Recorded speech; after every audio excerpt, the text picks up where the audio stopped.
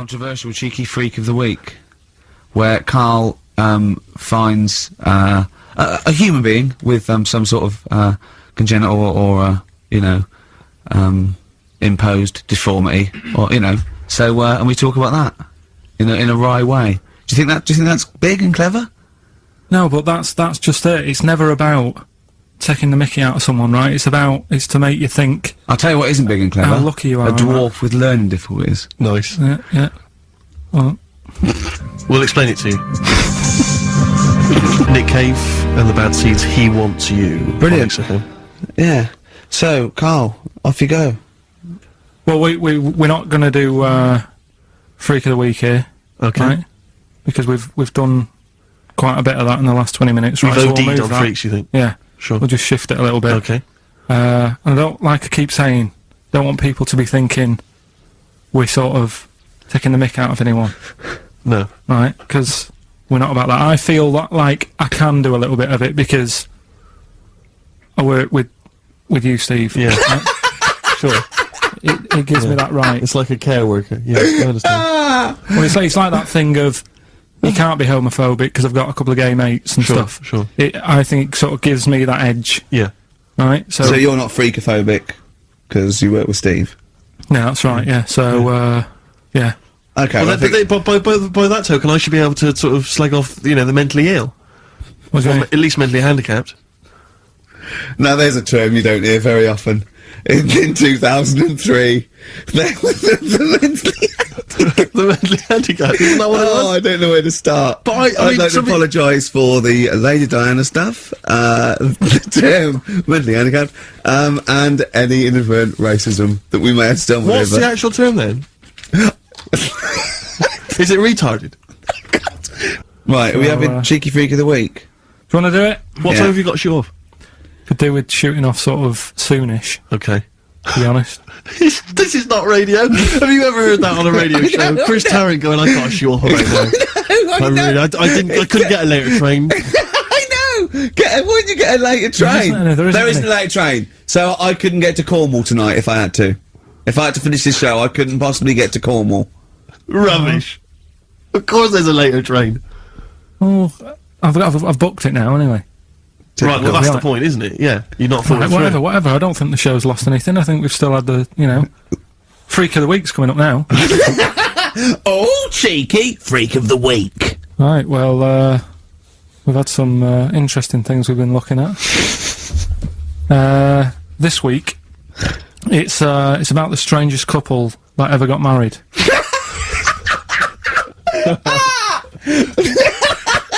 and we've had 2 sets of chimps, so it's stranger than that.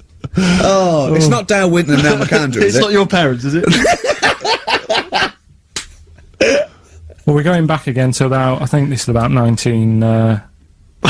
something like that. 1940. Yeah, whatever. Whatever. Yeah. Strangest couple, a fella, right? He had skin of a lizard. He had the skin of a lizard, okay. And the woman who he which married... he used as a condom. The woman who he married. Yeah. Airiest woman ever. Right. And that was their act. They used to tour the world, and they'd say, it's like, couple who've met, they're having a great life. Let's get them out on stage, here they are. And they'd what do you mean he had a skin of a lizard, first of all? That's what it said. He had some sort of, some illness. So he was called Lizard Man, and you like that because it was good description. I thought that's good. I'm here, hello, we've booked a table for 2. Who are you meeting? I'm meeting Lizard Man. Oh, he's over there. Yeah. You know he is, right? Yeah. I'm meeting the hairiest woman in the world. She's over there. Yeah. Yeah. So what did they do for their act?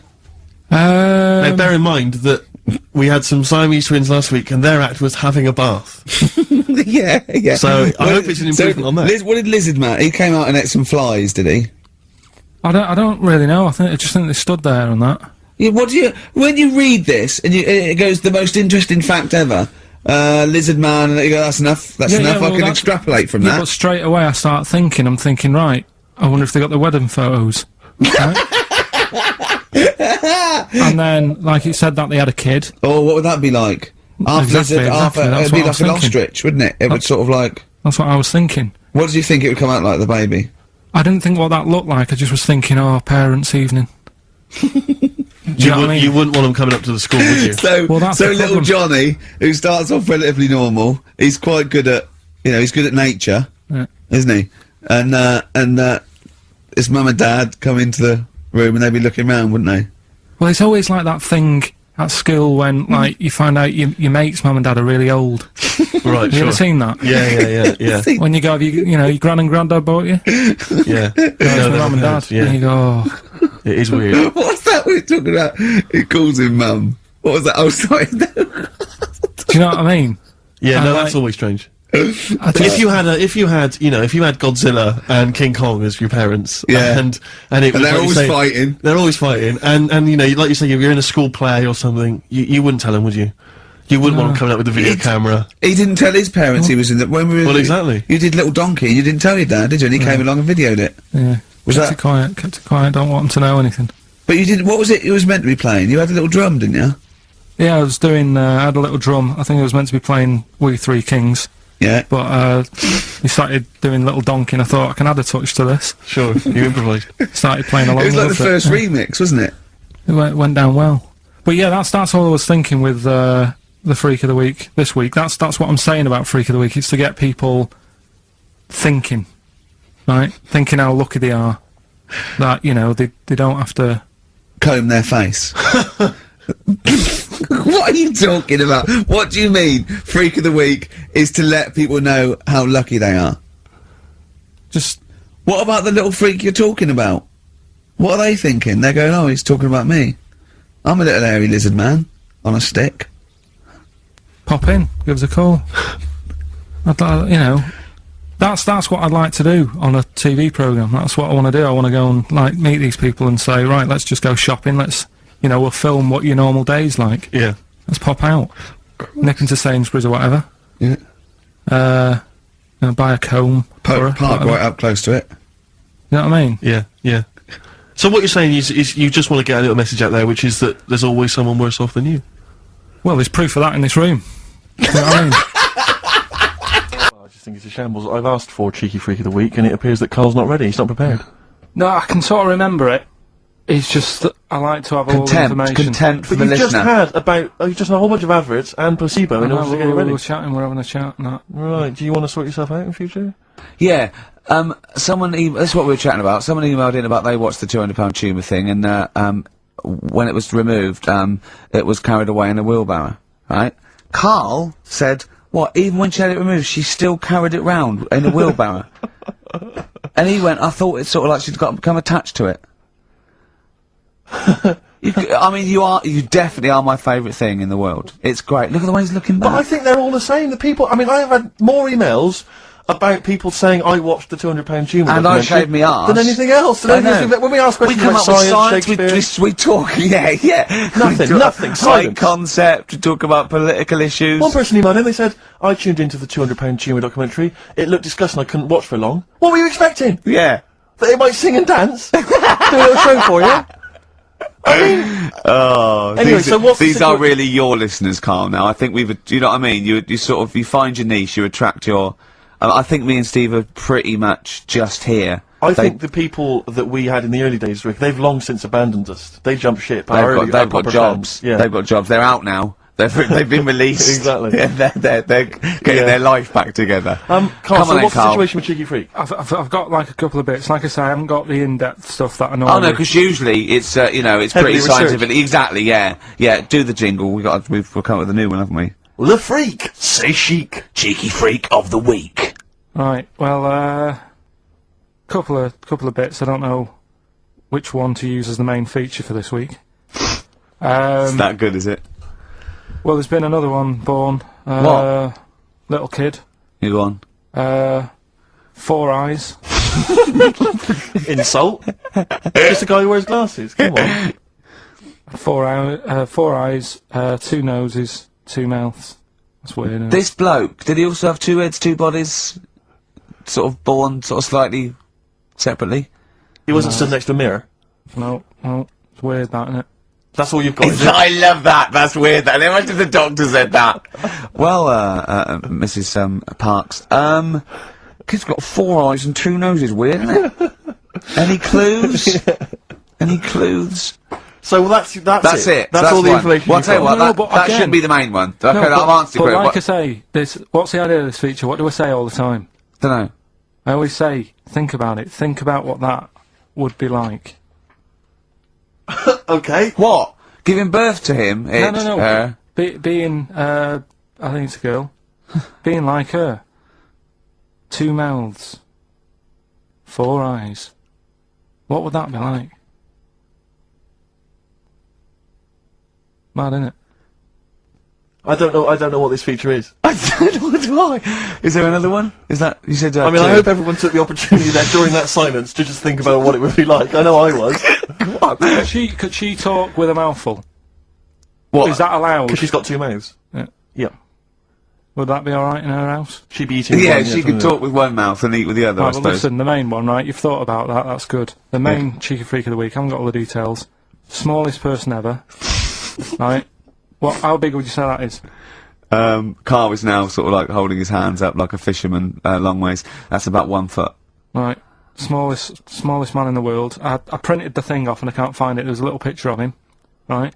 The odd thing was, But why have you asked me how, did it say, or was it a picture of him? I didn't really read it. Of course you Oh, didn't. for Of course you didn't. Jesus. I just saw it and thought, oh, that's What, that, you that's straight away sorted. assumed it was natural size? It's that big. But what do you mean it was that big? Little fella, like that. But why are you doing that? What? It was a page with a little fella. How do you know that was natural size? No, it was, because it said it's world's smallest man. And the funny thing is, I've read the first line, I always read the first line, it said world's Well smallest done, man. well done. The weird thing is, he's got an head like a light bulb. The shape of it, apparently. I don't know if that's got anything to do with his shape and size. Oh, God. That big. His name's Mr. Watts. And the annoying thing is, what got me is, if you're that big, Yeah. right, don't have your picture taken next to a fruit bowl. Why was he having his photo taken next to a fruit bowl? Don't know. Whoever the photographer was, obviously having a bit of a laugh Yeah. at his expense. Because you would just stand in the middle of nowhere, you'd look normal and that, but he was stood there, just leaning on an apple. Leaning on an apple. What is this? In what world do you No, inhabit? this was on the internet. And I printed it Leaning off. on an apple? Was it Tom Thumb? What is this? Are you sure it wasn't that some sort of sci-fi show they're advertising? No, it was Leaning on it. Can you, sorry, can you just lean on the apple? Just lean on the apple there. Do me a favour, will you stand next to my chihuahua? You're not taking the piss, are you? No, not at all, no. Would you mind leaning on this matchbox? Yeah.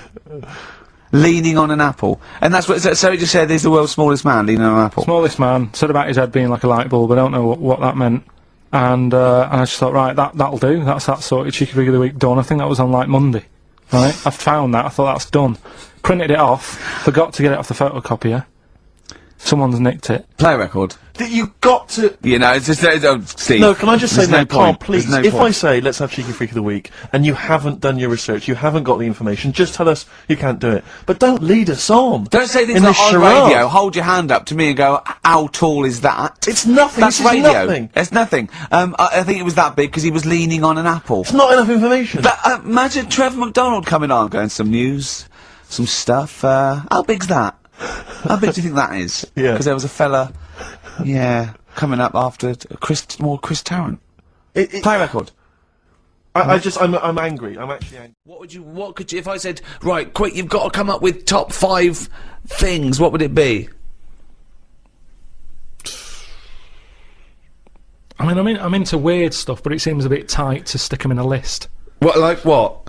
Well, like, sort of freaky people and that. I've got that freak book. But I don't know if they'd be happy if I called one of them and said, good news, you're at number 1, because you've got 4 legs or whatever. I don't know. Do you know what I mean? Okay, then, this is the exclusive Ricky Gervais guide to Shortlist magazine, Carl Pilkington Top 5 Freaks, in at number 5. So you've got to work backwards, haven't you? I've got to know what my number 1 is. I think before you do say work number 5. backwards. Probably, something not too good at number 5, but it's still interesting. Lighthouse Man. Who's that? Lighthouse Man. What's Lighthouse Man? It's a fella with a hole in his head. And he, what he does, rather than moan about it, sticks a candle in it. Shut up. What are you talking about? Sticks a candle What are in you it. talking about? Where is the hole? I bet he didn't call himself Lighthouse Man, did he? Well, I don't know, it's just what he got nicknamed. Because he had this hole, doctors were like, there's nothing we can do, can't fill it. So what can I do with it? And it was of the days when there was no electric and that. You had to walk about with a candle. Right. So hang on a minute. I can have both Got a hands little for candle you. holder here. Stuck a candle in it, and he just got nicknamed the Lighthouse Man. So again, it's not that amazing, but I like the way he was sort of energy efficient. Didn't he have, like, wax dripping on his head? No, because it all went into the hole. So in What? a way, it was filled in. By What the do you end of mean? the It day- wasn't a hole, though, it was a dip, surely. No, a big hole. Yeah, but not a hole through the skull with wax dripping on the brain. No, just a really big hole in his head, but it had skin. Like a golf hole. Yeah, I suppose a golf hole's a good way of looking at it. Perfect for a candle, basically. And Yeah. then the drippage went Went into the hole. Yeah. Candle sort of stood up straight. Yeah, So was it in his forehead? No, on the very top of his head. that's perfect. You don't want it in the forehead, Steve. You'll have to walk back with That'd your be neck ridiculous. cracked. So he was like a kind of human jack-o'-lantern. Well, he's a lighthouse man. What is Steve? What Sorry, mate. Yeah, I better forgot description about do you that. need than the lighthouse man? So yeah, he's probably at number 5. Wow, that's at number 5, Steve. Number 4. What about pig-faced woman of Manchester Square? Again, you're getting what it says in the tin there, aren't you? Now, pig-faced woman of Manchester Square, is that someone you knew growing up? No, it's a square in London, Yeah. Right. and it's just this woman who had a face like a pig, and the rumour was Yeah. that it wasn't a woman. Someone said it was a pet bear and they'd shaved it. That's what Oh, God! that's what Was I've this heard. someone? Was this someone you saw? Or No, did you no, just read this about is going back. This is years ago. This is years and years ago. Yeah. When there was loads of like weird looking people. I mean, the fact that it's pig-faced woman of Manchester Square Yeah. says that there might have been one in Piccadilly Circus? yeah, whatever. So there was a lot more of them knocking about back then. Let's assume that it was a woman, and the first one, the lighthouse fellow, he's a human. Do you think people would object because of their disfigurement, deformity, like being called freaks? Do you think? Well, it gave them a purpose back then. See, if you were a freak years ago, there was work for you. You'd have these circus things. Now, if you've got a funny head, you're on the dole. They don't do these Or side working shows. with Ricky Gervais and Stephen Merchant on the world's #1 audiobook. Great. Number 3? What about Elephant Man? Right. Stick him at number 3. He's Number 3. He's surely the most famous freak ever to have lived, isn't he? he's the one who got me into it. Right, yeah, sure. He's a sort of entry-level freak. Yeah. A gateway freak. Everyone is aware of him. If the Elephant Man still existed, right, and you got the opportunity to meet him, and you walked in, a couple of questions. 1, what would your first reaction be? And 2, what would you say to him? What would your first question be? How would I react? Well, I've sort of seen him enough now that it wouldn't shock me. So I don't even think I'd flinch. Okay. I mean, like I said when I first saw you, that was a bit weird. But now look, I can look at you. I don't double take or anything. What would I say to him though? What? I'd probably say, where do you get that hat to fit you? He always had that on. Where do you get that from?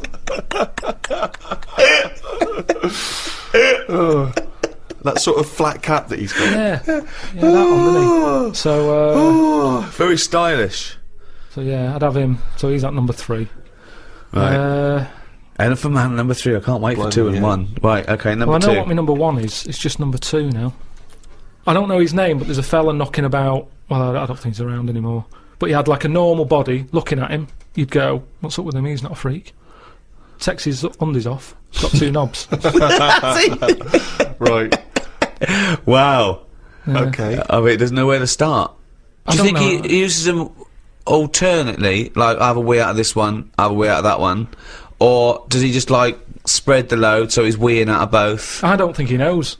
What do I you mean think he it's doesn't sort of know? like a lucky dip. When he goes to a urinal, Yeah. he can have a little bet with himself. He's just like, I don't know what's going to happen here. So do you reckon he holds them Holds both them out? definitely. So he takes his trousers down because I mean, you know, Yeah, he can't use a Y front.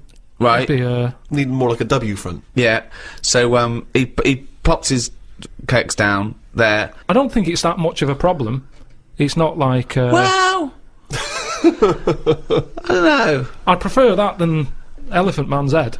Well, of course you would. Well, that's what I'm saying. What if you had Elephant Man's knob? Yeah, but it didn't work like that, did it? That's the thing. They said he had the body of an elephant, but that's the only thing that wasn't of an elephant standard. His knob was normal. Whereas with this fella, it's the other way round. Everything normal, take the pants off. Oh well, what's going on here? But why would you ever take his pants off? No, well, I wouldn't. I'm just saying if... But why? I don't know why you'd be in a situation with this man with 2 knobs standing there with his pants on and you go pop your pants off. You're not a doctor. No, say if I'm waiting in a cubicle and he's there. For what? Sorry, you're waiting in the cubicle and he comes in? I'm waiting to have a wee at a cubicle. He's taking 2 urinals up and going, hang on, you don't need them both, do you? He goes, well, actually, and then have a look at this. Right. He's got 2 knobs. See, I didn't see him at 2 urinals. I saw him at 1, maybe them pointing inwards. If you had that, and say the first time that you met Suzanne, would you mention that straight up? Would you say, right, before this goes any further, I've got something to show you? Well, let's see. Tell me exactly what you would say. All right, Carl, I can't wait to go back to your place. Oh, maybe we should end up sort of like boyfriend and girlfriend and live together for the rest of our lives. You had normal head then, didn't you? I had the same head, yeah. Yeah, but it had, like, hair coming out of it, didn't it? And sort of like... Yeah, but she also had a smaller arse back then as well, so I think we've both been dumb.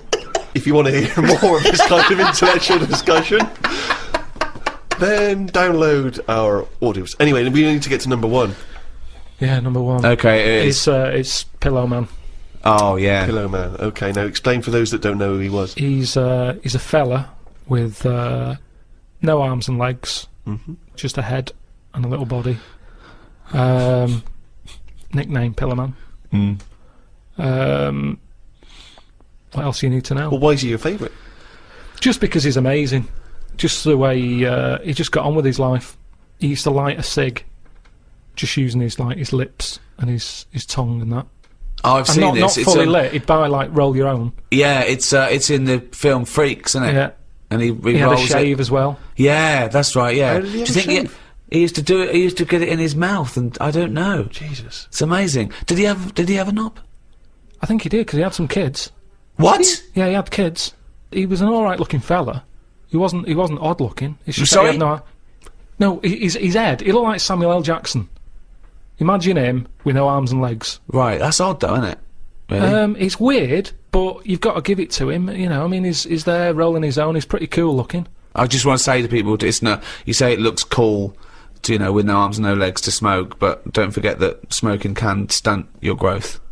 Yeah, but yeah. Remember, he was on like this circus freak show thing with like a bearded woman. Yeah. Right. Which isn't really a freak, is it? She's going to have a shave. Have a shave, you're not a freak anymore. Yeah. A bearded woman. Compared to a fella who's got no arms and legs, a bearded woman, get out! But there was like a fella with no bottom half to his body, called Johnny Eck, was his name. So, when you're knocking about with that crowd, you're going to get a bit. You're going to get a bit. So...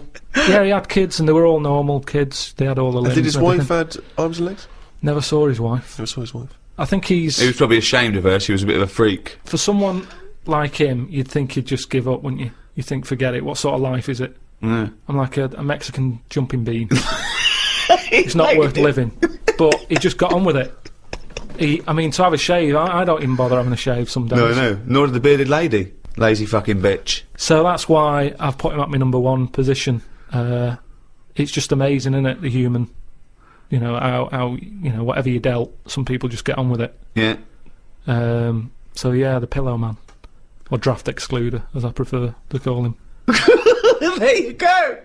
Oh. I never go to the doctors unless it's really That is sensible. bad. That is very good advice. No. That's brilliant advice Well, for it is, anyone though. listening. Never go to the doctors. Unless it's really bad. But that's why a lot of people, die because they don't want to bother the doctor, or they're mildly embarrassed, or they don't know symptoms, bad symptoms. Go to the doctor if you're not sure about something. Like you were terrified to go and have your prostate.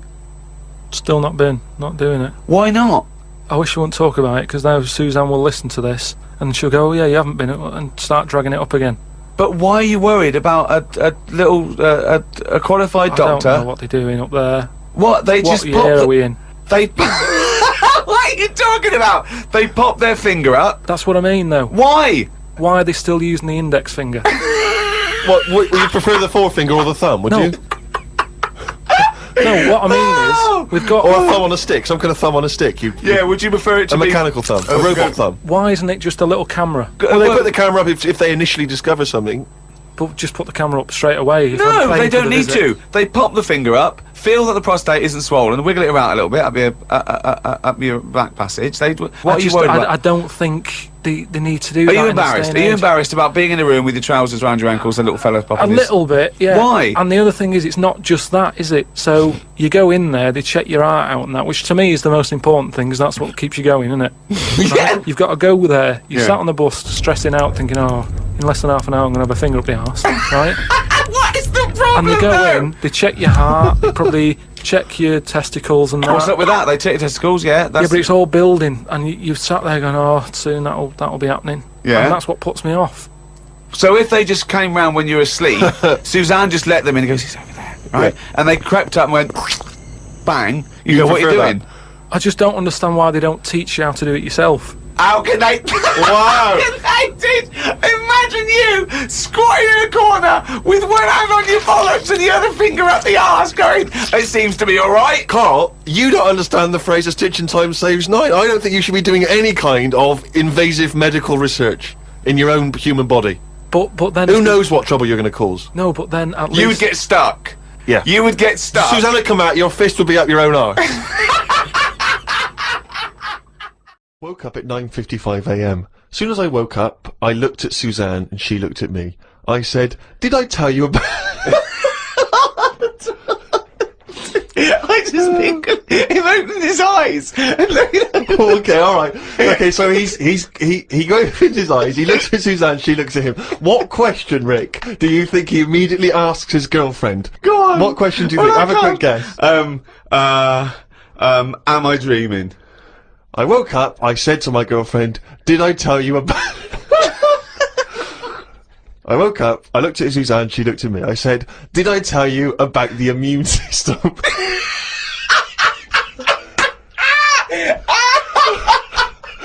Did I tell you about the immune system? Suzanne started laughing. I said, "It's amazing." She said, "Not now." Oh God! I was thinking He's springing into action, he zips up, his eyes are like... Did I tell you about the immune system? Oh, shut up, Carl. Put the kettle on. Oh God! Oh fucking hell! More revelation. We were talking about it last week, but Carl brought it up again just now. Didn't want to go to the doctors. Didn't want to have a full sort of body checkup that may save his life because he saw on the website they do a test where they have to insert a finger in his ass. Well, don't tell me about it. Why? Don't put it on the website. Just put, we look at your heart. Yeah. We check your blood pressure out. Yeah. And then they could just do it quickly. Could just sort of say, right. How do they do it quickly? No, but what I'm saying is, it's worse, isn't it? Going in there, knowing that, I mean, they've got it on the website. So you're on the journey on the bus thinking, in about 20 minutes I'm going to have a finger up my arm.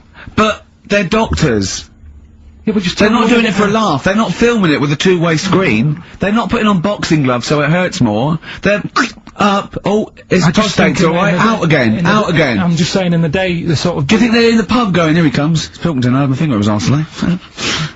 Do they allow ladies to do that? Do they allow female doctors to Of do it? on a course bloke? they do. They're doctors. that's worse. Though. You're sounding like him. No, I'm just interested in, because, you know, do they allow female doctors to do the finger up the arse thing? Well, of course they do. They're doctors. Forget the female and male. They are doctors. Right, do you know any female doctors to do that? But what I mean is, isn't it a bit like if you're being searched at an airport, you know, and you're a woman, they send in a woman person to search you. They don't send in a bloke to do it. Isn't that the same thing? Yeah, they probably trust someone who's gone through 6 years medical college not to be taking the piss as opposed to a fat security guard who couldn't get anything else. Do you know what I What are you mean? talking about? There's doctors all the time coming out in the papers, or they gave them this, so they could look at their boobs or whatever, or, you know, it's all, you're always hearing stuff about dodgy doctors. But what I'm saying is, the reason why they do that security, because there's lots of security people, and they can, you know, for your own, you know, for your own modesty, there's a female one to search females, and a male one to search males, and that's fine. But there's not like 4 or 5 GPs to choose from, and you go in there and you go,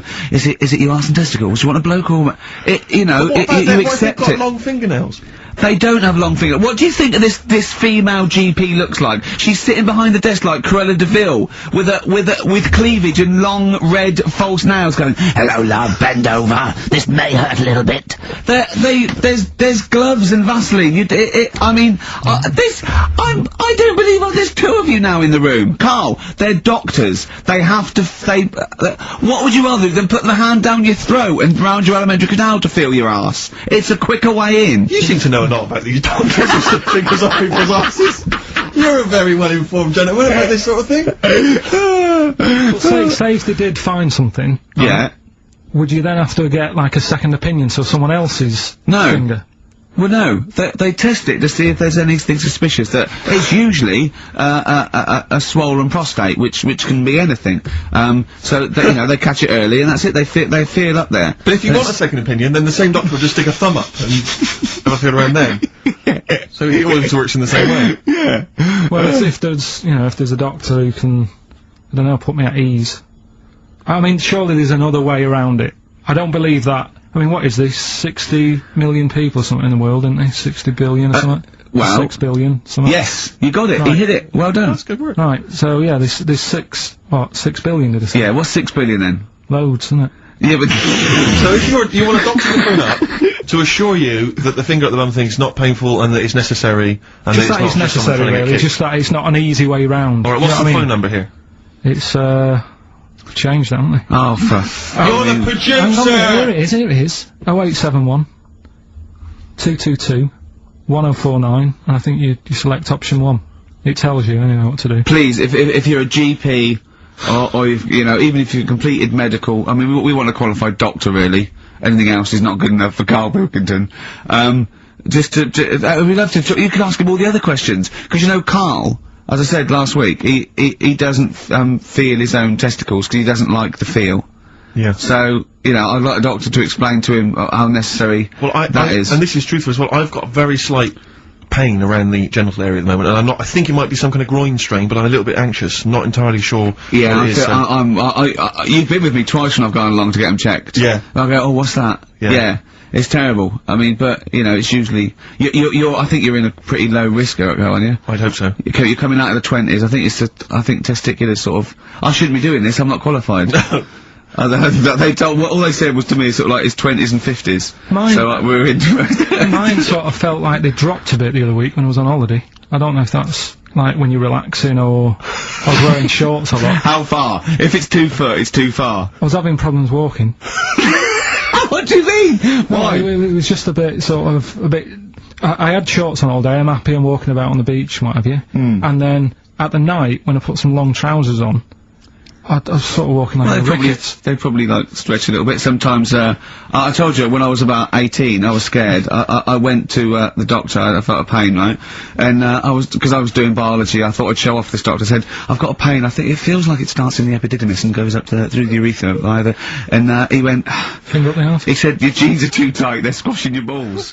One of the most striking art exhibitions that I ever attended, Carl, was an exhibition of outsider art. Something I'm sure you're very familiar with.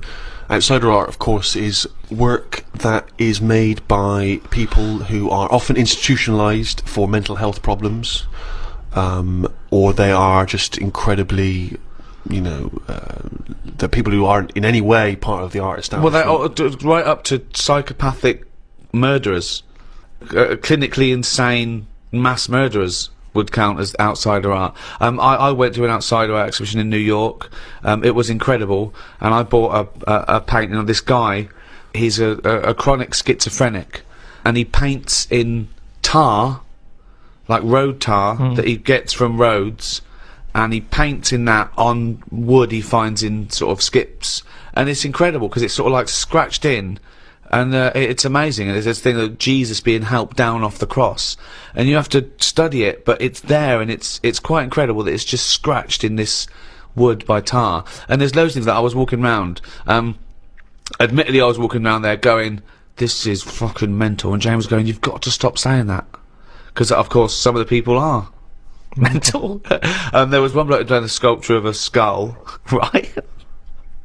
And underneath, it was like a little head with his teeth. Underneath, he put a sign that said real teeth. Where did he get the real teeth from?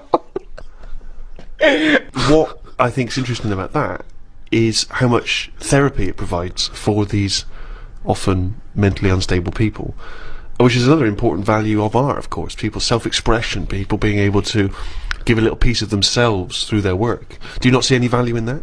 How do you express yourself? Whistle. You whistle. Yeah, I found over Christmas I whistled a lot more than I usually do, and I think that was just freedom. What do you mean freedom? Right, freedom. expand on this point if you would. Well, that's what art is, isn't it? It's you being free of all the world's heaviness on your shoulders. See, that's a great quote, That's great, that. For art is freedom. I love that, because I think you've really hit on something there. Would you include the free of all the world's heaviness? Well, I know what you meant. I know what you meant there. Would you include that one in it? I mean, I would include the world's heaviness in my freedom. You know, some artists are attracted to the dark side, the heaviness of the world. But I just want to return to you whistling as your artistic expression of freedom. I mean, why did you find yourself whistling more? That's what was weird. So just take us through a typical day. When would the whistling begin? So this was that you spent Christmas down in Kent with Suzanne and her parents. Yeah. Yeah. Could I suggest something? Your freedom was thinking, I'm in my own place now, I'm going to annoy them. Well, it was mainly, it's when we were playing Scrabble. Mm. And they were taking ages to have their go, and couldn't have the radio on because the boiler affects the radio. You got boiler problems down in Kent as well? It works, it just gives something off. Every time it kicks in, the radio goes all staticky. Right. So I just was sort of supplying the soundtrack. And what kind of things would you be whistling? It was like, I just sort of did a whistle medley. It was going from one thing to another. A Wedley. And a man was impressed. She was like, oh, you can whistle, can't you? I was going, yeah. And then she was saying, how loud can you go? I was just doing all different levels. Sorry, this sounds like a scene from One Flew Over the Cuckoo's Nest. The boiler's setting off the radio. I can whistle. Oh, you're good whistling, aren't you? Oh, yeah, Scrabble. Talk about outsider art. I love the fact that Carl's life is like living in a home when you're in your 80s. Yeah. But you felt that this was your way of expressing yourself. I just found it odd because I don't whistle that much. I think just because I think I'm fed up most of the time when I'm in London, and you don't whistle when you're fed up. Whistling's a happy thing.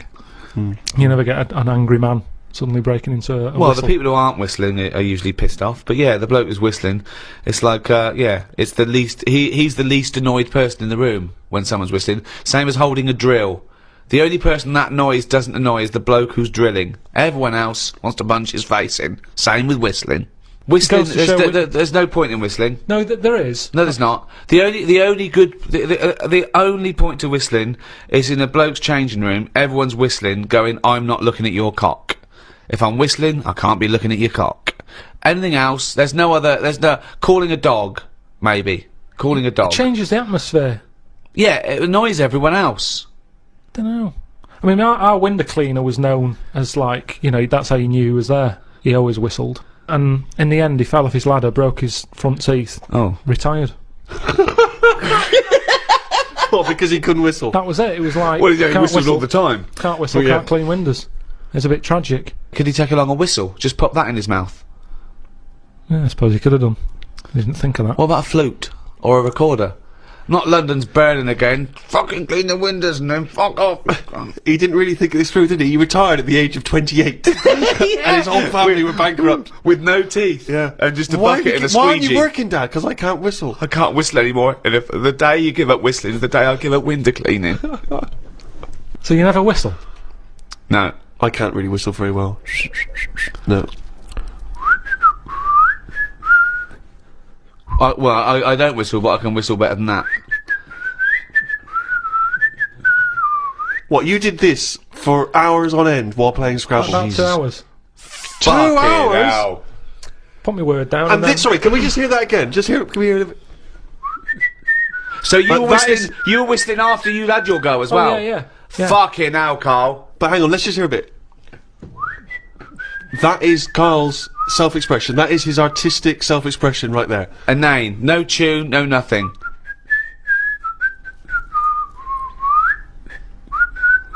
There's mental patients who have smeared canvases with shit who have expressed more than you have in that. Yeah, but it's not about other people. I'm not there to please other people. You're there to annoy him. What was the best word you came up with in Scrabble? Don't knock me at Scrabble, because I do alright. What's weird is, when I play Scrabble, my brain can come up with words that I don't normally say. Okay, this isn't... No, I'm intrigued here. Your brain can come up with words you wouldn't normally say. Just words that I'd never drop into a sentence. Tree, cat. Go on. Squirm. That's using a Q. It's worth 10, that. It's not bad, is it? Now, I'd never say that. I've never heard you... I don't think I've ever heard you say squirm, no. I don't think you're right, Carl. I've never heard you say squirm.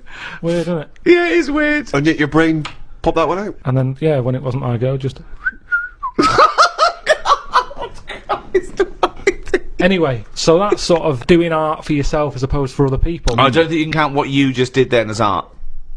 Hobby maybe, craft, pastime. I don't think you can count that as art. I'm not being funny. I'm being a bit snobby here.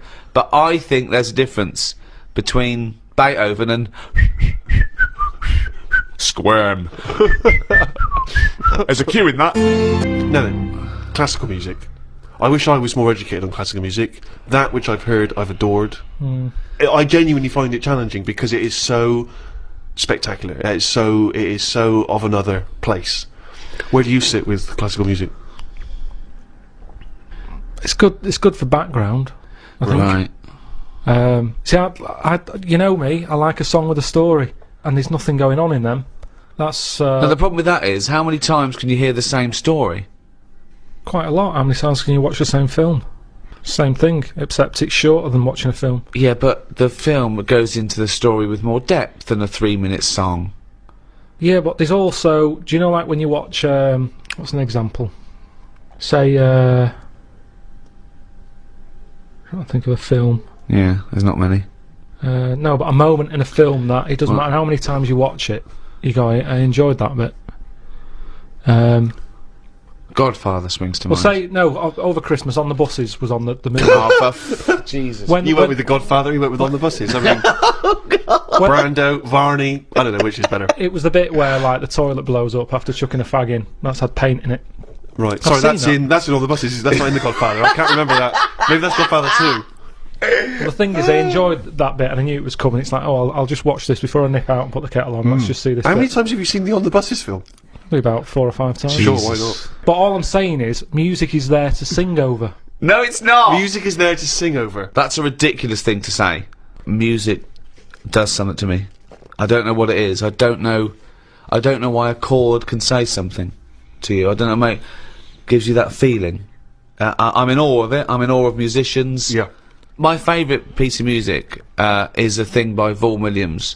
It's 5 variants of Dives and Lazarus, right? And there's a bit there where it hits this chord, and I can't listen to it when I'm away from home because I well up. It reminds me of everything. England, just it does something to me, and it does it on a level that I can't sort of quite understand. It's just immaculate. I just Again, don't think you few can things are. beat a decent vocal on top of that.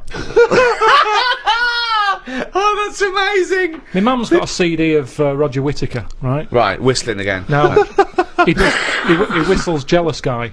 Now, the thing is, I can't listen to that and whistle along. I end up singing Jealous Guy on top of it. So, singing trumps whistling. Yeah, when someone else is doing the whistling. Okay. I like whistling, but if someone else has did that first... So then if I'm Roger was singing Jealous Guy, you'd be I'd probably whistling. whistling it. To make the classics live on, I'm surprised someone hasn't gone, I can add to this, and dub on a bit of vocal. So you would have classical music with lyrics. Just for people who Beethoven's want that. Fifth. Beethoven's Fifth. That would be better to you. That would. But what are you meant to do with it? What do you do when you've got that on? Then do you whistle along? Or No, do I you don't whistle hum, along. Hum? I let it. Oh, Do you Carl, whistle along? I just don't know what to say. Why are you obliged to whistle? That's the only way you can enjoy music, if you can whistle along. Well, that's the same with anything. A good song, you join in, don't you? It's like, oh, I like this one. Yeah. No. So, by that token, YMCA is one of the greatest of all tunes. I mean, it's not one of my favourites, but you can't knock it. It certainly gets the crowd up. I did DJing, and Why do you care that about was the more crowd? popular. Who are this crowd? Well, I'm just saying. Who are this crowd that you have to live in your head with? Fuck the crowd. Most of them are idiots. Although, admittedly, if I was doing a wedding DJing set, I probably would do YMCA over Vaughan Williams. And why is that? Because it's happier, go lucky. It's done in 3 minutes. Classical music goes on for ages. It No, it's a fades good out, point. Who's got fades time? out, it comes back in again. Well, It's a good point. it's all over the shop. Are Yeah. you going or are you staying? It's over time, and I'm not saying we should get rid of it, and I might grow into it, because I think that's music for older people. Well, You're an idiot. I think Mozart would disagree, I think he did his first symphony when he was 5 or 6. Probably playing piano and writing music before you could read. When did the piano come out when he was a kid?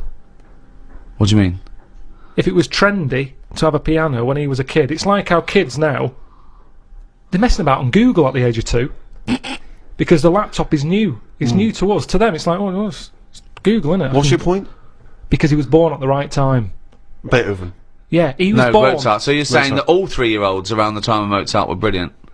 There would have been quite a lot of them. Mozart, Beethoven, all that. They're all Handel. They're all around the same time, aren't they? Just guessing. Wild stabs in the dark. Just names he's heard. Just names he's heard. So when Well, Ricky they- was young, when they- I no, presume they had Rob the same Harris's Christmas stylophone came out, everyone was composing on the stylophone. Yeah, weren't they? exactly. It's all what you're brought up with, isn't it? Nothing's hard if you're given it when you're a kid. Nothing's difficult. It can be taught all sorts. I haven't got room for a piano. It's too big for a pastime. A hobby shouldn't take up a whole corner of a room. It's so limited, isn't it? His scope, his imagination. But a piano, the idea that a piano in a house would be a frustration and annoyance. Music. That you could play harmony.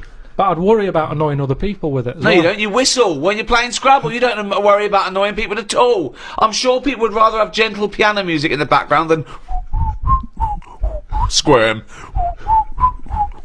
So one of the earliest and most celebrated art forms that's, along with painting and music still going today, is the play. And of course, the most famous and celebrated exponent of that is our very own William Shakespeare. Some say maybe the greatest literary genius in history. I'm not a fan, Right. and I'll tell you why I'm not a fan. One reason and one reason only. Sure. Nothing to do with the structure, his themes, fantastic. The pun. Right. Oh, I can't stand the pun. Yeah, but I mean, although Shakespeare did include a few puns in his work, I don't think you could. No, I suppose it's the people not that have gonna taken bring on you the down. pun. It just reminds me of a bloke in a beard and a pipe at a party doing puns. And it's things like Shakespeare, things like take their maidenheads, and you have to look at your Brody's notes to go, okay, cut off their heads and take their virginity. Oh, brilliant! You can't. It's like you can't explain a joke in retrospect. You don't laugh if you then explain to you. I'm going to have to take issue with the idea that Shakespeare was not a truly great master of our language. I think he was. If you listen- if he you added listen to the language. He invented words, or at least he stole words and changed them a bit. He took them from other languages, which is totally valid. And he made up loads of sayings that are still around today. And there's a poetry in that, inventing new. Actually, Carl, you like sayings, don't you? Got a list here of some of the sayings and phrases that Shakespeare made up. Really, in a pickle was his. Yeah. And we know what in a pickle Yeah, we means. know what it means. It's a saying I'd never use.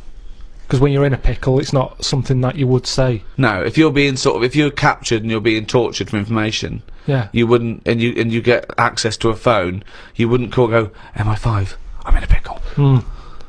You'd be screaming, going, he's taking my teeth out.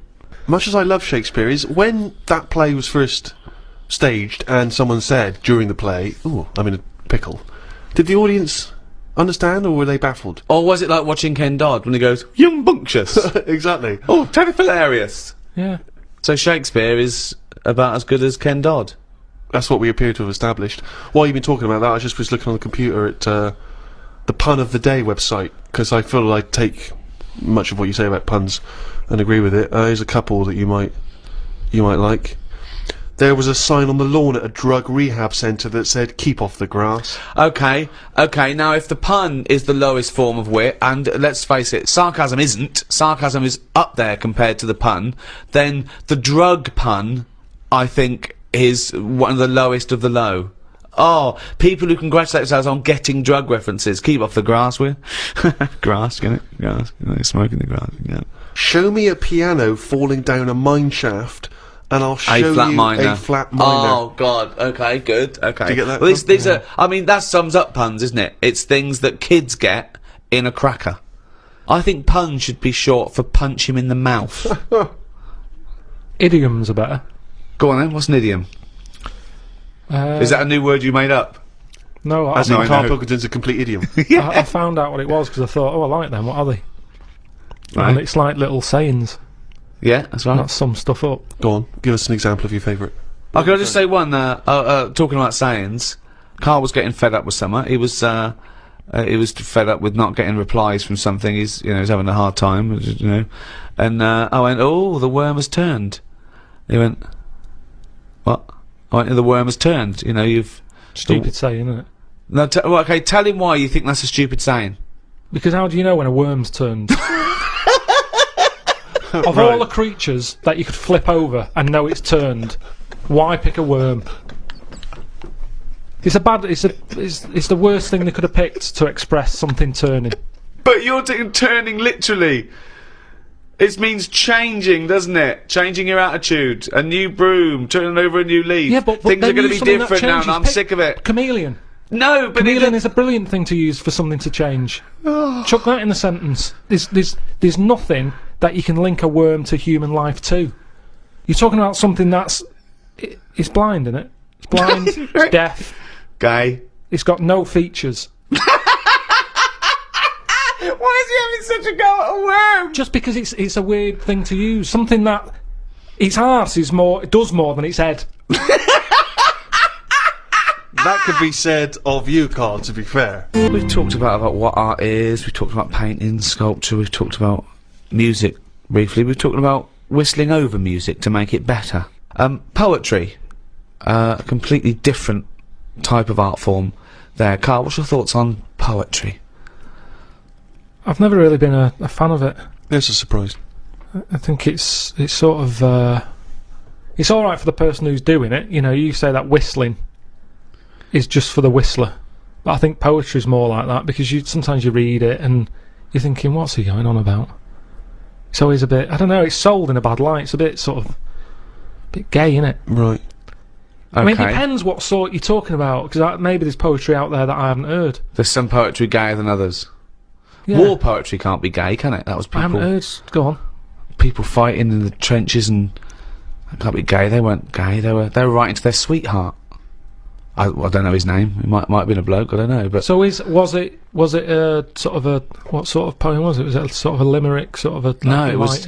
Well, there's famous ones, Wilfred Owen and Siegfried Sassoon, and they're very moving. They're about what usually happens is that they talk about why are we here. This is we've been sold a lie here, and they really started seeing war in a different light from their point of view in the trenches. Famously, some of them died soon after the But I prefer they'd written the poem. a proper letter. No sort of crypticness. That's the problem with Right. poems. Okay, You so read you'd it and- have been disappointed to get Dolce et Decorum S through the post, would you? You'd have just said, "What are you trying to say, mate? What's the weather like? When you're coming home? Did you get my socks?" Well, yes. Sometimes life is a bit like that, and it's like, say what you mean. Right.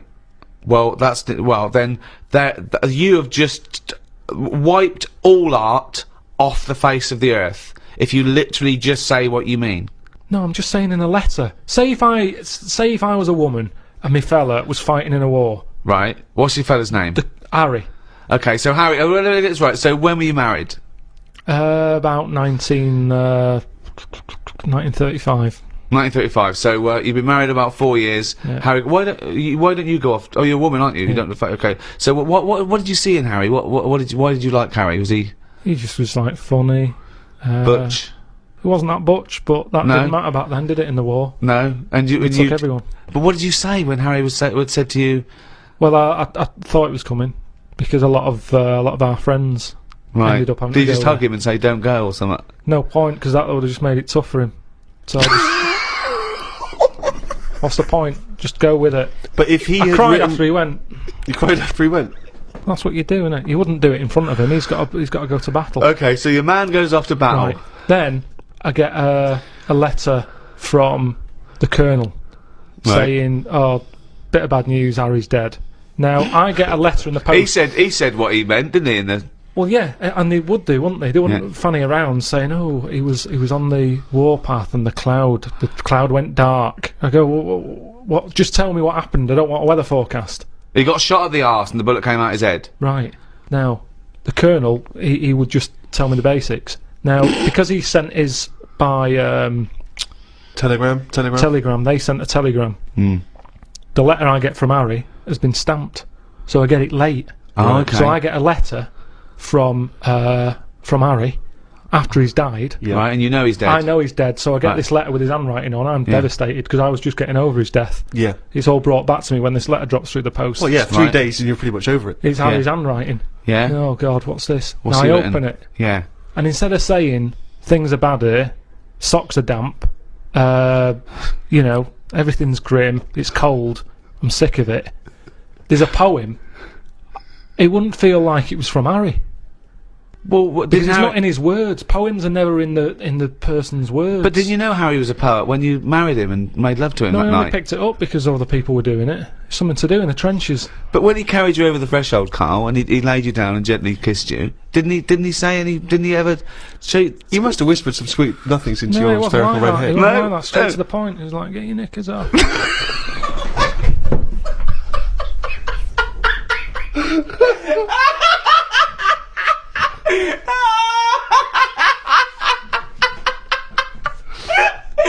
That's one of the weirdest fucking scenarios I've ever heard. Why the fuck was the telegram coming before the letter? So specific. It wasn't like Harry. The fuck's Harry? Oh God! Oh God! Oh God! There are a few things gayer than poetry, though. I want to throw one into the pot. The continental breakfast. Oh. The continental breakfast. That annoys me when I see it. Who orders that? If you've got the choice of eggs, beans, burger, chips, sausages, Bacon. all that, you've paid for it already. If I was a waiter and someone said, "What do you want for breakfast, mate?" and the bloke went, "Oh, I'll just have a little bit of grapefruit juice and a croissant," I go, "Do you? Do you want some cum on that? Or you can go back to the hotel room and suck a cock?" Yeah. So No, I'm with you there. What else is gayer than poetry? I remember when I was at school once, right? The worst thing you could be growing up was gay. Yeah. In school, it was the worst thing. It was and I remember I was about 14, 15. I was talking to this bloke. I talk about him on my stand-up. David Beasley. He's the one that said if you get captured by cannibals, they show you pornographic pictures when you're in the pot, so you get an erection and there's more meat to go around. So he was an idiot. He made KARL look smart. Wow. Really. Wow. He said, you know that thing that kids always do, what would you rather be, blind or deaf? Yeah. We did that, and we discussed that for a while, and he went, what would you rather be, blind or queer? And I went, well, I'd rather be gay, because... Still got all your sights, yeah. And he went, oh, would you? I went, well, yeah. Well, rather than be blind. I said, yeah. I said, also, if you were gay, you'd like being gay. He went, I wouldn't. I went, no, you would. I said, if you were gay, you would like being gay. He went, I wouldn't, Gervais. Sounds like you would. I went, well, if I was gay, I would like being gay. He went, well, I wouldn't. And he looked at me accusingly, and I went, no, nor would I, but gays would. Which made no sense at all. Right, yeah. Just the idea, but this is just like such a stonewall that I'd rather be anything than gay. Yeah. Carl, thoughts? Blind or gay? This is about art, is it?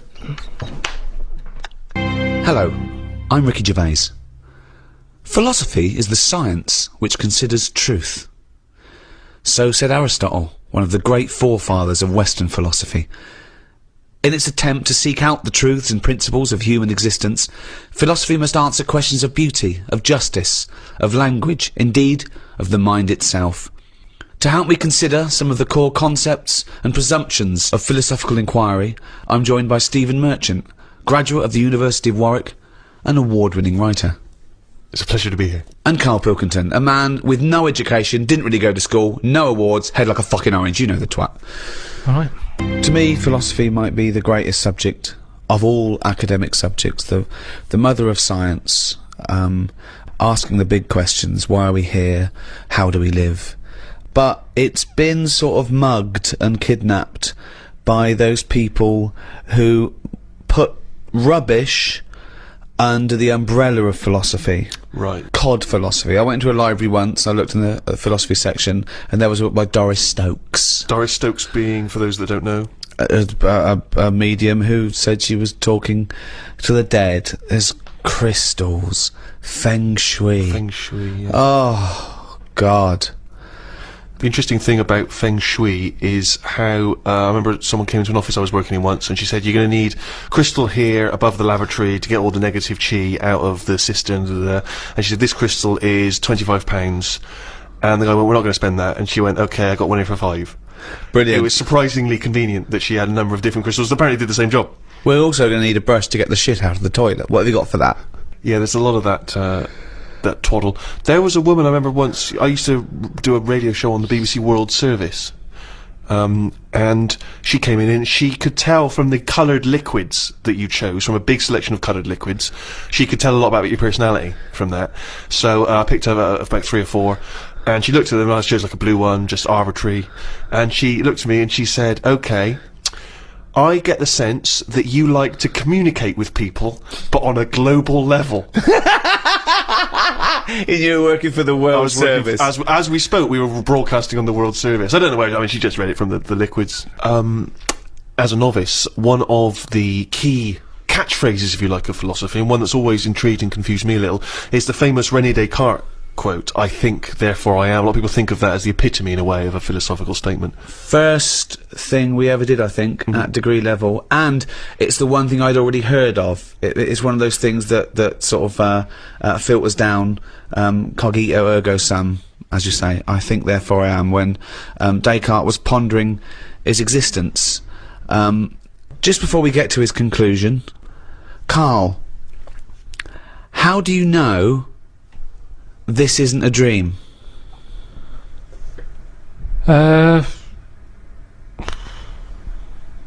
Just because I haven't been sleeping that well. Right, okay. No, but you could still be dreaming, couldn't you? Because this could be a dream that you haven't been sleeping lately. You could be dreaming the last few nights you haven't been sleeping. In dreams, they're different, like, I mean, like I say, I don't have that many of them because I don't sleep that well. But when I do have one, there's something different and vivid about it. Now, if I was dreaming all this, I reckon my boiler would have been fixed ages ago. I don't think anyone has a dream that goes on for that amount of time.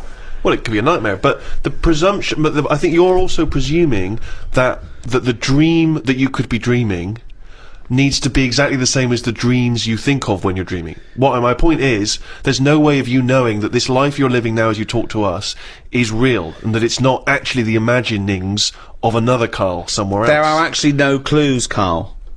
There are actually no clues now that this is the real thing.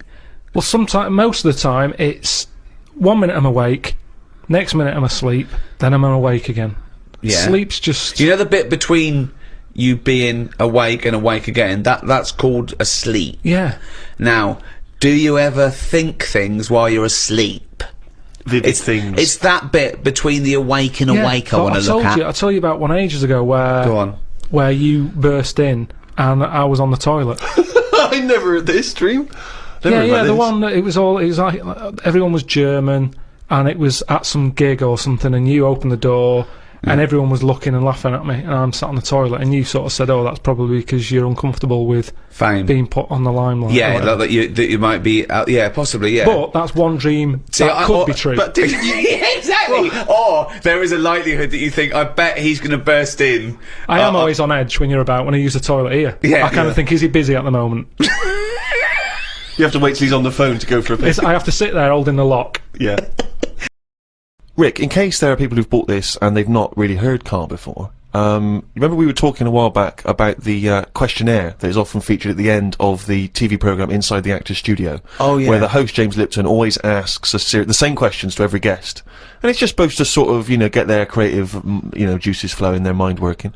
We did ask KARL some of them. We never completed the questionnaire. Oh, let's I thought carry I'd on fire with that a few then. more at him. And that'll also introduce people to the way his mind works a little bit. Okay. Question 6. What sound or noise do you love, KARL?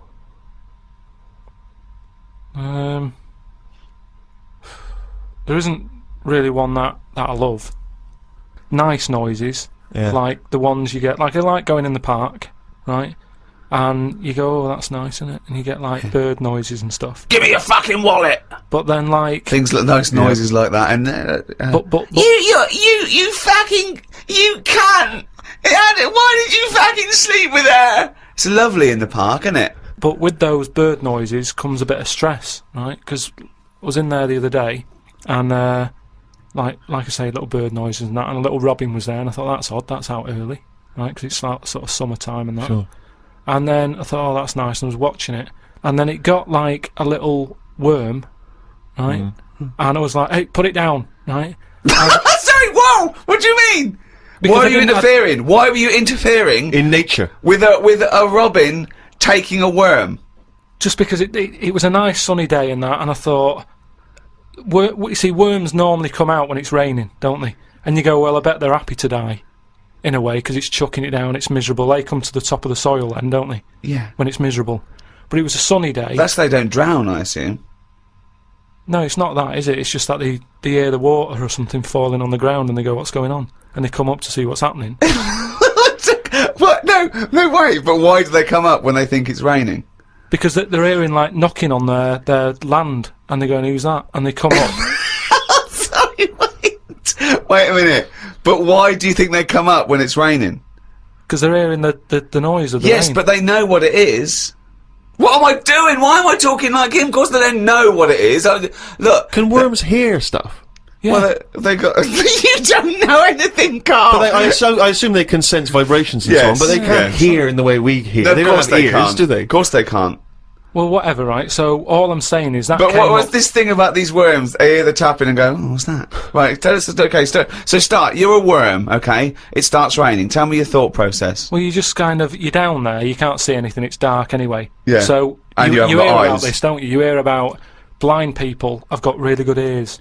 And it's No. the same with a worm. No, they do. It's an extra sense. They No, say. it's not. That's nonsense. That's nonsense. They start getting used to relying on them more, but it doesn't. So you don't turn into bionic woman because you lose your eyes. No, but you do because you use them more. If you use something a lot, you get better at it. So their ears are good.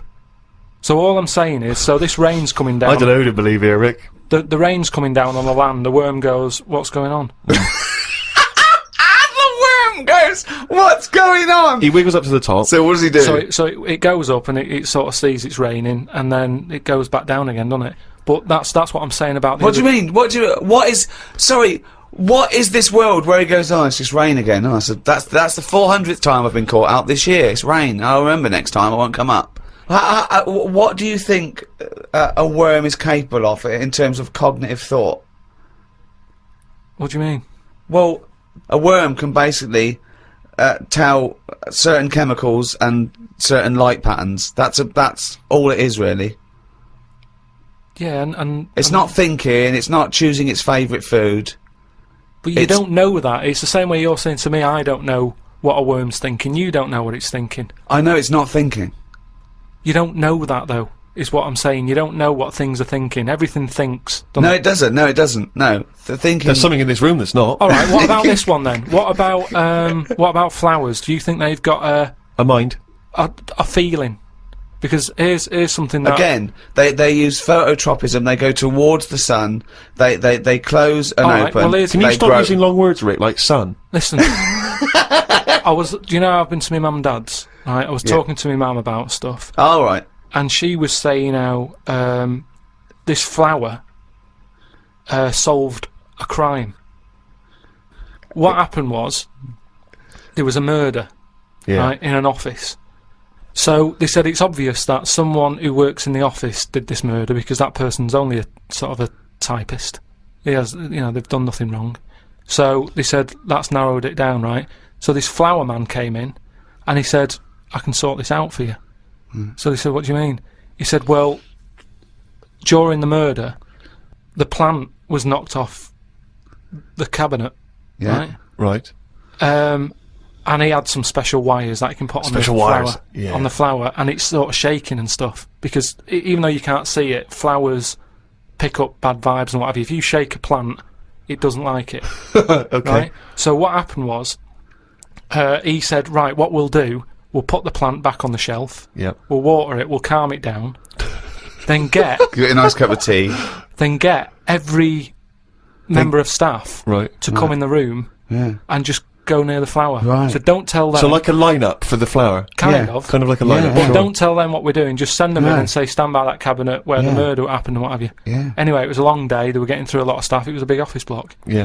Yeah. They were going, this isn't working. The flower's not budging. Mm. Suddenly, they get into like the last part of the day when they were almost giving up. They call in a sketch artist. The plant gives them a. Some caretaker fella Caretaker. Yeah. said, "Go over there." Was it? You Was know, it an so- old man that? I mean, because Scooby Doo didn't like him from the beginning. No. So is that why is that janitor so evil? They send the caretaker over to the plant. He's going, he's thinking, "I've got away with this." Of course. Plant starts shaking, what have you. They did him. Okay, wait a minute then. So was there any other evidence? Was that the only evidence they used in the trial? Well, no, it's one of them things, though. Imagine it, if you're that caretaker and you're thinking, "I've got away with this," then suddenly a plant grasses you up. You weren't expecting that. So suddenly you're off guard. And you go, okay, can't get that chrysanthemum away from me. I did it. You're talking absolute bollocks. That was one of the most nonsense pieces of shit I've ever heard But in anyway, my life. listen, well, it happened, but It didn't because you happen. said it. But what I was saying is about the worm, right? The worm that I saw, like I say, it was a sunny day. I thought, what's that doing up here and what have you. So anyway, so this robin that I saw that was eating the worm, it had hold of it, and I thought it's a sunny day and that, give the worm a break sort of thing. So I went, oh, like that, and it sort of dropped it in shock. But then when it realised I wasn't that near it, it picked it up again and swallowed it. And I just thought, oh, do you know what I mean? I don't know what you mean, no. I just thought it's a sunny day and everything. Normally birds are nice noises that I like, and yet there it is going about wrecking lives. Wrecking lives! It was a But it just swallowed it really quickly in that, and I thought, that's life, innit? That's what life is like. 1 minute it's there, then it's not. I just thought, there's the worm. It came out, it was happy, it didn't know what was going on, and it had an extra chance. The robin dropped it, and then it got it again and ate it, and I just made me a bit fed up. Well, do you know why, don't you? You couldn't outwit a robin. You put it off, but then it won. But That's the terrible thing, isn't it? The worm was going, oh God, Carl Pilkington. So that's who's been sent to save me, is it, God? You've sent Carl Pilkington, oh, I'm dead. That's it, okay, eat me. But all I'm saying is how bird noises are normally quite relaxing, but not for the worm. Unbelievable. That was one question. Question 7. What sound or noise do you hate? As me or as a worm? I don't know what you mean. What do you mean? Why would be asking a worm? I've never heard an actor say that to James Lipton. When he says, what noise do you hate? What, as me or a worm? No, but Wow. all I'm saying is because of my last question, that's what I was saying. A bird noise is relaxing to me. Right. Well, it's not anymore because I think of all the deaths and stuff that go around that. So now you hate the sound of birds? I'm just saying it's changed my view on it. It's So it's like anything, isn't it? Every noise can mean a disaster somewhere. Can it?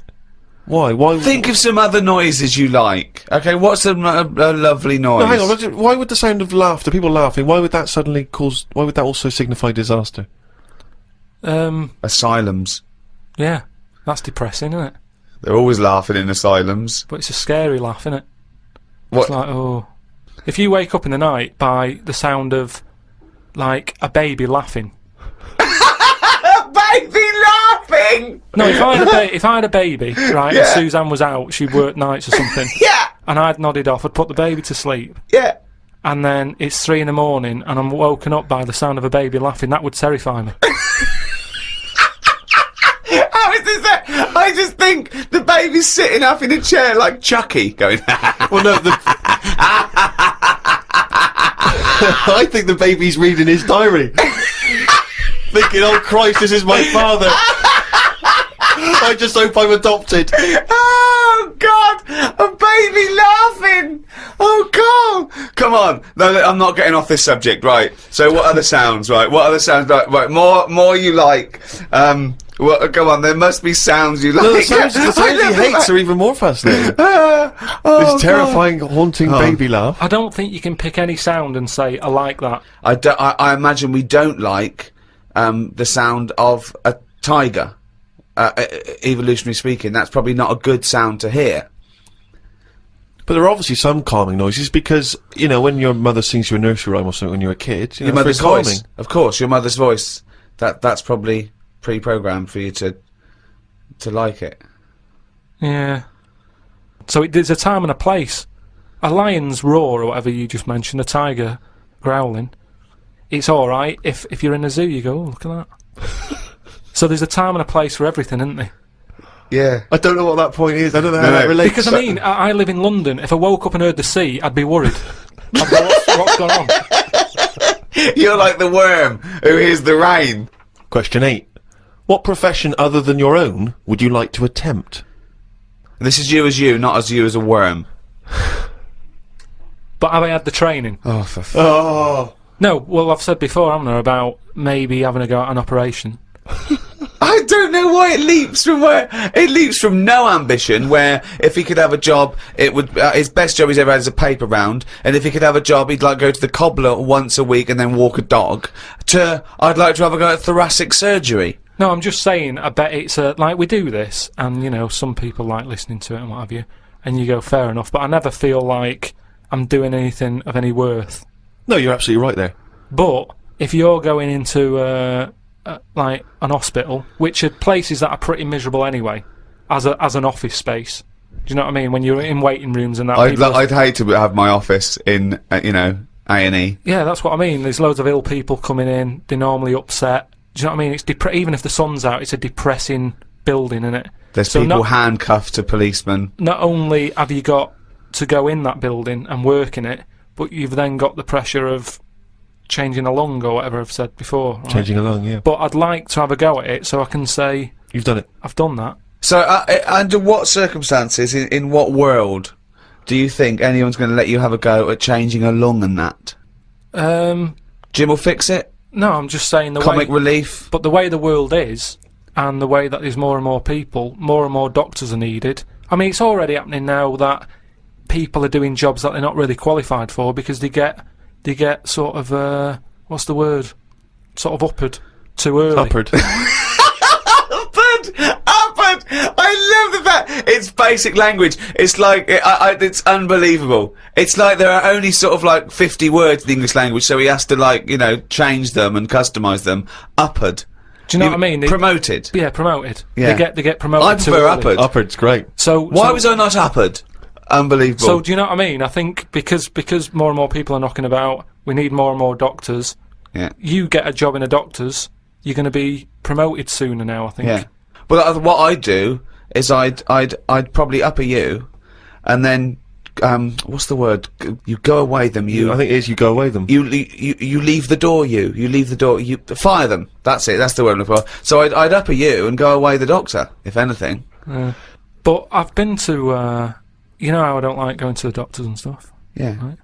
Because you're always scared that they might investigate below the bridge. Yeah, but I checked on that before. I signed up to it, and then they said, right, before we can take you on as a patient, you've got to have a health check, right? Which I thought was odd, because it's almost like saying, if you're ill, we can't be having you coming here, right? But I said, right, okay, fair enough, what is this health check? And he said, oh, we just check your body out and make sure you're fit and healthy. And I thought, that isn't enough information. I know if it's the old finger trick. And I said, what do you mean, though, when you said health check, what do you do? And she said, oh, it's just, I think she knew what I was getting at. And she said, oh, it's just the blood pressure, your height, your weight. Okay. That's about it. So I went and had it and stuff. But you had to, before you sort of said, right, I want this doctor, they give you loads of forms to fill out, right? And one of the things they did was, if you die, what do you want to give away? Right, like a donor. Mm. And it had like, it's basically everything you've got in you. It was all your main bits. Your liver, your heart, your kidney, and what have you. And I thought, I really thought about it for 40 minutes or so. I didn't just rush into it. I was sat there thinking, if I'm dead, does it matter and stuff? But I was really concerned when it said about the eyes. Right. Right. Why? What do you mean? What? Because can they have your eyes after you die? It was. I think it was 4th on the list. Right. So they just sort of crammed it in. I think they know everybody's a bit cautious about giving their eyes away. No one cares more about the eyes than the liver or the. Why do you care about giving your eyes away when you're dead? Just because of that thing of, we don't know for sure yet. I know that you poo-poo it, but the afterlife thing. Right, you don't know for sure if. Well, why would there be? How would there be? How would it work? Why do you think there's an afterlife? Why do you think there's because we're here already. It blows my mind that we're wandering about this planet anyway. Do you know what I mean? The fact that we're here just by gravity blows your mind, Carl. No, but do you know what I mean? The fact of your mum and dad have it away and then you just pop out and it's like, how's that happened? And then it's what happens is the father inserts his. No, but what I mean is, not just that bit. How I've said before about my heart just sort of pumping away on its own. No one's keeping an eye on it. It's not plugged into anything. No. And yet I want to move my hand like that and it does it. Yeah. That blows me away, right? Yeah. I mean, you're still worried about whether you control your brain or the brain controls you. So what I'm saying is, how do you know what goes on after life? Because, do you know what I mean? So why in an afterlife would you want your eyes more than your liver and your kidneys and your lungs and your heart? Because ghosts don't eat, do they? So you don't need all your liver and your kidneys and stuff, because they're only there to sort your food out. But your eyes, if you're a ghost, I don't want to be a blind ghost. Because you're around forever then, aren't you? Once you're a ghost, that's it. So the idea of being blind when you're alive, you go, well, alright, then maybe in the afterlife I might be treated to a pair of eyes. But the fact of wandering about, dead for years, bumping into stuff... Oh God! Oh, it's amazing! That's an amazing image! So I didn't tick that box. but why? I don't understand. In your theory of the afterlife, why is it that this ghostly Karl, why can he survive without a heart, but he can't survive without eyes? Why? Do you see what I mean? Surely if you're this ghostly apparition, you can just see everything and you can do everything. You don't need the body. No, because you're a ghost. Yeah, I know, but I think when you're a ghost... Say like how they've seen ghosts in... Right, could I just say now for any listeners, this is not the thoughts and beliefs of the management. There is no such thing as ghosts. I do not believe in ghosts. I do not believe in ESP or any mumbo-jumbo. Carry on, Carl. So when there's a ghost, yeah... When they see ghosts in, like, old castles and stuff, yeah, they've had their head cut off because they've been up to no good, right, years ago. But they're carrying it around normally under their arm. That's what I'm saying. It hasn't reattached itself. So if you take the eyes out... But Karl, how is this ghostly creature able to function? It doesn't have its head on anyway. It's carrying it under its arm. So the suspicion is it doesn't need its head. No, it does. It just happens to be carrying it around because it wants to keep it with it. The ghost is always in the last condition that it was in when it was in... Who makes these rules? The way you are in your last bit of life is how you are as a ghost forever. Even in the fashion. Like I say, the ghosts that you see never wear modern clothes, so it's always the Victorian stuff. Now, if they could change it, they would, but they can't because they're stuck with it. So that's why did you see cavemen ghosts? When did ghosts start? They didn't kick in till about 1830, did they? What if you die when you're having a rectal examination? Are you always bent forward with your trousers around your ankles and someone's finger up your But arse? why would you die when you're having that done? That's why I'm not having it done. If that's you saying. No. But you might have both been suddenly killed in a terrible disaster. Yeah, a meteorite hit you. A meteorite hit you, or Well, that's when you get the moaning ghosts, isn't it? They're the ones who aren't happy. So you're going round bent forward. Going, you've got a "Oh." doctor's finger up your arse, Yeah. and what are you doing? You start going, oh, and that's when you have to get the vicar round. What do you mean? Because they have to put you to rest and what have you, don't they? And what does a vicar do when he's going? So I get the vicar round. Okay, right. See, I don't want to get caught with someone with their finger up my arse when the vicars come round. The last thing I want to catch me is the vicar coming in when I've got a doctor's finger up my arse. I usually hide in the wardrobe when that happens. Whenever that happens. So listen, forget it. no, wait. So you're haunting, right? It's years later. It's 100 years later. You're around this doctor's surgery, and there's people coming, and the new doctor there, and it's 2073, and they go, Vicar. They go, Vicar, there's a strange ghostly apparition. It looks like an old doctor, right, and he's got his fingers up this sort of like little, it's like a chimpanzee but with a shaved head. No, but the doctor wouldn't be. Are you saying the doctor dies as Yeah, well? You both you die at the same time with his finger up your ass, and so you're forever having a little rectal examination with your little trousers around your ankles. Well, that's when it'd be best not to have your eyes.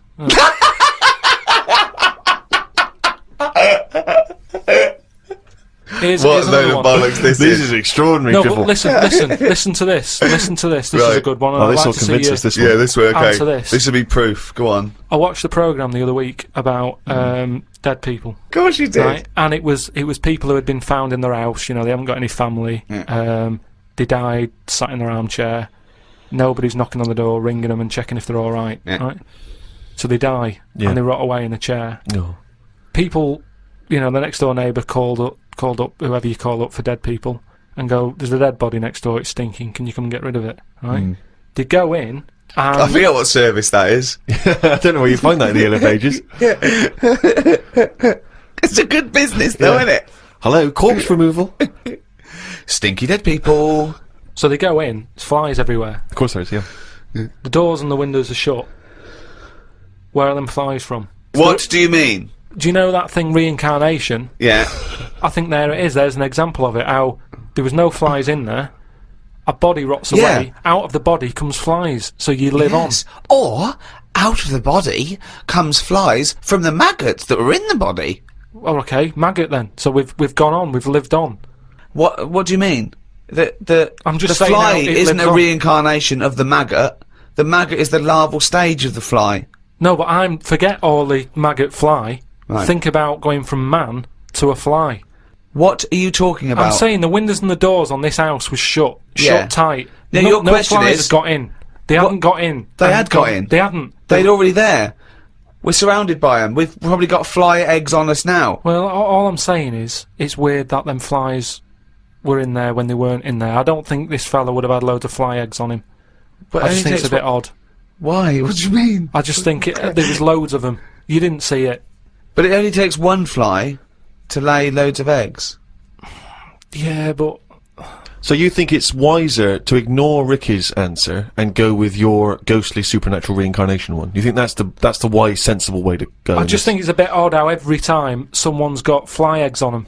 So Because everybody- so that to you is less of a chance of happening than when you die. Some of you turns into flies, fly parts. Well, that happened when my dad chucked a turkey away in a bin. And it was only in there for about a day. I went to go and put like a crisp packet in the bin at the end of the garden and what Yeah. have you. Picked the lid off, full of flies. Yeah. Now the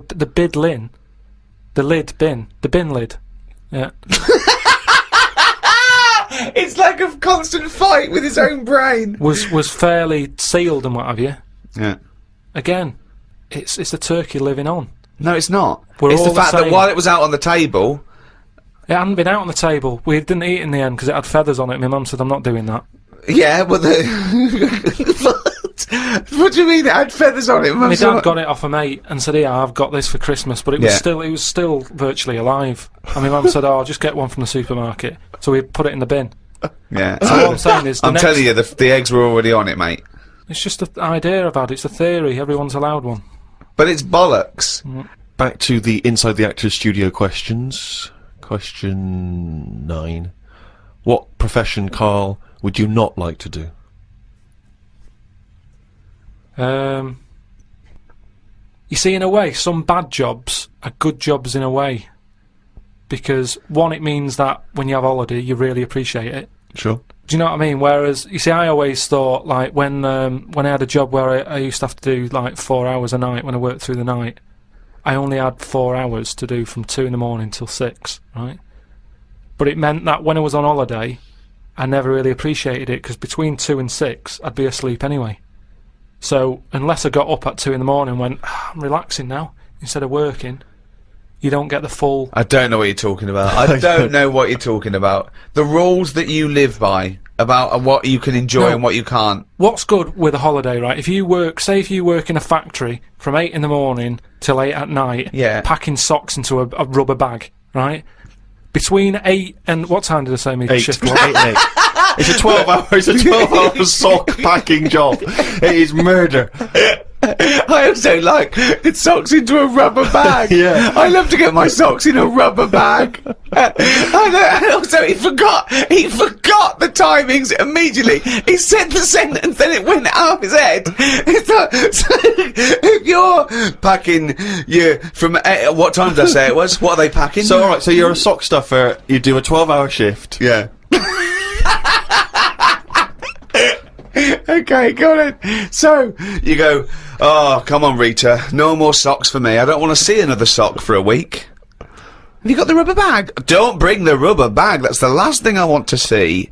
So what I mean is, when you're on the beach, right, by the sea, between 8 and 8, you're thinking, oh, this time yesterday I was packing socks in a rubber bag. And you can really enjoy it. You can keep going... Oh, an hour later you can go, oh, I was packing socks yesterday. Yeah. Oh, and you can I'm keep glad you're saying, enjoying it, love. Will you stop going on about the fucking socks? We're on holiday. I don't think this marriage is going to last. Oh, look, Rita, I know, you were packing fucking socks yesterday. Let's not fucking talk about it for a week, you boring bastard. Oh, Rita, what? This time I know, you were packing fucking socks in a rubber hunting bag. No, I was having lunch at this time, you fucking slut. Oh, Christ almighty. So what I was saying is, when I was working from 2 in the morning till 6, to really enjoy being off from there, if I was on holiday... You'd have to get up in the middle of the night. To go, oh, this time yesterday I was playing... Surely the joy is not having to get up in the middle of the night. Then when you get up and thought, God, thank God I didn't have to get up in the middle of the night like I usually do. I slept through like a normal person. Surely that's the joy. I think the joy is going...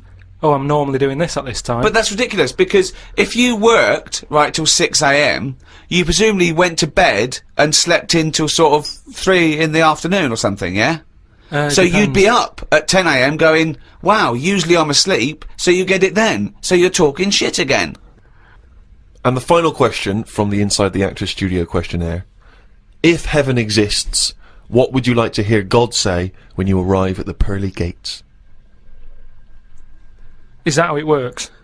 Oh. No, What do you mean? What's the question? Well, I don't know. Do you hear so many other things that you have to go through other gates? I can't imagine him being on the door, is what I'm saying. If he owns the place, what's he doing there? He could put anyone on it. It's St. Peter, isn't it, who's normally minding the gates, famously? Right, so it's him asking me. Okay, well, let's say it's St. Peter. No, you go through the gate, Peter goes, oh, you expected, he's got an appointment, we're going through the God, you go through the God, you go through a few doors, go up to the top floor, right, past the executive washroom, into his big office, okay, that overlooks the universe. And God says, why have you got a doctor with his finger up your arse? And you go, well, you should know, you caused it. So what? So you've gone in to see God, it's an audience with God, you've died, you've gone to heaven, and what would you like God to say to you at that point? He might offer you great wisdom, he might ask you a question, he might tell you something. What would you like him to say? And is this just one visit? This is like, because it's my first day. Yeah, it's your first chat day, with yeah. him. You get a chat with him, yeah. But after that, I don't. Well, you I've never might seen him bump again. into him at the odd, the Christmas party. the AGM. But I'm not going to Yeah. be myself, am I? I'm going to be in shock a little bit, because it's like, I mean, I'm not comfortable on the first day of holiday, because you're in different surroundings, the hotel, you've got to get used to where everything is. Yeah. So he's not going to get the best out of me. Well, to be no, honest. but you have eternal bliss. Yeah, don't you, in heaven? he's It's got a happy. long time to get to know you, and he knows everything anyway, so don't worry about it. So why does he see me then? What would you want God to say to you? So you walk in there, you're happy with it because you understand now you're dead, and it's a whole new world, and everything's all right. You feel great. Like, what am I saying? Well, anyway- I'm going along with this drivel. Yes. What would you like God to say to you? All right. Probably just say, you've done well and that in your life. You never did anybody any harm. So welcome to heaven. Any problems, give us a shout. Here's a little layout of like a little map. It's kind of like. I love this. This is a great answer. And my favourite one is you never did anyone any harm. That's great. That's a brilliant thing for God to say. Yeah. So hang on, he's giving you a little map. So he's got a little map of the area. Map, It's and big. he'll sort of say, this is where you go for this is where you go for that. I'd probably ask him about the ghost situation. I'd say, am I now a ghost then? Or is this just like another planet that I've come onto? Right. I don't know if he'd answer that. I don't know if he'd be sort of a bit, a little bit... Bit cagey. Yeah, a little bit like, well, I don't want to panic you and stuff. I'd say, right, is it right that I can see past family and that? Because to be honest, I'd probably prefer to stay away. He doesn't even want to. No, but because the thing is, if that's you've done amazing. I've done all that in this life, so it's about moving on to another life and meeting different people, isn't it? Yeah. Otherwise, what's the point? It's just Yeah. like the same all over again, but everywhere's white. So who's the worst person? You get to heaven and it's all great, and God goes, "Oh look," and here's so and so, and you go, "Oh, I don't know, what's he doing here?" Yeah. But why would he be introducing me to that one? No, I'm saying who's the worst person you'd like to see? And Who they do go, you just not want to encounter in heaven?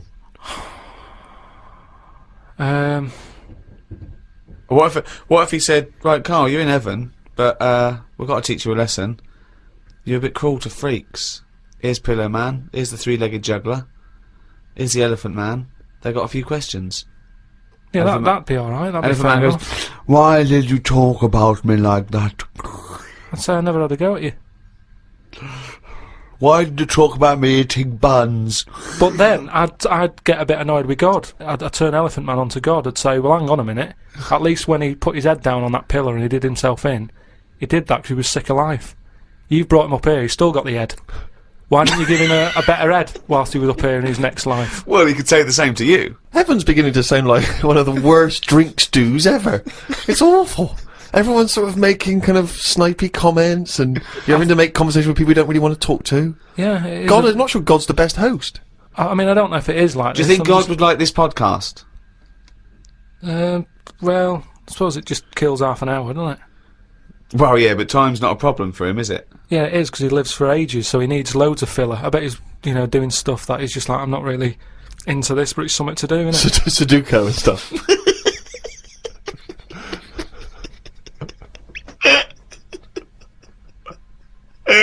I love the idea God's bored. Yeah. There's a lot to keep him going. Oh, God. Playing solitaire on the computer. I know, yeah. But I think there'll be just as many problems up there as there is here, because at least people are leaving here, whereas up there, that's the thing that I'd be worried about the most, actually, that it's really crowded. Because it's years and years of dead people, isn't it? London does me head in. Up there, it's going to be well busier than that.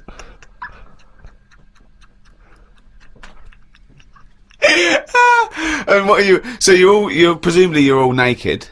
Why has that happened? Well, because he didn't want Adam and Eve to put clothes on, did he? He was annoyed at the snake and everything, and Eve. So you're all back to nature. You're all naked. So you're all walking around naked, right?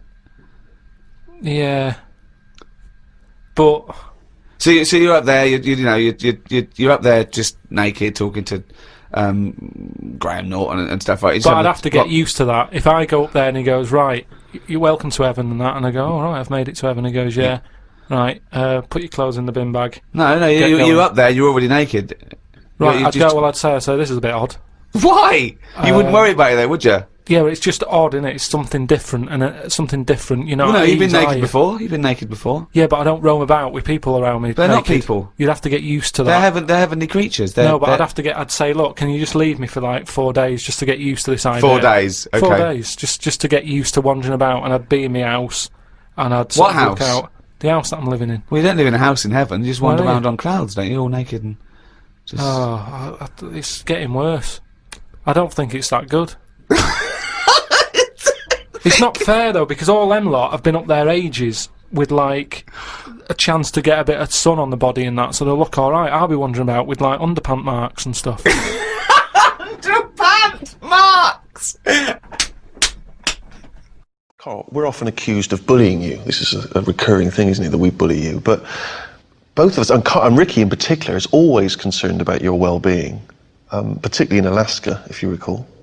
You are not going to be eaten by a polar bear. But when you had your medical, I found out that you didn't let them test your prostate. Did you? No, but that's Why not? In the UK alone, more people die every year from prostate cancer than being savaged by a polar bear. It's a bit of a weird time to bring it up when I'm in the middle of nowhere. It's one of the biggest killers, right? And that's just a simple test. So a doctor pops his finger up your anus and he goes, yep, you're all clear. And that's you relaxed for another year. I don't understand why you're suddenly caring about this now. I've got little battery left on this phone. I'm wearing the battery out. If something happens, I'm dead. Right. He's my best mate. Sue me. I'm worried about him. Yeah. No, but why isn't there ever anything about how's your blood pressure? Or how are your feet? You're in the cold. Are you warm enough? No, it was none of that. It was, Yes, I know. why don't you get a finger up your arse? Because often there are no symptoms. Well, I don't want it done. I know you don't, but it's good for you. So, can we bring the doctor out, please? Right, well, this is a waste of time then. This is Frank. This is Carl. Frank, how's it going? You alright? Good to see you. Is the consultant urologist at St Bart's? Yeah, St Bart's. Yeah. The thing about prostate cancer is you can be perfectly well and yet still have prostate cancer. And one of the ways that we can detect if that may be a problem is a rectal examination. The thing with just feeding. I don't want a finger up the arse though. wait, You keep wait. going on about this. Right. I've told you time and time again. I mean, I presume there's a lot of ill people knocking around that Frank should be looking at. Instead he's here debating with you two whether he's going to shove his finger up my arse. How long will it take if you did it now? If you went. No, wait. How long will it? 15 seconds. 15 That's seconds. a long time, as far as I'm concerned. What are you looking for? What we're looking for, okay, it's two things we're looking for. One is the size of the prostate gland. Number two, it's the consistency of it. In other words, what it feels like. It's a quick, simple thing to do. Carl, can I tell you what's going to happen? It's going to be about 10 seconds. He's going to say, you're all clear. You're going to say, what was the fuss about? And you know you haven't got prostate cancer. But not today. There's no better time. 'Cause Maybe it's that you and I and the cameras and that are making it a bit intense. Oh, we've maybe got if a they private went room. privately to We've another got a private room. discussed it. We've got a private room. You may as well check his testicles while you're there. So what's the rules here? I mean, I know it's an important thing to have done. Yeah. But it's just the way they go about it. I've been travelling around the world in dangerous places. They've never cared about me before. Yet today they keep going on about having this done. Men are embarrassed about these things, you know. We're not used to these things. But for the sake of something that really is very quick and painless, we're talking about potentially saving a life. And before you know it, it's done and it's over. I know, but it's just It's day in, day out. that's what you do, seriously, every day. Every day of my working life, that's what I do. And are you going to move up and get to do something better, or is this your future now, just sticking your finger up a fella's arse? It's just part of the job, you know. A lot of the time I spend in operating. A lot of the time I spend in clinics. So how many people are you doing a day? 10 to 20 maybe. And which finger is it? Is it a big one or a little one? It's the index finger. Why is that? Why not just a little? Because the prostate lies a little bit in. If you get your hand, you just couldn't do that with your little finger. So you're going round a corner, you've got to go in and round. You've got to go in and then a slight twist. It's the thought is worse than the actual delivery. Let's put it that way. It's the thought of it. All right. And Okay, let's do it then. Let's do it. Do you wear gloves? That's how, yes. Do you know Richard Blackwood? Yes, the comedian, yes. Yeah, he had a colonic on telly, never seen again. I think that's far worse. So rest your head on the pillow. Then what you need to do is you need to bend your knees up. You need to pop that arm over there. So what I'm going to do, I'm just going to get some lubricating gel. Or just right. So what I'm going to do is, if I may, I'm just going to pop your trousers down. Bend your knees up a bit more. Come towards me a bit more. So you're at the edge of the couch. Marvelous. Okay. Take a deep breath. Deep breath. And out. Okay.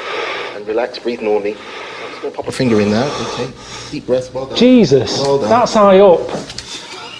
Fucking hell. Right, that's surely enough, isn't it? Right, you're touching a lung. Well done. Well done. I'll just your prostate's fine. Hey! Well done, Carl. Excellent. Oh, God. Well done. Brilliant. When you're alive. I don't think it's the sort of thing people pay a Sky subscription for, to be honest. In HD. We'll see. Well done. Cheers for that then, Frank. Now, you're a doctor, are you?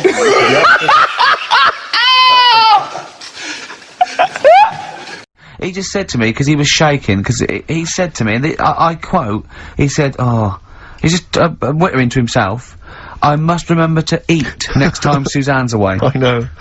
I must remember to eat next time Suzanne's away. No, but you did. I mean, I wonder if I lived on my own if I'd still be about. Because I just neglect myself. Yeah. So, I mean, for all I've eaten A this lot of morning, self-abuse. Is that what you're I saying? had lasagna last night that I messed up, right? Why did you mess it Cooked up? it for too long. It was like a brick. Right? And she called up and said, have you eaten? I went, yeah. She went, was it nice what you have? I said, lasagna. Was it nice? I thought, I don't want her to worry, because she's probably been out and had a good meal with all the work people. Yeah. I didn't want to say, well, you know. And she went, okay, bye, bye. And I go, that can't go. Yeah, I bet he cooked it like a brick. I bet he threw it away. Anyway, gin and tonic. And I had Scotch pancakes for breakfast. That is all I've had. So I'm starving, I'm shaky. Plus I've got that restless leg syndrome still going on, which I can't get rid of. What's restless leg syndrome? I find, if I go to bed, right, my body's tired but my legs aren't. Are you like Michael Flatley? You have to get up and do a bit of tap dancing. Do they just keep going even Just when keep- you're keep asleep? moving about, so I have to get up and stretch them or something. Or I've worked out that if I put a pillar on, like, the bedpost down at the other end, Yeah. if I have my legs higher than my heart, it calms it down a bit. Is this why Suzanne works away so often? I don't know, it's weird. To get a decent night's sleep. I put it down to Smarties and that. It's like a sugar thing. But, Stop eating them. apparently Bob Mortimer's got it as well. No, he's got arthritis. Was he? You told me Yeah. in the week that you've mastered moonwalking. Yeah. Yeah, I can do that. Is that I'll one of the show things you that did, like, in the middle of the night? It's moon sleepwalking. Yeah. He just gets out, he finds himself walking backwards and wakes up and goes, oh God, I'm brilliant. I'm brilliant at this. Medical problems then. I've got a couple of things under the banner of colon then educate me. Yeah. We've got, this is interesting, right? Do you know if you have an operation on your brain, right, what they do is, I mean, this is why I'd never go to the doctors. I don't like doctors because this sort of stuff freaks me out, right? They can operate on your brain, and what they do is, they put you to sleep first, cut your brain case open, Your skull, yeah. The brain case. Yeah, yeah. and then wake you up and operate on you. So you sat there with your head open, Yeah. messing with your brain, and you don't feel anything. Well, there's no nerve endings, is there, in the brain? But still, it's not right, is it? What, do you think they do it for fun? No, They but go on, Reg, wake him up so he's all freaked out. Go well, on, is, it, wake is, him up. it, is it necessary that you're awake, do you think, or... Well, they need the brain active, don't they? Yeah, but it is when you're asleep, you're having mad dreams. I had a mad dream the other day. Go on. No, I might tell you about it later, but there's no sense to it. But, so your brain's still... Where is this conversation? Yeah, I mean, it'll turn out, I go, no, Carl, I was there, that wasn't a dream. Yeah. No, Yeah. but... So, I mean, if I had an operation... On your brain, heaven forbid. Well, operation anywhere, I'd like to sort of think, well, I'll have an injection, I'll go asleep, but when I wake up, it'll all be sorted. Yeah. Yeah. The fact that Your brain case is open. open and they wake you up and you think, oh, is it all done? They say, well, have a look in the mirror. And your Yeah, brain... see, I don't think they do that. I don't think they try and frighten you when you're during an operation. Yeah, I don't think that you go about your business and they sort of follow you around, dabbling. Yeah. No, but it's almost like they are having a bit of a laugh with you. Right, well, I'd just like to say now that they don't. Anyone who's going in for an operation on their head, do not ever listen to anything Carl says. Why have you got to be awake? Because you'll be bored anyway, you'll be sat there. Well, they give you a telephone directory, look, and they say, look how many Macs are in there. That's the Scottish telephone directory. And, you know, time flies when you're counting that sort of thing. No, but do you know, like, when you... What are you telling me? What are you I'm just asking saying me? how weird it is. It's weird, isn't it? It's like, do you know when you go for a haircut, right? It's a bit embarrassing. Well, I don't anymore, but when you go for a haircut, it used to be When you go for a haircut? It used to be a bit embarrassing when, like, they'd wet your hair and they'd make you have that sort of Hitler cut because your hair's wet, and I used to hate it, and I think, do you have to do that? Do you know what I mean? You know It's what I mean, similar. don't It's you? very similar to open skull No, surgery. what I'm saying is, it's almost like barbers like to do that to make you look daft and feel daft for a bit, and there's women coming in and out, and you're sat there with a daft haircut. Yeah. And this is what that reminds me of. Do you think they do it in a shop window? This brain operation? I'm just saying, it's a bit Do you weird. think they do it, why are we doing it in John Lewis's?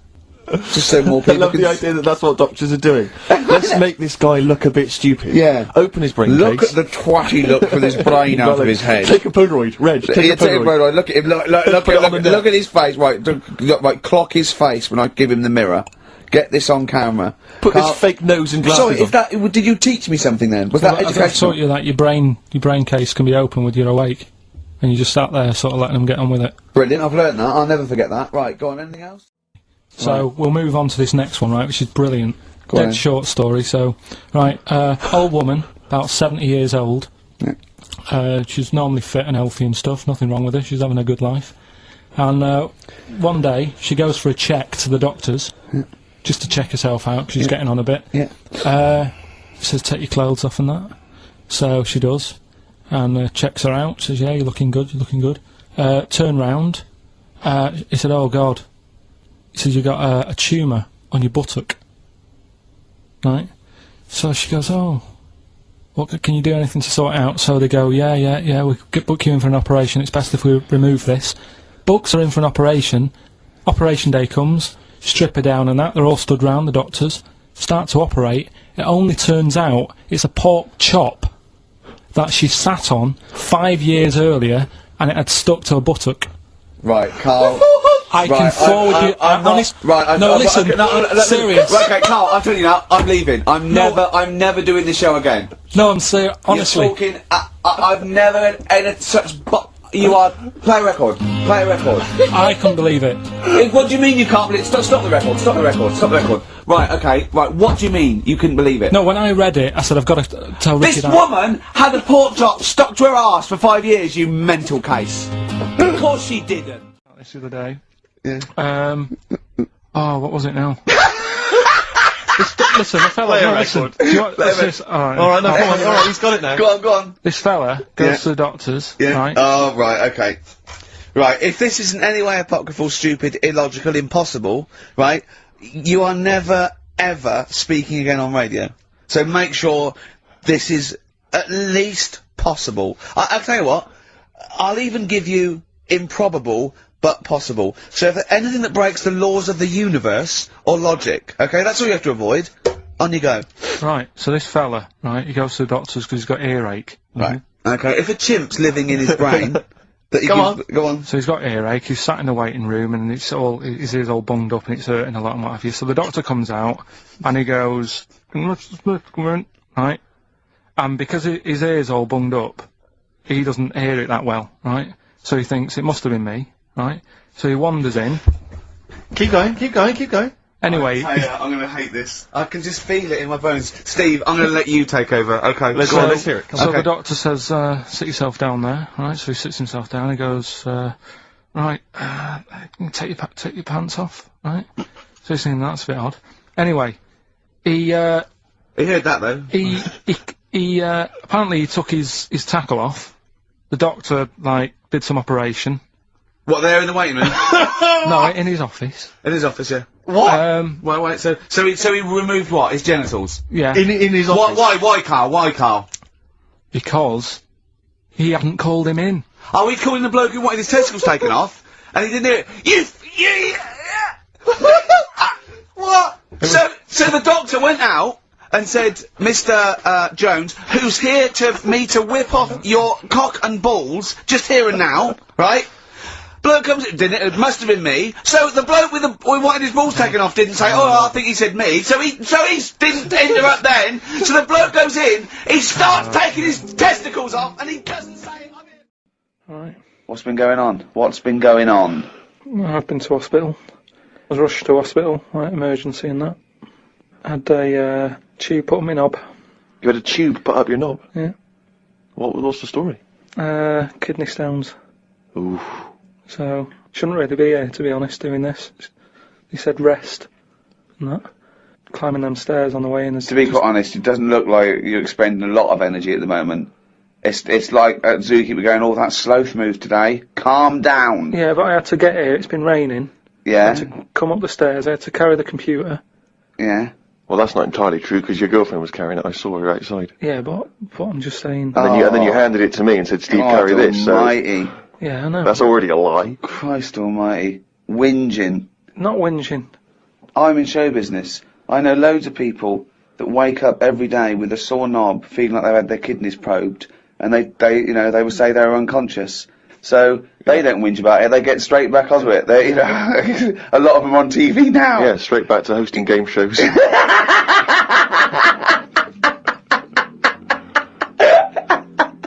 So you're rushed to hospital. So take us through the events, because it does sound quite dramatic. You started feeling a bit of pain, did you, initially? Felt a bit of pain, and I thought, yeah, maybe I just pulled a muscle or something when I've been wrestling with Ricky and that, because you don't know what damage has been done. So I just think, it'll go in a minute, and then it didn't. It got a bit badder. It got badder, did it? So then I thought, I was crippled. I was lying on the floor in agony, looking on the internet, looking for sort of Still looking at solutions. Monkey News. I just put in like bellyache and stuff, and they were saying it can be loads of different things. What I used to do when I was a kid, I used to always just get a cold ashtray and put that on my belly, and the coldness used to get rid of the badness. Amazing. The coldness got it. What, like a witch doctor? Yeah. This is like A witch doctor happens to work in a pub. it's like some sort of 5th century remedy, Yeah. written in mud. Yeah. Coldness doth get away with the badness. Why specifically an ashtray? Just because they sort of old cold. They're old cold. I don't know what this is. I love this idea that he had the operation and he comes round and they're talking to him, and his girlfriend gets a phone call and they say, Mr. Pilkington's maybe complications. He's just talking rubbish. She goes, oh, good. Yeah, he's back to his old self. Why specifically an ashtray? Sorry, because it's old cold. I understand it's old So, cold. yeah, we understand. Everyone who's done a medical degree understands old cold, but old cold belly madness. If you want to buy that book, Old Cold Belly Madness, it's the history of abdominal surgery by KARL Pilkington. No, it just But you put it in the freezer or something you first? can do if you want, but they're normally cold anyway. It's sort of thick glass, and that it holds the cold. But we don't smoke in our house, so I had to use a plate. Oh, well, that's madness. A plate's not going to work. I mean, must be a plate doesn't work. No! Oh, So you put a plate on your belly, but that didn't do anything. That didn't work. So called Suzanne and said, "Oh, I'm in agony here." She said, "Go to the doctors then." Good advice. So A lot of people would have done that straight away, as opposed to going through the plate ashtray. Straight back. So he got into hospital one day. He went to hospital and he said, "Have you got an ashtray?" They went no, essentially an ashtray. This is no smoking.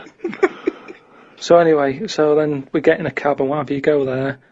I have an X-ray, His voice is even more boring than usual, Extraordinary, isn't it? Yeah. Fuck me. and they put me on a drip and everything, give me some morphine and stuff, and found out that I had kidney stones. So that's why I was in hospital. And they get them out by... I don't know what's gone on, to be honest. I've got some tube inside me, from my kidney to my bladder. That's helping me stuff get about. And so there's a little tube up the end of your knob into your... Yeah, it's not there now, it's high up. Right. So it's high up between my kidney and my bladder. But why didn't you have the thing where they go in the side? You had the choice to... Because I said to the doctor, I said, I'm not a doctor. I said, what do you He think? went, stop putting yourself down, Carl. He said, We need you in the operating theatre now. he just said, I said to him, what should I have done? Because he said, if you want, go home, and we'll get you in again or something. Something like that. And I said, no, I might as well have it done properly. Have it done now whilst I'm here. Sorry, the choice was have it done properly or go home. It was something like that. He said there's something you can do, and I said, oh. Flush it out. No, because it's too big. It's something like 7mm. And it's basically because you don't drink enough water. Yeah. So anyway, I said, what do you think I should have done? And he said, tube up the knob. And I said, not my favourite one of the choice, but if that's what you think. So he said, yeah, have that. He did me little diagrams, which didn't help. He was like showing. How big did he draw your knob? Sort of normal size. Yeah, was it? It was all right. You weren't offended by them? But he went into detail. It's just more the tubes and stuff in your bladder and your kidney. What was your ball bag like? Did he draw that? He didn't do that bit. He left that bit out. Okay, right. But he said, we'll just pop that up there, and then that's when Ricky turned up to visit.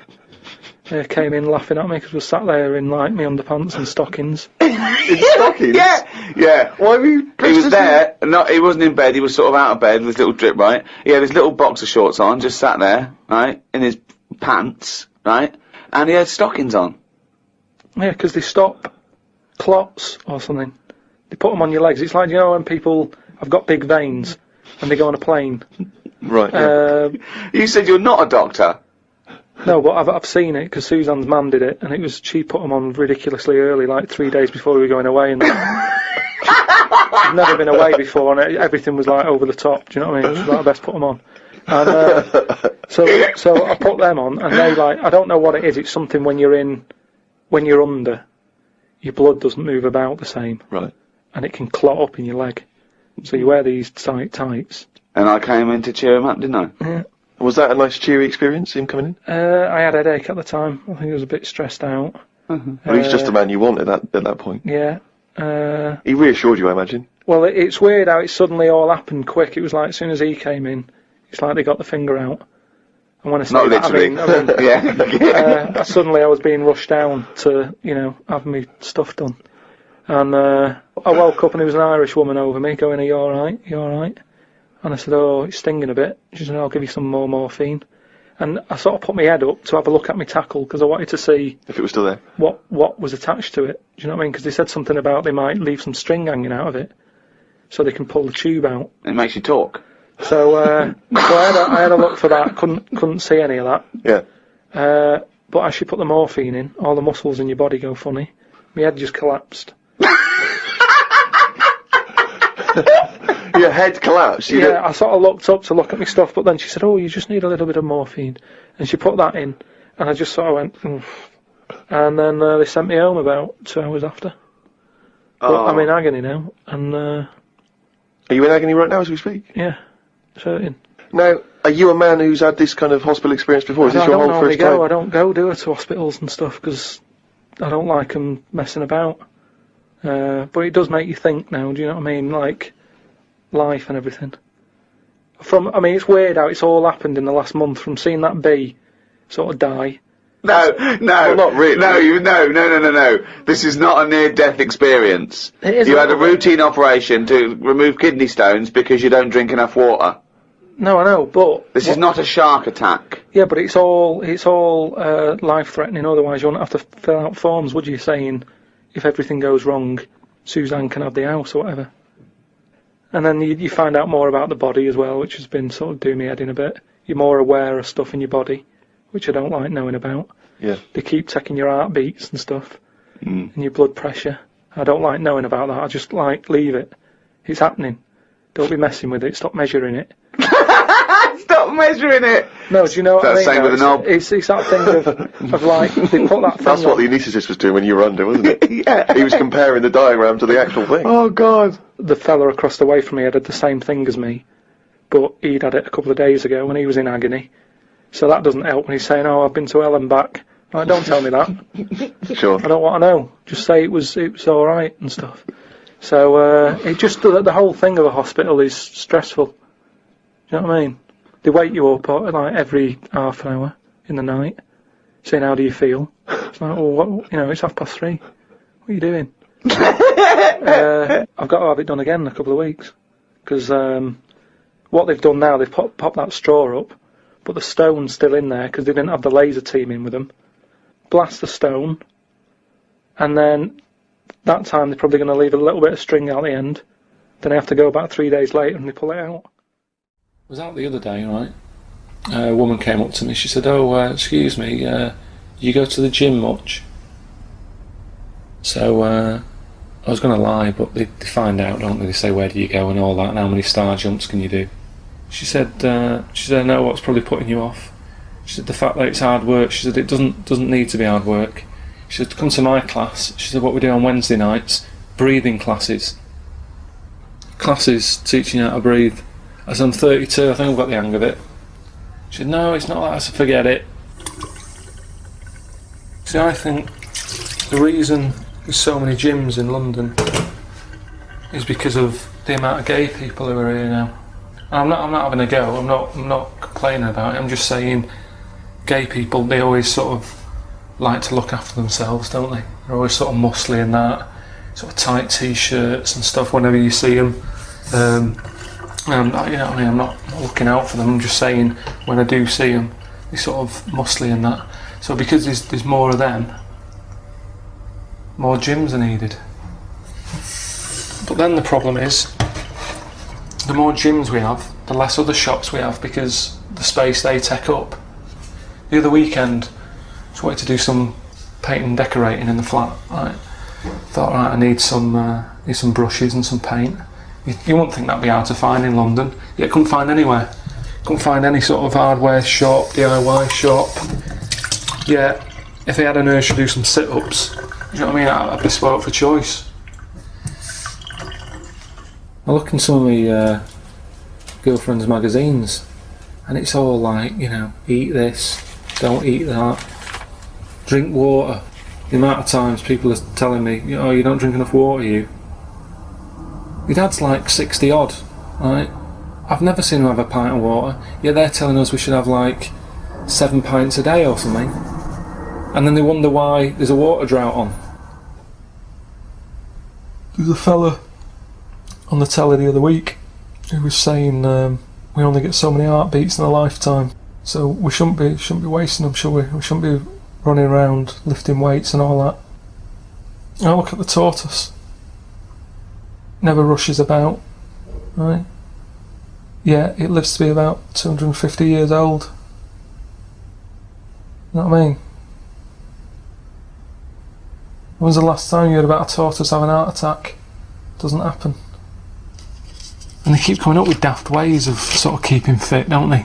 Paintball. You know what I mean? Chucking paint at each other. I don't know where they're getting the paint from. No. It's something, when I was looking on the web, found something out. Go on. It's a story about a woman who had a baby. What are you talking about? What? A woman who had a baby who was having a baby. It was no clearer when you repeated it. No! Carl! I don't know what to do. I don't know what to do for the common good, right? Pursue this line of inquiry, right? Because I don't know where it's going, or play a record. I'm actually torn. I don't know what to do. No, I remember seeing it and thinking, I've got to tell Ricky about that. It's brilliant. What should we do? Should we go with it? I mean, it's like, it's entering into the abyss. It's opening Pandora's box. It's peeking, it's going down to the cellar. I've got a couple of questions though. Go on then. Well, come down there with me. Okay, come down in the cellar with me. Okay, right, Carl. What, first of all, it was on the way. What do you mean? The baby was what? Had another, was it, she didn't give birth, the doctor didn't find one of those set of Chinese dolls up her?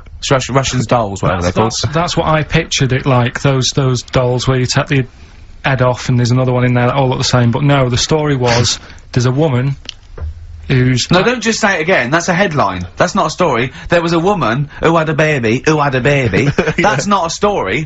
Imagine handing that in as a thesis to loads of the BMA. There you go, and read that.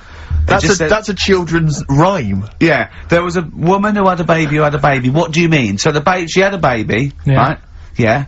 And, That bit's fine. We're Yeah, okay with that's that. normal. That's normal. A woman had a child. Yeah, totally normal. She gave birth. Fine. Yeah. Next. well, I don't know that much more, course you apart don't. from the fact that the baby's, like, roaming about, and then, 12 months later, she's like, oh... Interesting. So the gestation period of that baby was actually 3 months more than an adult. Excellent. It's weird, though, isn't it? So was the headline "My baby's 12 months pregnant"? What are you talking about? 12 months later, it had a. What are you talking about? Forget it. No, you haven't even finished the story. That what you said. And 12 months later, you didn't even finish the sentence. So what do you mean?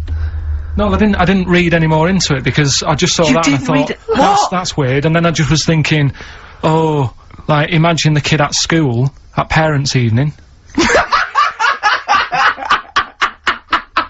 Go on. And it's like, well, your When kid's they're pretty both good. 10. Now let's have a look at your work, sort of thing. Don't you think that'd be weird? But what? Did the child have a baby? Yeah. Of course it didn't. Play record. We shouldn't have gone down in the cellar. We should I have can't- just left the cellar door closed. Rick, I know this is something you always get excited about.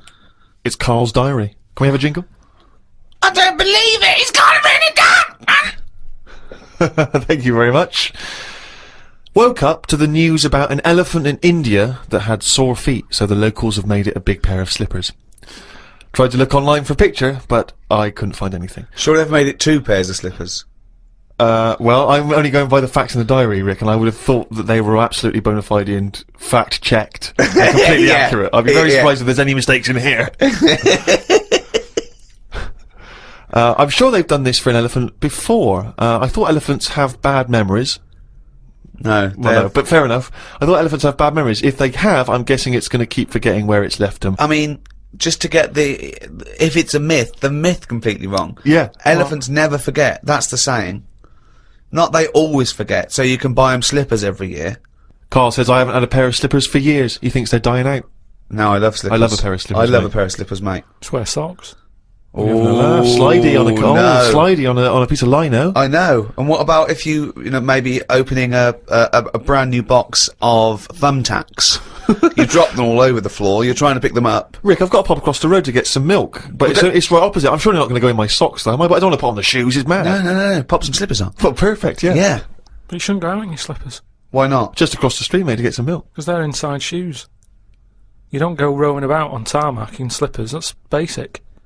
But you don't have any slippers, so No, you're but- just tiptoeing across the street, you know. I with put your- my shoes on. But you can pop out and get the paper and you know the bottle of milk, can't you, in the slippers without any harm done? No. Huh. Apparently not. That'll make it into the diary. Tried to have a shower, but there was no water. I love it when he calls me and things go wrong with the flat. But I like the fact that he tried to have a shower, but there's no water. How long did it take you before you realised he was there for 20 minutes? After 20 minutes, he said, "Suzanne, should I be dry?" Yeah, I'm freezing cold. Yeah, no, you should be sort of wet and warm. Right, there's no water then. Brilliant. I called the service charge people, but no one was about. Looked outside, but couldn't see any work going on. Great, innit? In India, they can sort out elephants with shoes. In London, we have no water. Hung about for a bit, but still no sign of any water. Brushed my teeth just using the paste, and used the little bit that was in the kettle to have a wash. I was pretty chuffed that I thought of using that. Suzanne was a bit annoyed because she wanted a cup of tea. She said go across the road and buy a big bottle of water. Not in your socks. Pop some slippers on. Go across the road and buy a big bottle of water, she said. I never thought of that. You had a wash using the water That's in the bottom of the kettle. Yeah, well, that's clean, isn't it? But how much? There's only a little drop in there. No, it's a big kettle. So, what did you just wash your face? Yeah. So you didn't wash your body or anything? Your genitals Well, were you couldn't, could filthy. you? You've got to look at what you can do with the water available. People in Africa and that short of water aren't wasting it, saying, oh, my feet are a bit dirty. They drink it.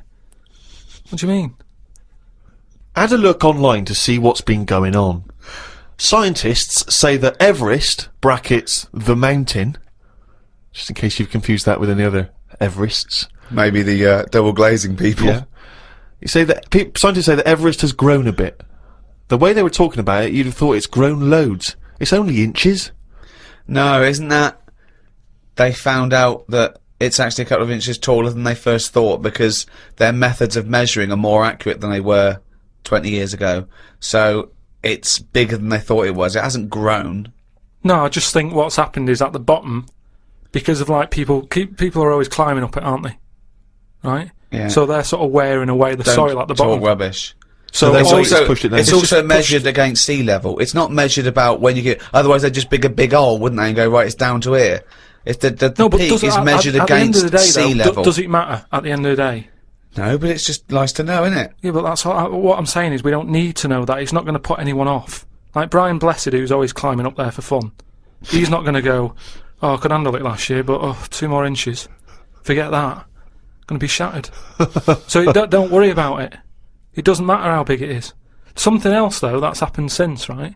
They were climbing up there, and someone got near the top, and they were sort of climbing up like that, holding the cliff edge and that. And they'd forgotten the flag. Had to go back. No, their hand hit the bit of rock, and it went like, ding.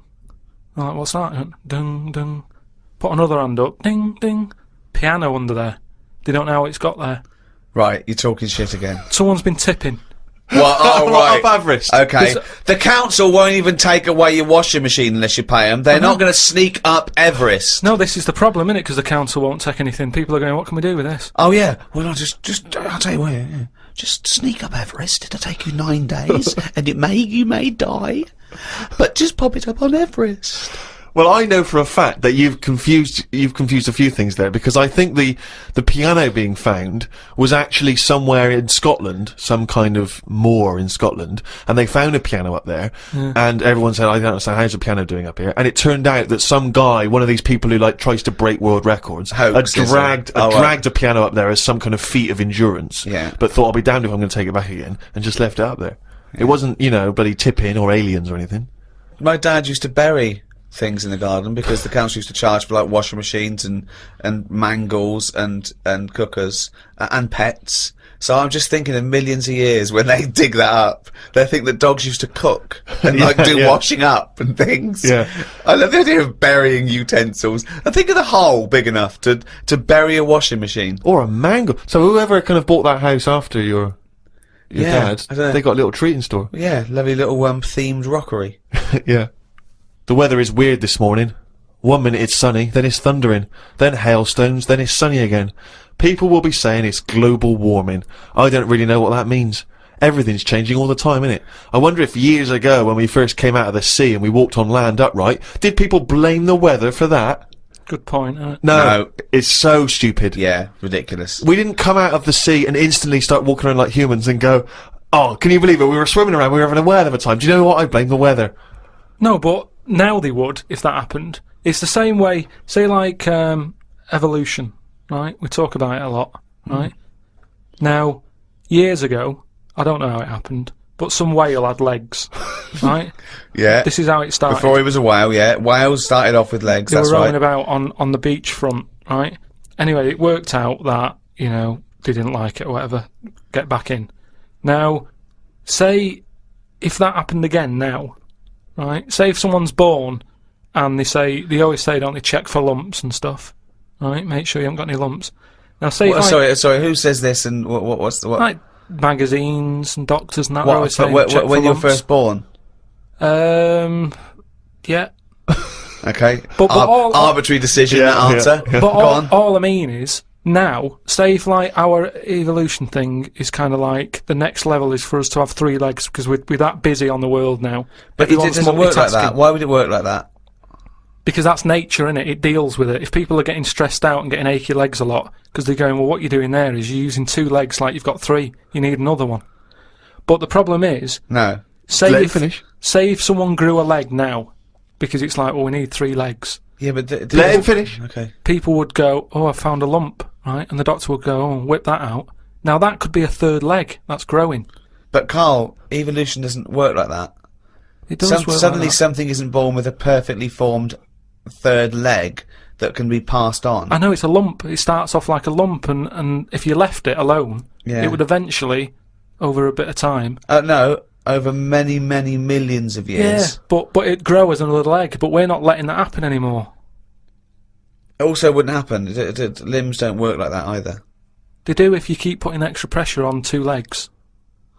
Karl, you're honestly, what you imagine the process of evolution and natural selection to be is, it's beyond me. It's No, incredible. but it depends whatever your surroundings are. That's what you change to, isn't it? Like the Well, we don't change to it. You're either selected or you're not. So, what happens is there's a genetic throw up. So something's born, a llama's born with a slightly longer neck.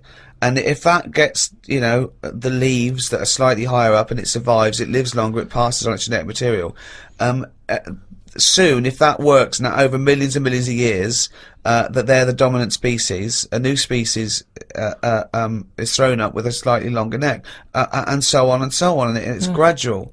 Just a slight No, advantage. sometimes it happens quicker than that. There's been animals that have had eyes and then they go, they don't need them, they go in the space of a fortnight. What are you talking about? There's a lizard somewhere where it's roaming about in the dark and it used to have eyes, and they used to be like, why have we got eyes and that? What's the point in having these? Because we're keeping them open.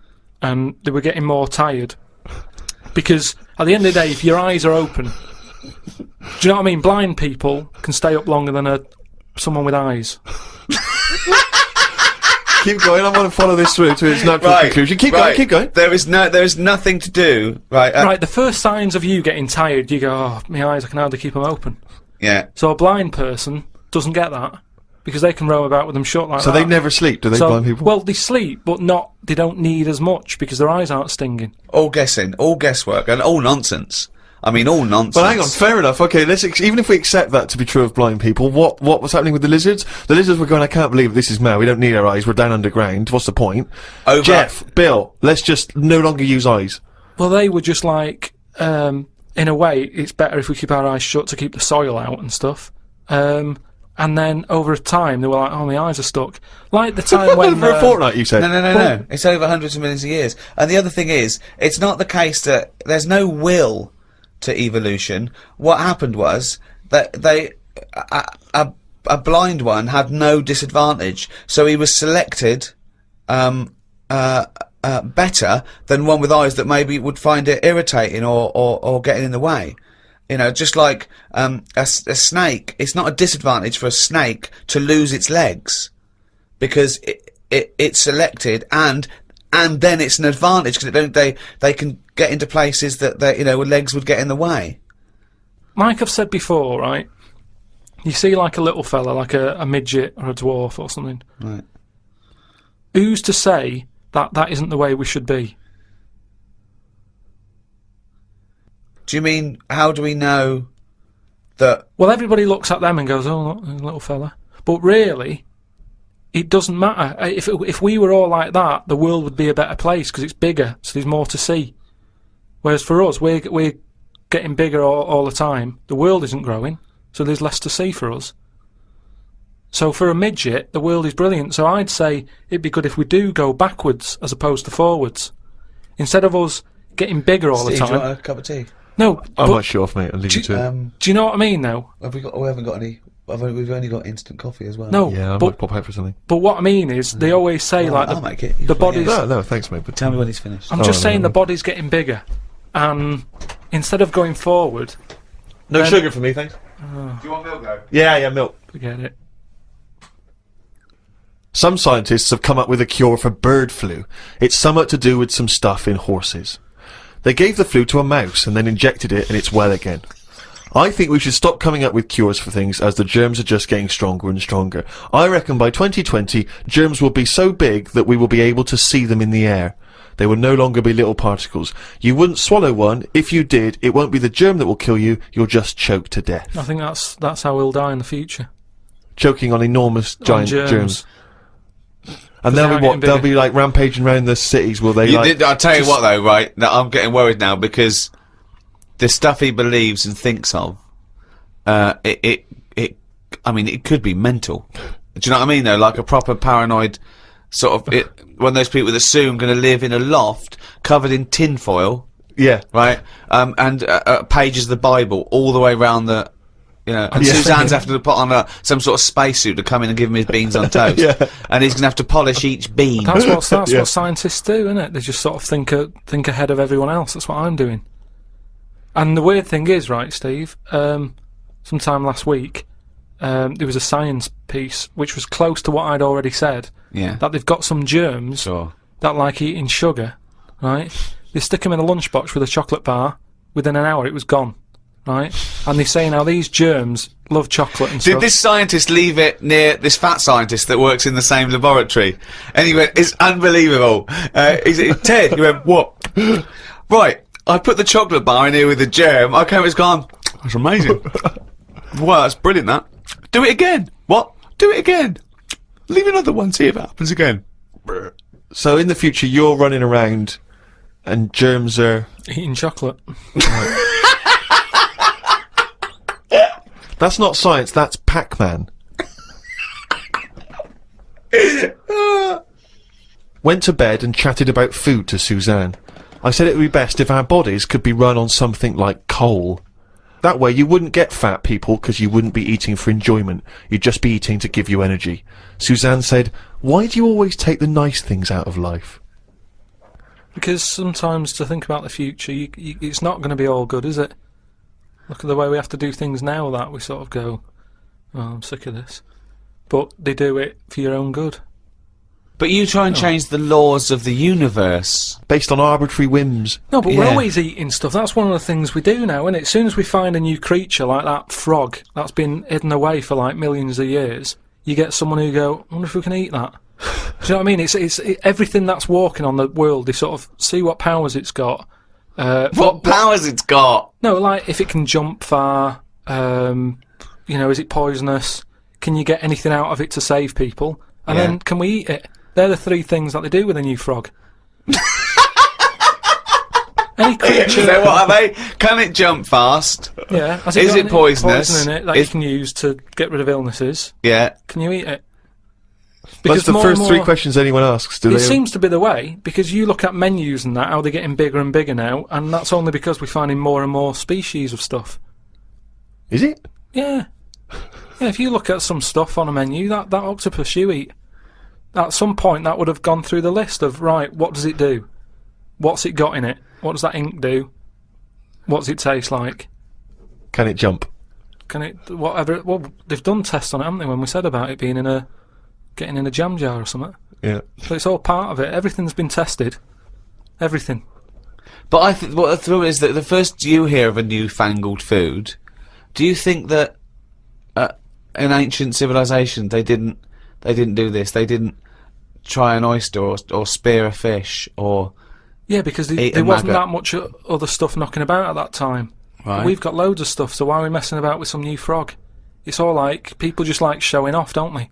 Leave the frogs, let them get busy and have loads of them, eat the chickens, when we run out of them, move on to the frog. Or whatever. But why have all this on the go?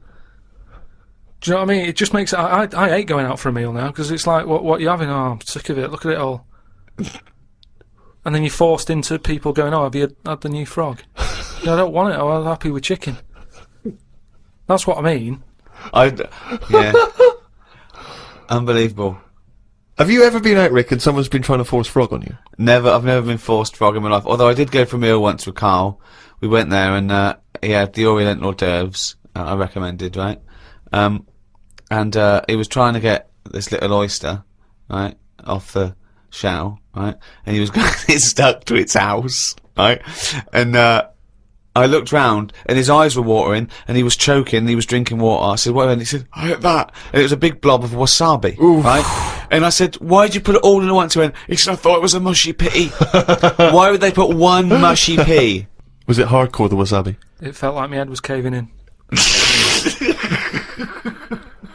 That was just Ricky squeezing it, wasn't it? Between courses. Trouble with that though is, you know, hot food.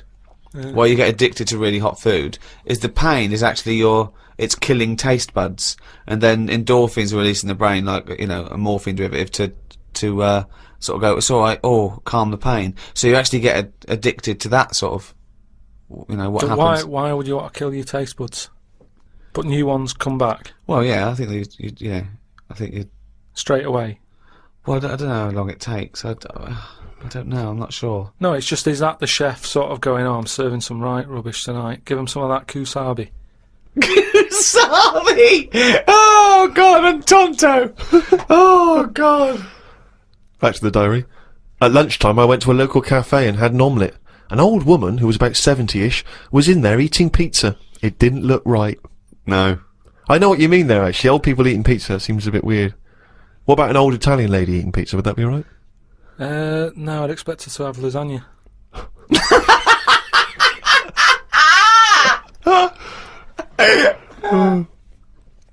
Told Suzanne that I had read that we will have spoken to aliens by the year 2025. Ricky once told me that if a lion could speak English, it still couldn't have a good chat with us because its life is different to ours. If that's true, we've got no chance with an alien. I'd be worried it could read my mind. I had that problem once years ago when I worked in a studio making cassettes. Some mind-reading woman was having some cassettes made. She waited while I did them. She had a small dog. I knew she was trying to read my mind, so I just thought about the dog. I thought that would confuse her, because she wouldn't understand why I was thinking about her dog. There's so many elements in this. There's a woman who can read. She used to... Read that again. Read that again. Okay, we're gonna have an instant replay no, now. I'll tell you Any what- I'll tell you what psychologist it is. listening, or psychiatrist, or just, well, anyone, really, listen to this, what Carl's put in his diary. Okay, Steve, away you go. I'd be worried that an alien could read my mind. I had that problem once years ago, when I worked in a studio making cassettes. Some mind-reading woman was having some cassettes made. She waited while I did them. She had a small dog. I knew she was trying to read my mind, so I just thought about the dog.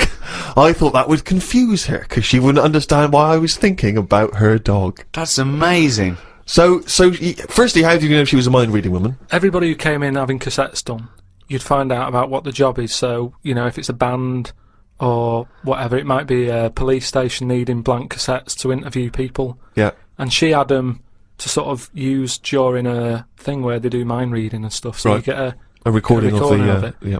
And she was just there and she was staring at me like that, just looking over. And a dog was sort of looking worried, and they pick up vibes, don't they? No. They do. And why was it looking What do you worried? mean pick up vibes? Depends what you mean by pick up vibes. Dogs pick up loads of vibes and stuff. I read the other day how they can tell if someone's got cancer and Well, that. they can. Well, yeah. So it's one there's a thing. science behind that. They can smell the different at a cellular level. Yeah, you so know, it's the same 'cause it's sort of like thing. 70 times. But no, they can't go. The dog wouldn't even know you're an idiot. The dog. The even dog was sort of looking weird and stuff. It and then knew. She It was, knew. She But- was looking at me. But were they looking? I'm not being funny. Were they looking at the roundness of your head? Do you They think? were just looking at me, and I was sort of panicking a bit. And the more that I was thinking she's reading my mind, I was thinking she knows that I know that she's reading my mind. So I just stopped thinking about her reading my mind. Thought about the dog What were you thinking about the dog? running about on a beach. He remembers what he was thinking. No, just so she thought, oh, hang on a minute, it's not his mind, it's the dog's mind I'm picking up. Oh, so you thought she'd go? Oh no, I'm getting it all tangled up. I've got a cross line here. But why were you worried that she was reading your mind? Because you weren't thinking of anything No, but- unsavory. but- Oh, no, don't. Oh, please. No, I'm just trying to get in his mind. It His doesn't rationale. work, Carl. No one can read your mind. No, but wait. What I mean is, even if let's assume that you thought she could read your mind. Why did you think that there was anything wrong with finding out what you were thinking?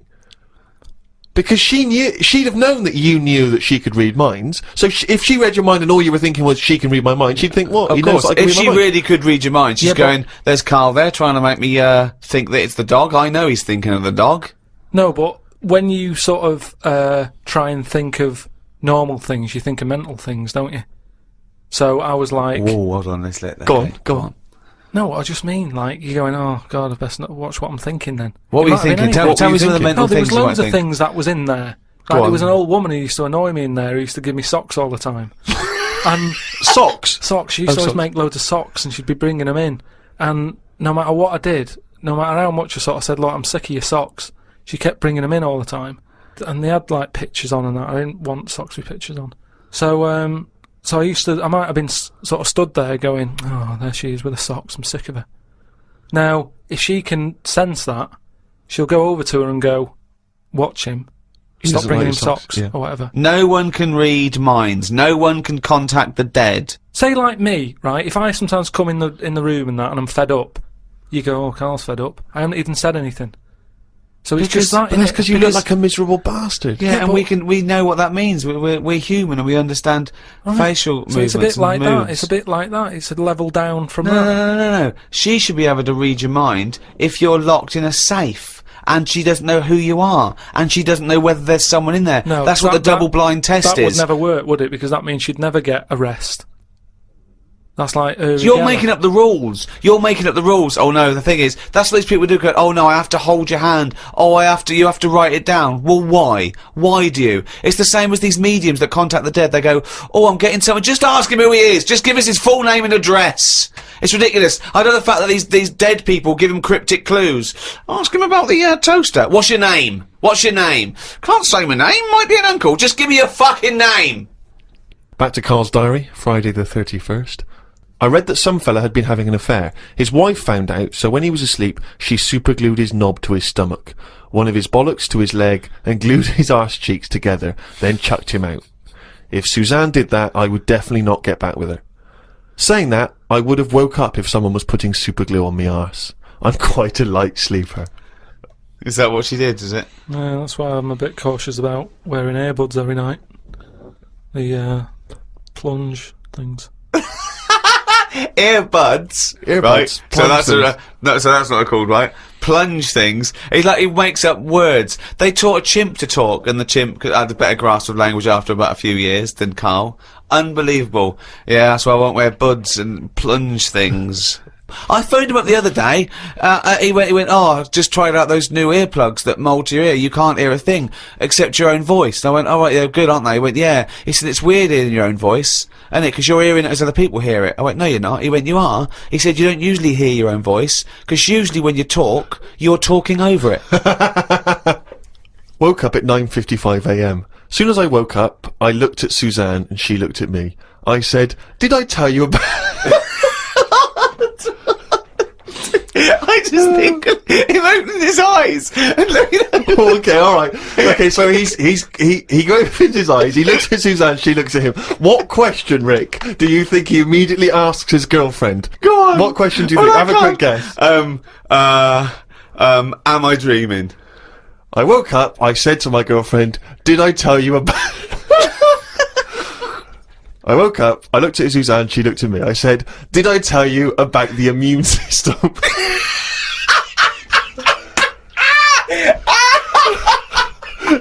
I tell you about the immune system? Suzanne started laughing. I said, it's amazing. She said, not now. Oh God! I was thinking that. Springing into action, he zips up, his eyes are light. Did I tell you about the immune system? Oh, shut up, Carl. Put the kettle on. Oh God! Oh fucking hell! Was talking to Suzanne about how it's odd that Sundays are meant to be the day of rest. I thought God was meant to be born on a Sunday. Or was it the seventh day that he finished making the world? Imagine how good the world could have been if he'd given it an extra day. Sometimes it's best to give yourself a deadline, though, so you don't faff about. I looked at Suzanne. She was leaning back on the bench with her eyes shut with the sun on her face. I never got an answer to my question. Pretending to be asleep. I met up with my mate Laurie. He said he was in a pub at the weekend and saw a bloke whose hands were on the wrong arms. No! What do you mean? Well, he had his left hand on his right arm and the right hand on the left arm. I don't think this would be a problem if he's been like that from an early age. When I was in Ripley's in LA, I saw a bloke whose head was on back to front. That's more annoying, innit, than your hands. Innit? Now then, would you walk? How would you walk? Would you be walking backwards, Carl, so that you could walk? So you're basically walking forwards. I reckon I'd walk sideways so nobody would sort of tell the difference. It just looked like.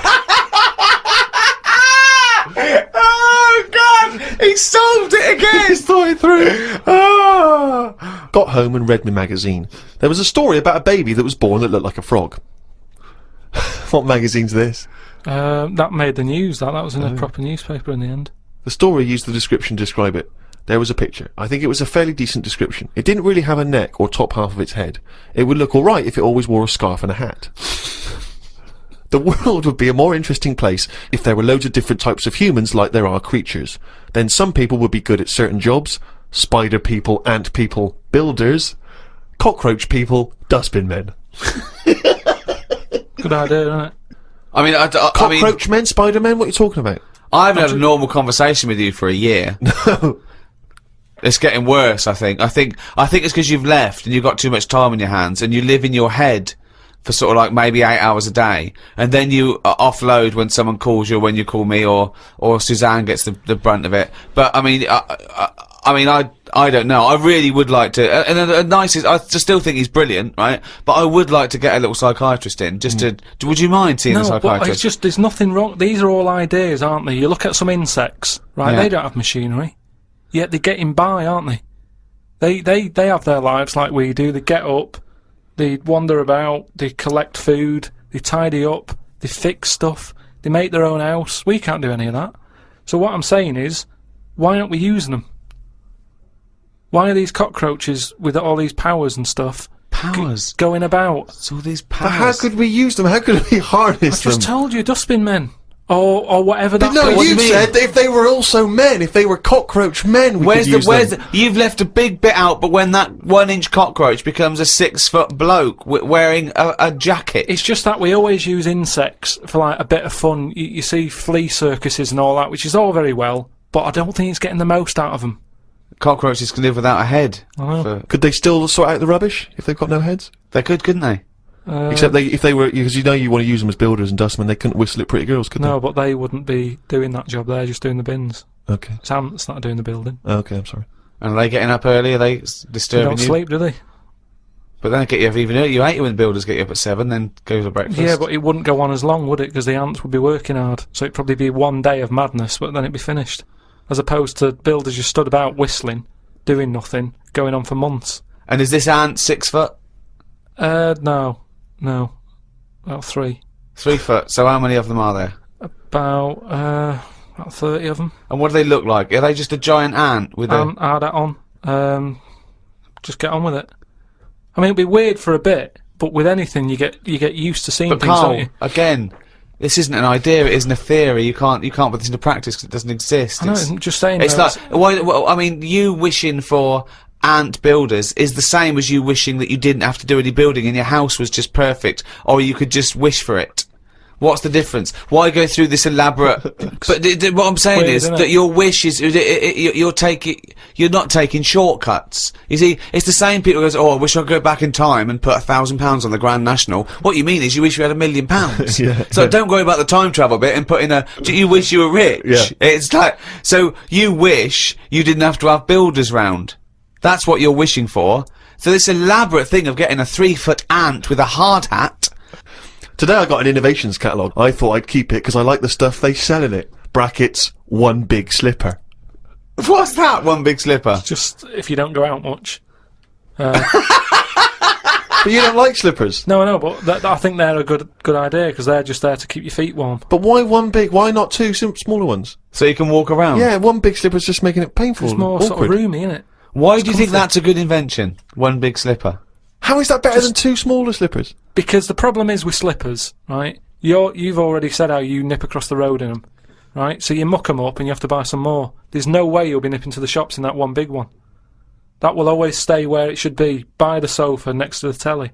And you go, right, I'm in for the night now, where's my slipper? But can I just put my feet inside a cushion cover or something? What? If you want, but it's only cheap, why not get one? You're right. They're only cheap. Why not get one? But then, Carl, why not get one big glove? If you're not going out, right, just get one big glove. You don't have to do anything, just one big glove. Pop your hands in one big glove. I'm not going out with gloves, you have to go out and touch stuff. Just one big glove. Why? Well, yeah, why bother putting trousers on? You've got to put legs in both. Why not just wear a skirt? Yeah, well, pop a skirt on, yeah. Just put on a lady's skirt or a lady's dress. It's one piece, isn't it then? Yeah. Just pop around in One a big lady's- monocle, don't wear glasses, wear one big monocle. Yeah. I mean, it's stupid having two gloves. Two gloves, two slippers is mental. Anyway, had a good sleep last night. So much so that I woke up before my legs did. I don't know what that means! This has happened before when I was younger. We used to have a phone in the bathroom so that if anyone called and we were on the toilet, you'd still be able to be available. My bedroom was next to the bathroom and the phone rang one morning. My mum and dad were at work and my brother and sister were out somewhere and the phone woke me up. So I jumped out of bed to answer it, but the bottom half of my body was still asleep and I fell to the floor. It's horrible. Has that ever happened to you? Well, hang on. I had to crawl for a bit and reached for the phone. It was a fella selling some bread to my dad for the shop. By the end of the call, my legs were working again. It's a weird sensation. What shop? My mum and dad used to have a butty shop. So Did they? But the thing is, just on the floor, top half, I had to sort of crawl, carrying my weight, and my legs were just like they weren't there. It's really, really weird. You mean you woke up with 2 dead legs, 2 pins and needles, legs? Are you sure you weren't wearing just one big slipper?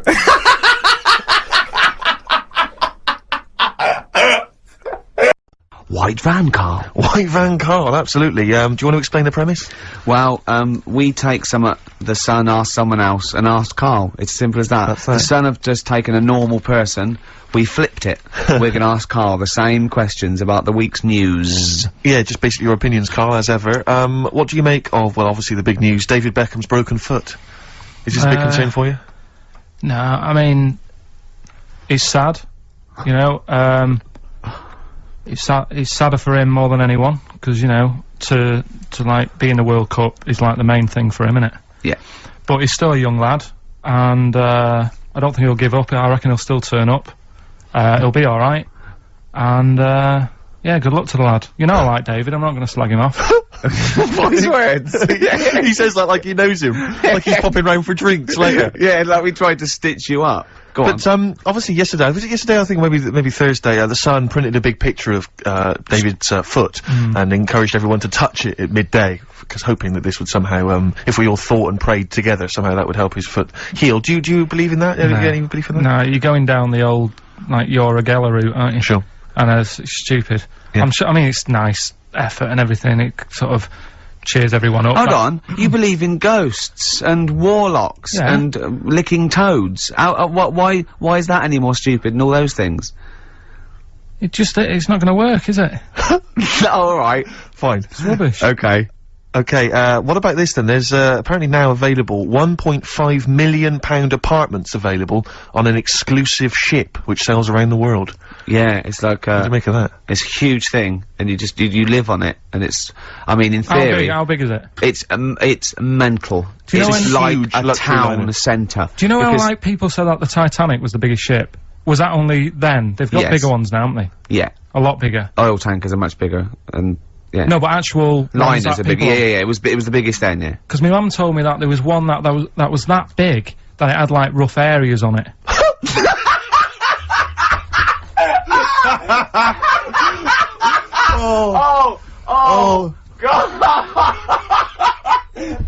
Don't go starboard. Oh God! No, but do you know what I mean? Right. It was like we're thinking of moving. We're seeing Yeah. the captain. We're thinking of moving to a nicer area. Oh, I've heard they're very rough in aft. oh God! Oh, that's They steal your fantastic. tyres. A ship's so big that was rough areas. Oh, how big is this one that you're talking about? Well, I don't know. It doesn't give me the specifications here, but they're it's huge. huge. They're huge. In theory, I mean, it's that thing with it's obviously marketing, but they're gonna solve the overpopulation crisis, where soon we'll all just be floating around the sea. Yeah, But yeah, I can see that, because I mean, think about it, right? I've been talking to Ricky about it. I was hoping to buy somewhere in London, but there is no way in this world that I can afford it, right? And you look at all the wasted space, like with the Thames. All it's doing is, like, collecting crisp packets and stuff and Coke cans, and people have to clean it up. Whereas if you got a load of boats on there, Yeah. problem Perfect. solved. Yeah. Would you live on a problem boat? solved. What's his name did it, didn't he? What's that programme? Is it Bergerac? Noah. Bergerac? There was one where he lived on a boat. I think it's quite. That was Nine or Shoestring. something? Yeah, I'd give it a go anyway. Noah. I'd like to see you living in the air, maybe in a giant hot air balloon. Yeah, all right. But no, the boat thing. Because it is going to get bad as well, isn't it? They're saying that the water's melting or whatever. The water's melting. The Yeah. ice is melting. Yeah. And there's the going to be more polar ice. water and less land. So in Yeah. the future, it's probably going to be the way we're going to be living, isn't it? Have you seen that film Waterworld? Nah, I don't fancy it. Because Is that what happens? that sort of predicts that, yeah. What, are they saying that the ice thing will Exactly, melt? yeah. But at the same time, I was thinking about this a couple of weeks ago. If you get, I mean, I think I read that, like, a big chunk of ice, fell off one of the ice, what do you call them? Caps. Ice caps. Something like I think they said it's the size of the Empire State Building or something. Right. It snapped off and went into the water, and it's melted. And they say, oh, it's bad news, you know, that something that size is melting. But the way I look at it, if something that size falls into the water, it's like a big ice cube, and it's gonna freeze it up again. You with me? Not really, Carl. Go on. Right, you get a giant ice cube, the size of the Empire State Building, Yeah. stick it in the water, it's gonna make, it's gonna stick back on again, isn't it?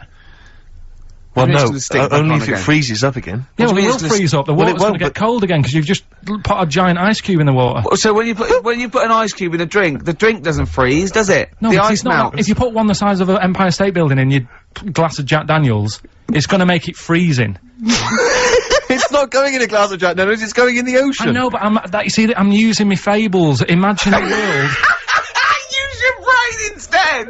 Imagine the world. Imagine the sea, Yeah. like the Arctic or whatever, as Yeah. a glass of Jack Daniels. Okay. A big ice cube falls into it. Yeah. It freezes. It melts back on again. So we're all right. I don't know why everyone's worrying. God. Thank God for that, I was getting panicked. Oh, fine. Do you understand what I'm saying? Yeah, no, you're right. Yeah, that will happen. Got another one there? Well, it's just your thoughts really on the Queen Mum's very British send-off that she was given this week. Yeah. What do you make of all those people queuing up to see her? Did you think that was incredible? Right.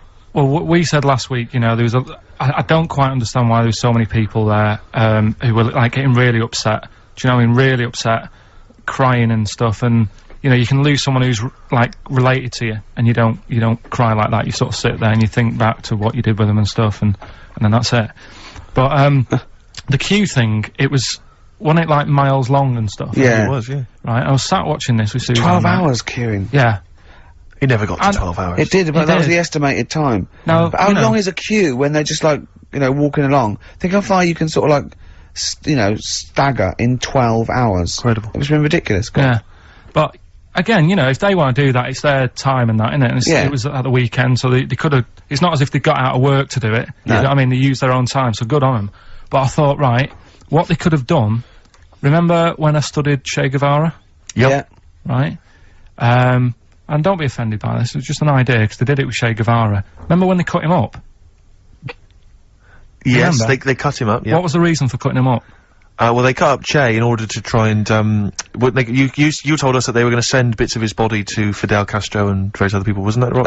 As a warning, wasn't it, though, to all the people, like, one to... Yeah, my understanding was that they cut him up in order to, so they could bury him in different places, so that there'd be no shrine. There'd be not one place that you could go to in order Right. to Well, a sort little of make bit him into like a that, martyr. little bit like that. I've, like, I can 6 vaguely queues. see where this is going. 6 queues, and it's like, number 1, you can, you know, go and pay respect to her head, or whatever. Oh, God. No, but I just was thinking the way of speeding it up. I'm not having a go, I'm not, because they haven't done it, so it doesn't matter. But God. they did it with Che Guevara. Yeah. Everybody would have felt like they've got close to her, and it would have speeded it up. No, I mean, but I can understand. Can I just say that genuinely, Carl is not being disrespectful here. This is his best idea to cut down the queues. So don't phone in. He's not suggesting we should have done this. He genuinely Well, he is. Well, but I mean, he's not doing it to be nasty or wacky or you know. He thinks this is a good idea. So Can I just throw a Because they did it thought with at Che you? Guevara, who was like a powerful man who did a lot for the world and what have yeah, you. yeah.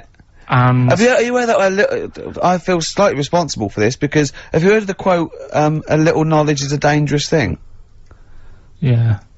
Okay, Steve, next one. No, just a very quick question. I can understand those that have queued for 12 hours to see the head. I'd be a little bit annoyed if I got there to find a toe. I'll tell you what though, I'll tell you what they could do without chopping her up. They could put about 9 queues, each could see each hip she had. That's true enough. Because she's had about 9 of them. Yeah. So it'd just be, if you want to see the whole body, it's a 12-hour queue. If you just want to see a couple of the hips. Here's another suggestion for you, I've just thought, right? What? Instead of everyone queuing to see her, why not put her on a trolley and wheel her past everyone else? Running. So Yeah, you could have some students on Rag Week, they could combine it, like when they're always pushing a bed. You know, they could just run it along the queue. No, That'd be fantastic. that'd be disrespectful. Right, as opposed to the chopping up. So, Sure. No, Right. but just an idea. Just I apologise now if anyone's offended. Anyone offended, I'm sorry, but Yeah. Okay, finally, this is more frothy. Liz Hurley lying low, apparently, at Elton John's house to try and avoid the press now that she's had a child. That's a good place to go to avoid the press. Exactly. Yeah, yeah, Elton John's house, yeah. Everyone seems to be friends with Elton John, don't they? Every celebrity's when friends did with... pop into Elton John's house? What, is he running some sort But of... it was like when Robbie Williams was a drunkard and a drug addict, he went to Elton John's. Yeah, aid, and who's the Elton other helped fellow him. that went there as well? Was someone to, you know, to recuperate and shoulder to cry on? Is he giving out false passports? But I and, don't like, know if people have seen his moustaches? history. He's not the man of, you know, I mean, I know he's cleaned himself up now, but, you know, maybe that's it. Maybe he's got this kind of insight into how to deal with celebrity. Yeah. What do you think, I Carl? think it's just genuine mates with him. I think he's just suppose like so. a friendly I bloke. think she's been doing too much lying low in the first place. That's part of the problem, isn't it? High five, Carl. That was a genuine joke from Carl there. And he's so proud of himself. Look at his little face. Too much lying low. Oh, that was No, White but I Van agree Carl. with you. Why can't she just go around to her mum and dad's or something rather than Elton John where everyone's looking? Yeah. Yeah, Yeah. that's the point, isn't it? Yeah. White Van Yeah, White Van Carl. I mean, for those that don't know, we do this. We most asked weeks. Carl the questions that the Sun asked someone else. That's right. The Sun every day asks some, you know, average Joe his views on the week's big stories. Carl, let me ask you now. What do you make of Prince Harry smoking openly at a polo club? Are you aware of this story? No. Was it? Go on.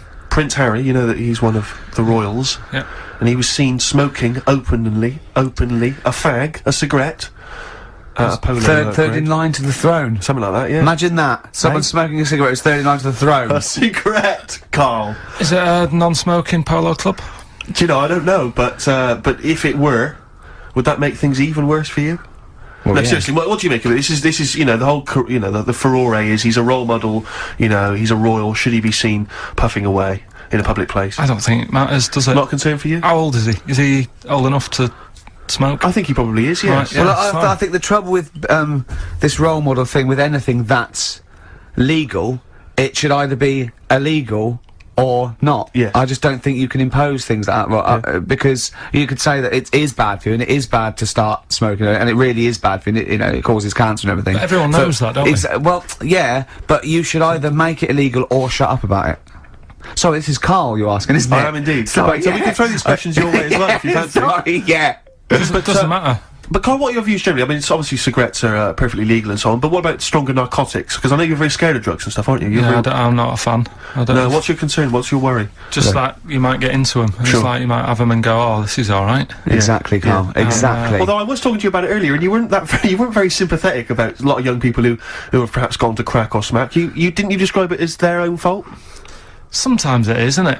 Yeah. I mean, I could have turned to it where I grew up, but I said, well, don't want to do that. It's not good for you. Sure. And I avoided it. You turn to ghosts. So you've got So- no sympathy for anyone who's a drug addict.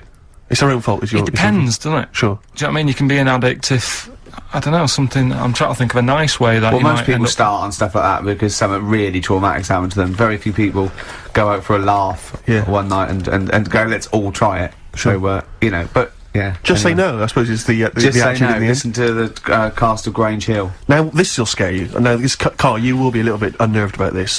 Have you seen the film Jurassic Park? Yeah. You know what happened there. Well, according to the Sun here, it says scientists are planning to clone mammoths for a theme park. Look at his face. Look at that. He looks like a dog caught in the headlights of a car. He's terrified. I love Carl. He sprung to attention there. Is that the best news you could have? Man moths.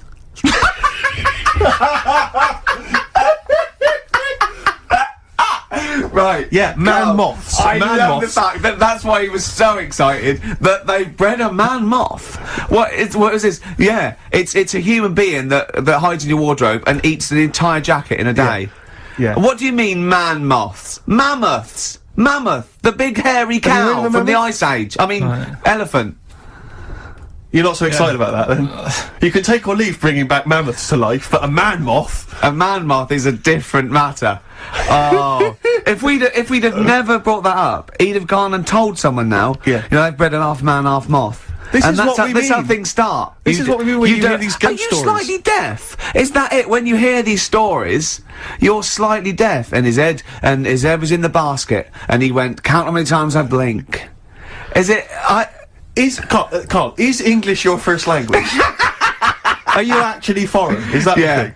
yeah. Should we Well, speak when we say slower? foreign, we mean not of this planet. Yeah. Should we speak slower? Would that be a help to you? No, go on. Next What do you one. make of Do that? you think that's good? Seriously, Do you the think that's idea good of to bring back bringing mammoths? prehistoric animals. These giant elephants. They're slow, aren't they? It's not as if they're gonna like get out and run fast and they can't capture them. They'd probably be a fence, to be honest, Carl. They'd probably be a fence. No, but you're asking it as if like, oh, it could all go wrong, but it couldn't, could it? Well, Really? but the point was about Jurassic Park is they thought it wouldn't go wrong. They thought they had it all under Yeah, well, control. that was and Have you dinosaurs. learned nothing from Jurassic Park, Carl? Dinosaurs would say, oh, think about it before you do it. But with a hairy elephant, it's not gonna. Not a concern for you. Would you go along to see him? Would you be interested in it? If it was in the area. He's great, isn't he? I'd love a queue, Nothing right? impresses No, him. but what I'd like to do is Carl sitting like Yoda in a little cave, and I'd just like to see people like Tony Blair and, you know, Stephen Hawkins in a queue, and they go and say, Carl, got a bit of a problem, And thinking of cloning a man and a moth. yeah. Problem? Not an issue. No, if I'm in the area, I might cruise around and have a look at it. Otherwise, just don't send it near my my clothes. Oh, that's fantastic. So it's just for a second. What's as the words "man moth" came into your head, how excited were you? I mean, were you both terrified and excited? For the moment when you thought that they'd cloned a man and a moth. I pictured What kind of face did he have? Did he have the moth's head or was it a man's head? just a little man head. Right. What was his face? What did it look like? He just was like a bit shocked. perplexed. Yeah. Yeah. So it was like he'd been grafted onto the body of a moth without his consent. And when he was asleep, Lad. Yeah, he'd woken up. he just went in to have a goiter removed, Yeah. and they said, "We've He replaced woke your up with goiter with the body of a giant moth." Yeah. Is that all right, Mr. Jenkins? So he had the head of a little. Was it a little boy or a man? Little man, Right. Okay. and he's just bumping into a lamp. He's just bumping into the. Carl, if you went into hospital and they'd done something, what's the worst thing they could do, right? What would you rather have done, right? You wake up and you've got lobster claws for hands. Right. You wake up and you've got duck's feet. Or you wake up and you've got one horn coming out of your head. The worst thing, Yeah. probably the horn coming out of my head. Why? Get in the way. That'd be useful, wouldn't it, in fights and stuff? And for like parties, people would play Well, I suppose points. the lobster claws would also be quite handy there. Definitely. What confuses you? When you look out your window, what confuses you with the world? What do you walk around going, oh, that's a bit weird? I remember when you were in Edinburgh, you were confused because you saw someone putting a parking ticket on some rubbish, which confused you. Yeah. That was weird. Yeah. The world's a crazy place, isn't it? I mean, whatever you look at, you can. Do you know what I mean? Like what? Like what? Oh, anything. I mean, you could look out the window there and you'll see something. You go, why are they doing that? What are Yeah. they doing that for? Yeah. I'll tell you this, maybe we should bring back White Van Carl. There's some interesting questions this week, Rick. Yeah. We could pull that out of the bag if you're Shall interested. we do that? Just get Carl's take on the world's Let's do it. views. Let's do it. I think we set Carl up again in the last hour as a person that people want to know Yeah, they wanna his know what he's opinions thinking. on the They wanna world. know Yeah. what- Yeah, well, if you're not familiar with it, on Saturdays, the Sun newspaper asks a typical white van driver questions his opinions on the week's news, and we thought we'd throw these in the direction of Carl. Yeah. Good. And then what do you make of this teenage thug, Carl, Mickey Carroll, who spent 4 months in jail and he's won 9.7 million on the lottery? Is that justice? When you think of all the good people that are going hungry? And there's a lad there and he's won... Did he buy the ticket before he 9.7. went in? No, I think he bought it once he'd come out. So he's done his time. He's done his time. Fair enough then. He's been punished. Yeah. Right. He's bought a ticket. He's had a lot of bad luck. Mm-hmm. Now he's having a bit of good luck. Good luck to Right, him. next one. Are you concerned that now he's got all that money he could turn into like a sort of mastermind villain? You know, like a James Bond style villain? He's got a criminal streak, we know that. Is that a concern for you? I mean, Well, you we imagine don't. that? He could build some kind of underwater We fortress. don't, with my lawyer's hat on, we don't know that. Yeah, well. Well, he'd have to prove that he didn't have a criminal streak. I'd say that you've been in jail for 4 months. Yeah, but sometimes people are bad because they haven't got any money, so he might be Interesting an point. angel of gold now. Or Yeah. whatever the Yeah. saying is. 1 in 5 children aged between 11 and 16 go on booze binge sessions at least once a week. That's terrifying news, isn't it? Kids, they know too much now. Yeah. You Compared to you, yeah. Despair. I know, right? Yeah. Listen to this one, right? Go on. My dad had me niece in the car, right, running her to school one day, and she was in the back of the car with a mate, and they chatting away about stuff like kids do. And he got onto the topic of one of the mates who he said, I mean, you've got to remember, Nice, this point was probably about 5 or 6, something like that, right? In the back of the car, talking about My Little Pony, whatever it is they play with. Subject changed. Oh, that Lisa in our class, she's a lesbian, isn't she? Right. That was that's what they were talking about. Yeah. Chatting away about it. Just openly talking about lesbianism. And probably, you know, this is the topic that they're talking about in the pub when they're having out drinking. Yeah. Yeah, but they might have thought a lesbian was a funny word or something. You don't necessarily know the ins and outs of it, do they? He's weird though, isn't it? Because when I was younger at school, you didn't like. I mean, you swore a little bit, but it wasn't like major swear words, and you sort of did a little bit of nicking, but nothing like they get up to now. I mean, if My girlfriend, when she was about 7 or 8, just walked to school with her mum, and she called her a C-U-N. Right? You are joking. No, she said, because she thought it was a big. She said she thought it was a big furry animal. So she was being nice, and I remember, where'd you do that? Where'd you do that? Like, just heard it at school. So they might, they might not know what it means. Well, I tell you, I'm gonna have to use kind of euphemisms here to tell this story, but when I was at school, I learned, the stronger version, it's not the same word, but it's very similar with one letter changed. I'm gonna use twit. Yeah. You know the word I'm thinking of. Yeah. But I'm gonna use the word twit to replace it, right? And I said, I went round. You think they're twat? Yeah. All right. That's what I'm thinking of. And, so can I say it? Am I allowed to say it? No, it's weird though, because hang on, some people from Cornwall use that like saying twit. So, if people listen in Cornwall... Do you know what a twit is a pregnant goldfish? Well... Well, I learned the stronger version of twit. Yeah. Twat. For those that aren't sure. I learned this at school when I was like 10 or whatever, and I didn't know what it meant. I thought it was just a stronger version of twit. Yeah. I thought it was just if you were really annoyed with someone because they were a real twit. Because I is worse than I. Exactly, apparently. So, Carl would be a twit. And, and so I started using this at home, because I didn't realise what it meant. I started using this at home, oh, you twit, you're a twit, and saying it to my dad, you're a twit, but not saying twit. Yeah. And my dad didn't know what it meant either. That's great! I couldn't believe. So he started using it as well, right? So then we'd be driving in the car, he'd be saying to my mum, you stupid, say to my mum, you don't, pull over, you're gonna bum it, you twat. Saying this, then I learned at school from Mark Johnson what it really meant. Yeah. Stopped using it, obviously finding out it was quite an offensive word. Yeah. I didn't want to bring it up to my dad. I didn't want to sit my dad down and say, Dad, you know that word we've been saying? Yeah. You know what it means? So now, to this day, I've never brought it up with him. So we'll be driving, I'll go home for Christmas, we'll be driving around, he'll be calling my mum that word. Left, right and centre. I think she knows. I think she's just embarrassed. Or she's just upset and she knows what it means. She goes, why does he keep calling me this terrible word? But he's the only one, I think, in our family who doesn't know what it means. No one's got the guts to say, I don't know whether I should tell him this Christmas. What a twat. I know. Right, well it's time for White Van Man, which is where we ask Carl the questions that the Sun asked someone else. Exactly.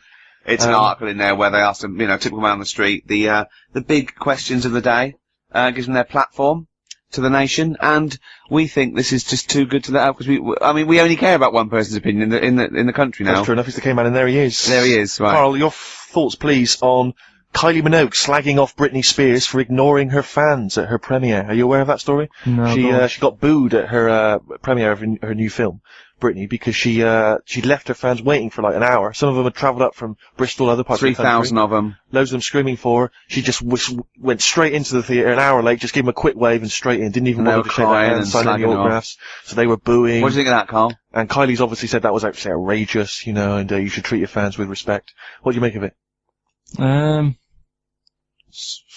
So she did wave. Like, Yeah, but literally as she was walking into the theatre. was it raining?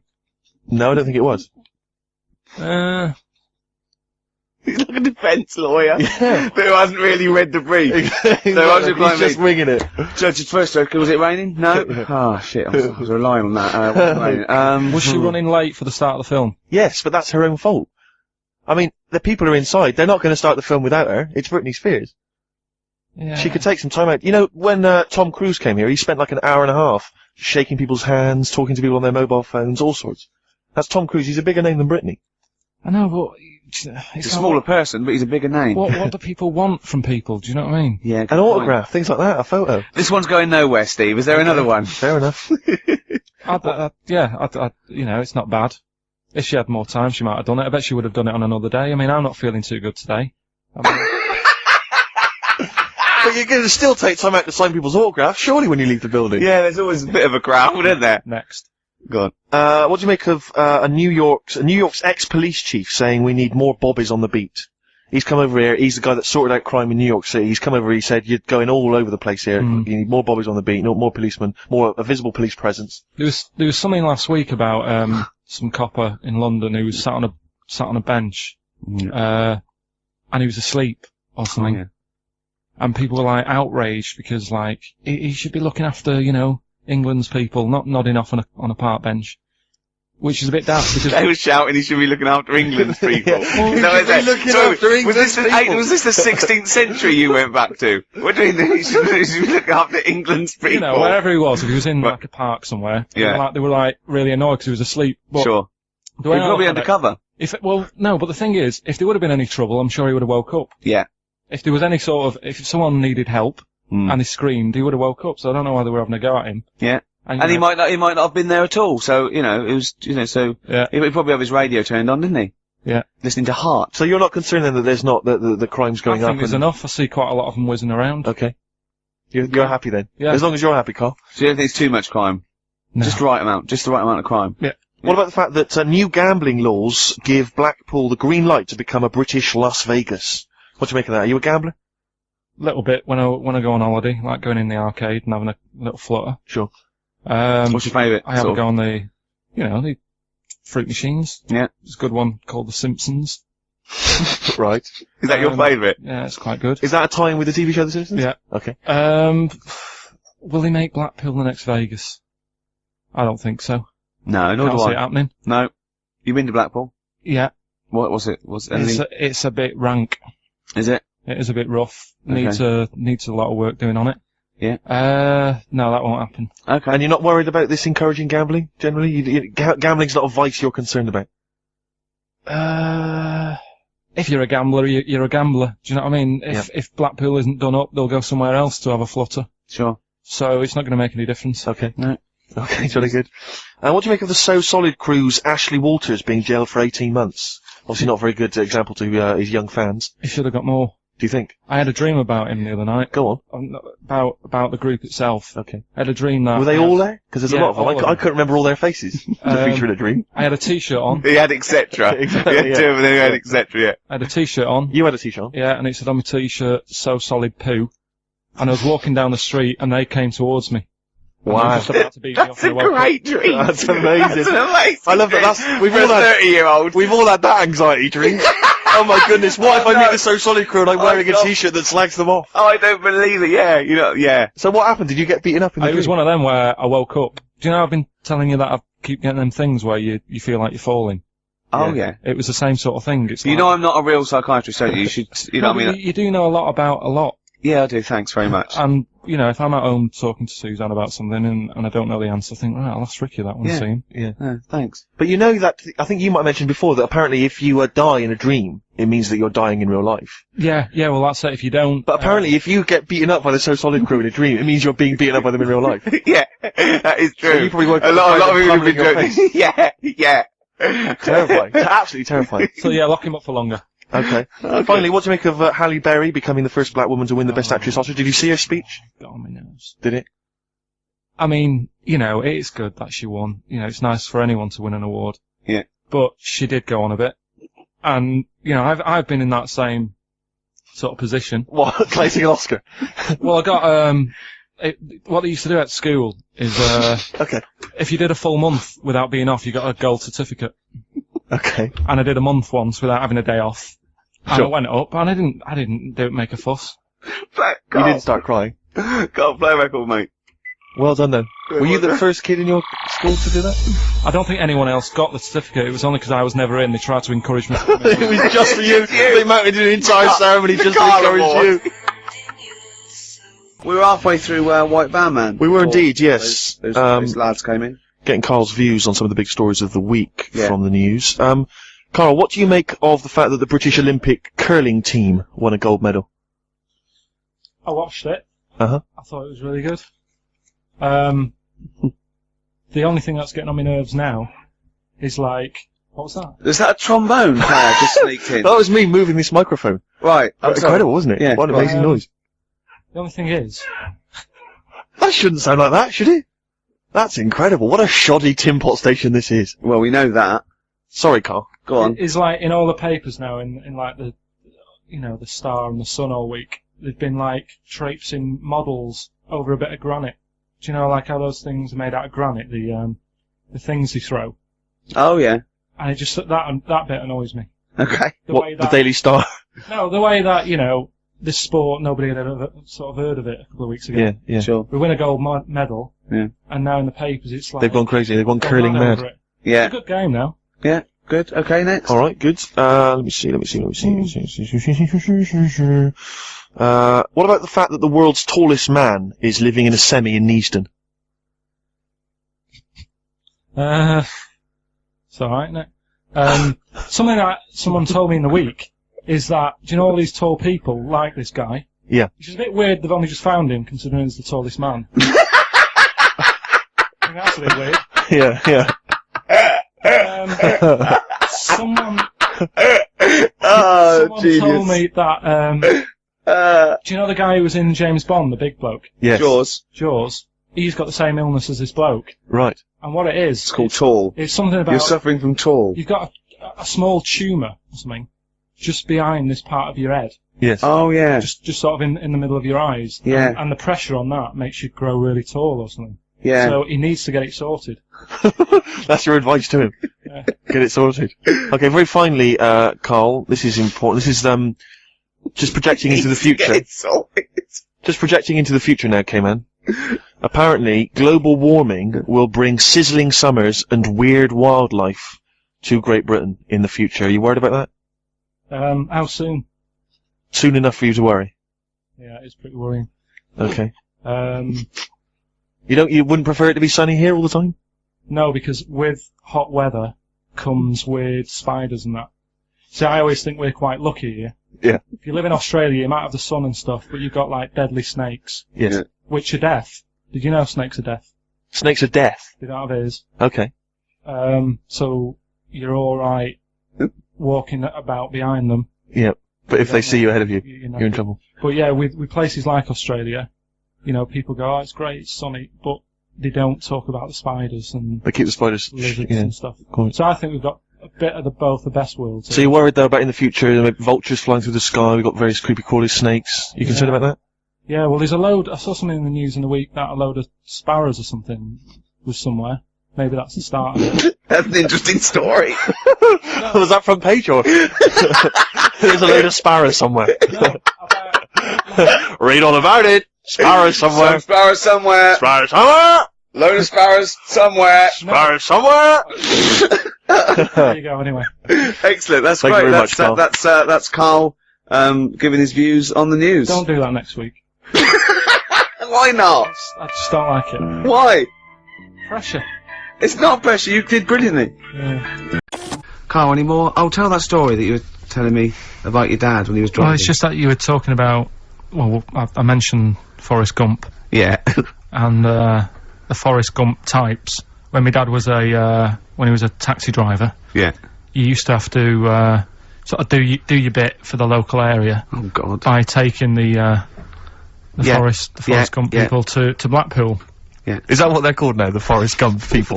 Is that what the organisations that support them ask for them to be referred to? A as? minibus with Exactly. life is a box of chocolates.com. Well, Forrest Gump types. It must have been, so you work with these people. It was, yeah. Well, yeah, the people with learning difficulties. difficulties, yeah. And they used to get five. Coming home must have been a busman's holiday. So he got 5 of them in the cab. Yeah. And they had to go to Blackpool, and 4 of them were really good, you know, behaving themselves, didn't mess about, weren't fighting and stuff, but there was one who was just causing loads of trouble and they couldn't control him.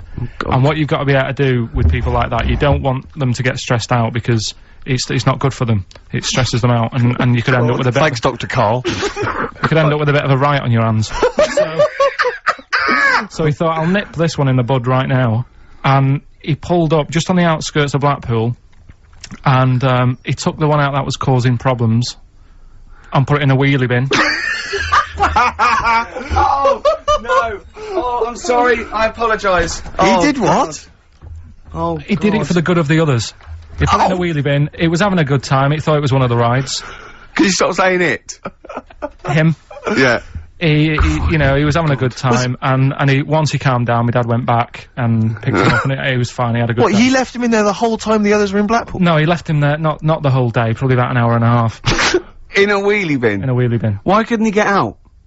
Because like his arms were trapped on the thing. It's one of those one. What, he tied him up?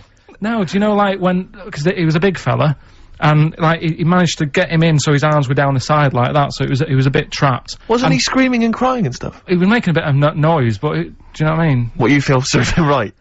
Well, but anyway, I didn't really want to talk about it. He just brought it up because of Forrest Gump. Do his, family know about this? Is this the first time they'd have heard about this? He didn't get asked to do it again. Because he had another problem similar to it where he had a little minibus, and it was his job to take a load of old women to the bingo hole, and it was miles away. And he took him there. There was no problem. About 10 old women in a minibus. One of them was causing trouble. So he pulled over it.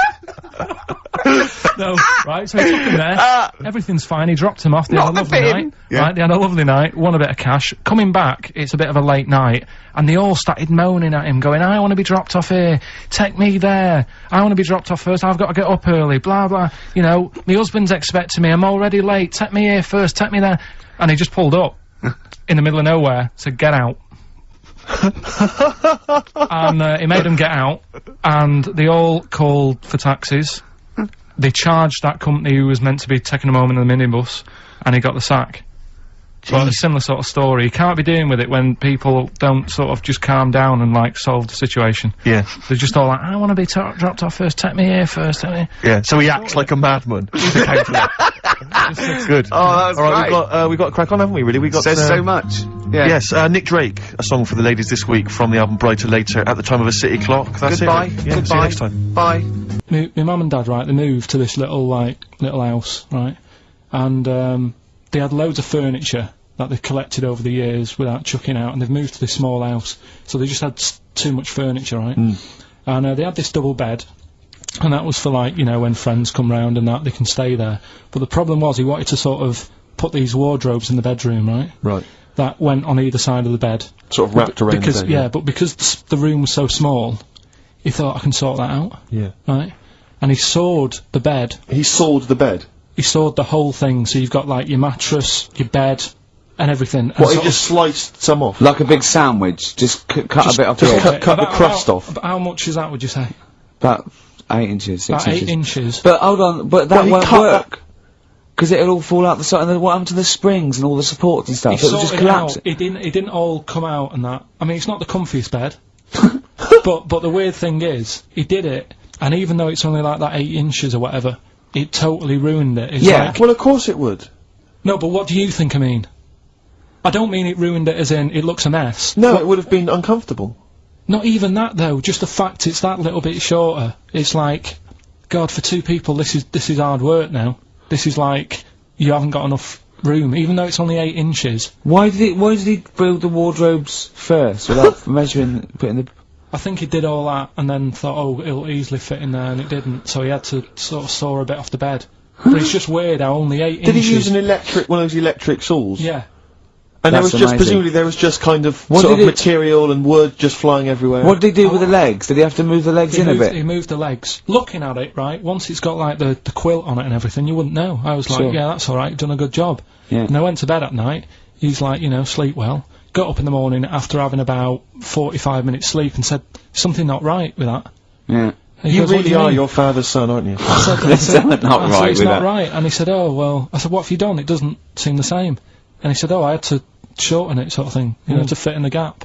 I said, well, I can't sleep in it. I said, and there was a big kerfuffle. My mum was saying, look, you have our bed then, and we'll sleep in that one. And my dad was like, sod that, Yeah. Yeah, it's ruined. you know. Some idiot cut it. So, there was a big debate going on about where we should sleep, and I was saying, look, you know, I only come and see you, like, every couple of, you know, probably once every 6 months. I'm not being funny, but next time we go home, can I film it? Just for, do you know what I mean, Channel 4 or something? Well, you know, I mean, the Osbournes is not on at the moment. The Yeah, no. Pilkingtons. Be- That would be extraordinary. oh, can we film it? That's brilliant. Is anyone from Channel 5 listening to this show? Or Bravo. Yeah. The Pilkingtons. Weird though. Play a record? What do you want to play? Do you want to play, do you fancy playing something of yours? What, have we got I anything? don't know, something that was sent in to you, maybe? Oh yeah, no, I'll tell you, yeah, I'd like to play this. Yeah, Bronze Age Fox. Band from Bristol, my neck of the woods. Always play the working, tune, Carl, play the tune. always working. He's Play the always tune. working. He's on the ball. He's on the ball. He's on the Bobby ball. Anne Robinson, put in the Welsh into room 101. What, 'cause she didn't like him and that? Yeah, she just said, well, they're going in the, She said it slightly more eloquently than that. Yes, yeah. I can the people or the place? I don't know. I think it was the place and therefore the people. Yeah. What do you mean, yeah? No, well, you know, my mum and dad have sort of, moved from Manchester, they reside now in Wales. Oh, yeah. And it is, Look at his face, turning his nose up. no, but it is pretty depressing. Do you know what I mean? It's just one of them places that it's like you go back in time and that when you go there. I mean, maybe the major cities there, maybe Cardiff is alright. What, even coming from Manchester, it's like going back in time? It's just, it's like one of them places that it feels like every day is Sunday. Do you know what I mean? It's just depressing and grey and slate Lots of everywhere. vicars walking around going, I'm late. Well, yeah, it is the sort of attitude they have, right? This is true because my mum and dad live there and that, right? And they love it. It's all right. It's an healthy place to go when you get older and that. But this is why they don't move on in Wales. Well, I'd just like to make another sorry to any Welsh people listening. We're not saying you don't move on. KARL is. No, but Sorry about the little Chinese shoes again. the thing as well. is, it's good that in a way that they do that, and they don't want to be like, you know, rushing about everywhere because the way London isn't that great either, is it? Because it's totally opposite here, right? Yeah. So I'm not having a go. It is a bit dull. I think even people who live there will agree with me. Okay. Right? But like one of the shops that my mum and dad use, right? It's only a little sort of villagey type shop. They can't be bothered staying open for hours and hours, right? Because there's not enough people use the shop. Yeah. So what you do is they get used to what you buy. They leave it out. They put it in a phone box outside. They put it in a phone box? Yeah. So it doesn't get wet. So my dad's loving that. Well, Once he yeah. found that out, it was like, brilliant. But how is that a bad thing? That's brilliant. Well, it's not for other people, it is for me dad, because he was picking up all sorts of stuff. Oh, Chickens. no, he's not! Oh, yeah. He's not nicking other people's shopping. Well, it's not like nicking, is it, because it's not theirs yet. Oh! And you've stitched him up on radio. Well, of course, because they're going to think, who is there in town with a Manc accent? Who hangs keeps, around a lot, yeah. keeps making phone calls. And he's getting fatter. Yeah. That's You've stitched him I right love up that. there, I Carl. love that your dad was excited when he found out. I can't believe that he's moved there. He's retired to this little village where it's based on trust and community, and he is abusing it. He's using his scally Manc ways. Bloody hell, Lakers. There's no bread again. There's old women Was going empty. hungry. Yeah. Their cats aren't getting fed, and your father is just. I can't. That's obscene. That's obscene. Oh, I think it's Die Thief. That fella from Manchester. I don't even think they've got Sky there yet, have they? They can't listen, they won't know what's... I think you stitched him right up. I hope you have, actually. I hope he goes down for it. I hope he's hounded out of the community like Frankenstein's monster. Yeah. They should get burning torches, go up to the Set fire to mansion. his cottage. Yeah. Exactly. Right, well... He's out of the choir. Yeah. Tell us about this woman. Well, it was just because you were saying about the, you know, our living... We are broadcasting it, aren't we? This is actually going out, this is live. This isn't us sort of like... Yeah, sort but of- you were just talking about how I lived in an odd village Yeah. with kids with big heads and all that, right? And what I wanted to do... What is that again? There's two kids with big heads. Yeah, they just had sort of big heads and webbed hands and that. They went to my school, and when I spoke to my dad the other day, because I'm going to see my mum and dad tomorrow. Oh yeah. So I said, have we got any school photographs with the big-headed kids in? And he said, no, nobody bought the sort of school photos because they were in it, so it was always a bit ruined. But I said, well, No! No, he said sales would, you know, because he obviously talked to other dads and stuff like that, and he just said, oh, no one bought them. But anyway, so I would love them. Yeah. That's why I'd buy them. yeah, but I wouldn't stand out, would I? If it's that on the sounds mantelpiece. Yeah, well. So, but anyway, so I was talking about, you know, When you say they had big heads, what do you mean? Do they look like someone from Doctor Who? they were just quite big. But they weren't related. No. So why did two blokes with big heads and webbed feet? I lived in a weird area. There was a there a chemical plant close by. I can't believe you've never told us that before. That explains a lot. Not just the freaks in your neighbourhood, but No, well, loads of truly. weird, there was loads of weird stuff going on. There was this, like I said, there was this woman who used to like live in one of the council flats, right? And she had a three-wheeled sort of big. What do you call it? Son, three-wheeled son. He was the weirdest bloke we ever knew. What do you call it? Like a big tricycle, but for an adult rather than one for a kid. It was Yeah. a big It one. wasn't a motorbike though. It was a No, it was a pedal push bike thing. Yeah. And she used to sort of ride down the road with a fella sat in the basket on the back with his like legs dangling over, and they'd be going to like the pub and what have you. Was it a different fella each time or the same one? Yeah. Little sort of bald-headed fella. Sure it was in collection for like organs and things. Bring out your ill. And then people just throw Grandad just in the back and go, right, we're getting £4 for Grandad. But she used to Got a be lovely quite- pair of testicles on him. They're very low, but they're Bring out your dead or nearly dead. She used to pick on her husband quite a lot. They'd be in the pub and what have you, and they'd be sat by themselves, but she'd always be sort of, you know, having a go at him, moaning at him, sort of pushing him about and that. So my dad and his mate, right, they went round to their house, knocked on the door, she answered, and he said he was a copper, right? He said, you know, Detective Pilkington, gonna come in and have a word. So I'm just going to make a note of impersonating a police officer. Yeah, for the good, he went in and sort of said, now, I've heard, It's a superhero. Yeah. I've heard, you know, you picking on your husband a lot. Yeah. We'll be keeping an eye on you. Do it again, and there'll be trouble. And she backed off after that. She That's was good. alright. And how was the husband? Was he still in the basket though? Was he allowed to ever sort of like ride up front with her? Or was he just always in the No, basket? he just she'd sort of stopped picking on him in public places and stuff. That's like good. That. Just You did it behind can't, you the can't door. get done, can you, just for doing that?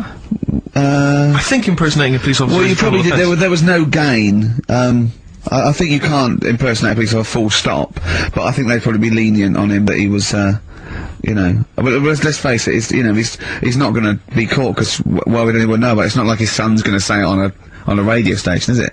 And stitch him right up. Is this something you did generally? Kind of a little bit of light vigilante work? Just whatever, him and his mate, just, you know, if they saw something going on, they go, what can we do? A little scam can we do, or whatever. That's fantastic. That is brilliant. Right, okay, we do? coming up, Knob News. Smashing Pumpkins, Cherub Rock. That, of course, Rick, is available on their greatest hits. Brilliant. If you want. I mean, that's how I rock. So Yeah. I know they. I'm very much the shape of a cherub as well. Well, now. indeed. Naked with a Yeah. couple of And a rosy big arse. and a trumpet. Yeah. Do they have trumpets? I don't know. I've just had an email here.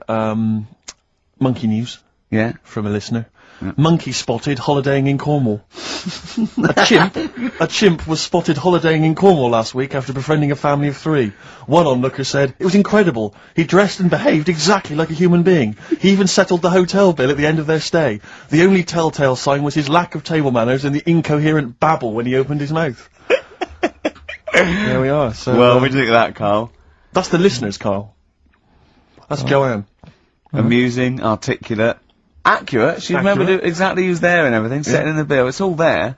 So, I mean, even though people think that you're slightly simian, you know, slightly less than human on the evolutionary ladder, they do listen to you. So, I mean, I don't know who's more stupid in the end, you or the listeners. Well, you may recall, Rick, at the end of last week when Carl had to shoot off early, we issued a little request Yeah. for listeners just to bombard Carl's email with just pointless emails that really weren't about anything, just to clog up his email for when he returned. Yeah. Rick, they sent them all to us. Brilliant. I mean, that's the kind of listeners that we've got. We've got reams here on our email of just junk. I mean, it's like a Marx Brothers plot, isn't it? I It's mean, just ludicrous. listen. Listen to what we say. I got one, about a shaved cat. Well, that's not pointless. I'll be reading that later. Oh, it's 11, yeah. I'm happy. That'll keep me going for a couple of weeks. I'll be reading that later. Did you get to the monkey sanctuary? Because this was the big thing. You were going into Cornwall, you were going to visit the monkey sanctuary. I've never seen someone more excited. You had 2 days put aside for the monkey sanctuary. I know. How did it go, Monkey World? We were on our way, right? I found like a little, in the little cottage that we had, right? It's like a little folder, you know, with little leaflets in saying if you're into mountains, you want to go here. Yeah. If you're into castles and that. the Little castle monkey world. on the leaflet, right? So I thought I'll be needing that. Took that out, made sure that's safe and that, right? We get in the car, getting ready to go. My dad says, "Where is it?" I look on the back. It's in a place called Low or something like that, right? Yeah. So we're on our way. Can't believe me luck. It's going to be a great day and all that. Yeah. And then start looking at the leaflet, right? And noticed didn't have any chimps there. Yeah, it's not Monkey World. It wasn't a monkey world. Well, what No. was it called then? Something like, Monkey Town. yeah, it was just, it had like woolly monkeys in it. That's what. It had what? Woolly monkeys. What are woolly monkeys? Those things Johnny Vegas off the advert. Right. Loads of them. They're dumped now since ITV Digital Yeah. went under, so they just put them in a cage. I don't No, understand. They're woolly. They're like they're sort of like little fluffy little baboon type things. Woolly monkeys. I mean, it's not your chimp. It is Right. it's not your classic chimpanzee. So did the car screech to a halt? It was like Yeah. it was like the mission in Armageddon. I just said abort. We're on the way back. So how far had you got before you bothered to read the leaflet? Probably about 5 miles away Right. from where we were. So what did you do with yourself? You must have been distraught. we Well, went they to, broke down and then they heard banjo music. No, we went to a sort of an amusement place. Arcade. I'd love to see you in that. What with putting those coins in, so it has to roll down and they go flat, and then an arm pushes It them. was one of them. Really? But I I'd worked out spent it was years a on that when I con. was little. Well, there's Oh. a new one. I can't be bothered explaining it, but it's a con. We went to this place, right? My mum and dad had been there before, and Yeah. they said, "You'll love it. It's brilliant. It's got like a war bit in it." A war bit, right? Yeah, like, because they know I'm into tanks and stuff. Yeah.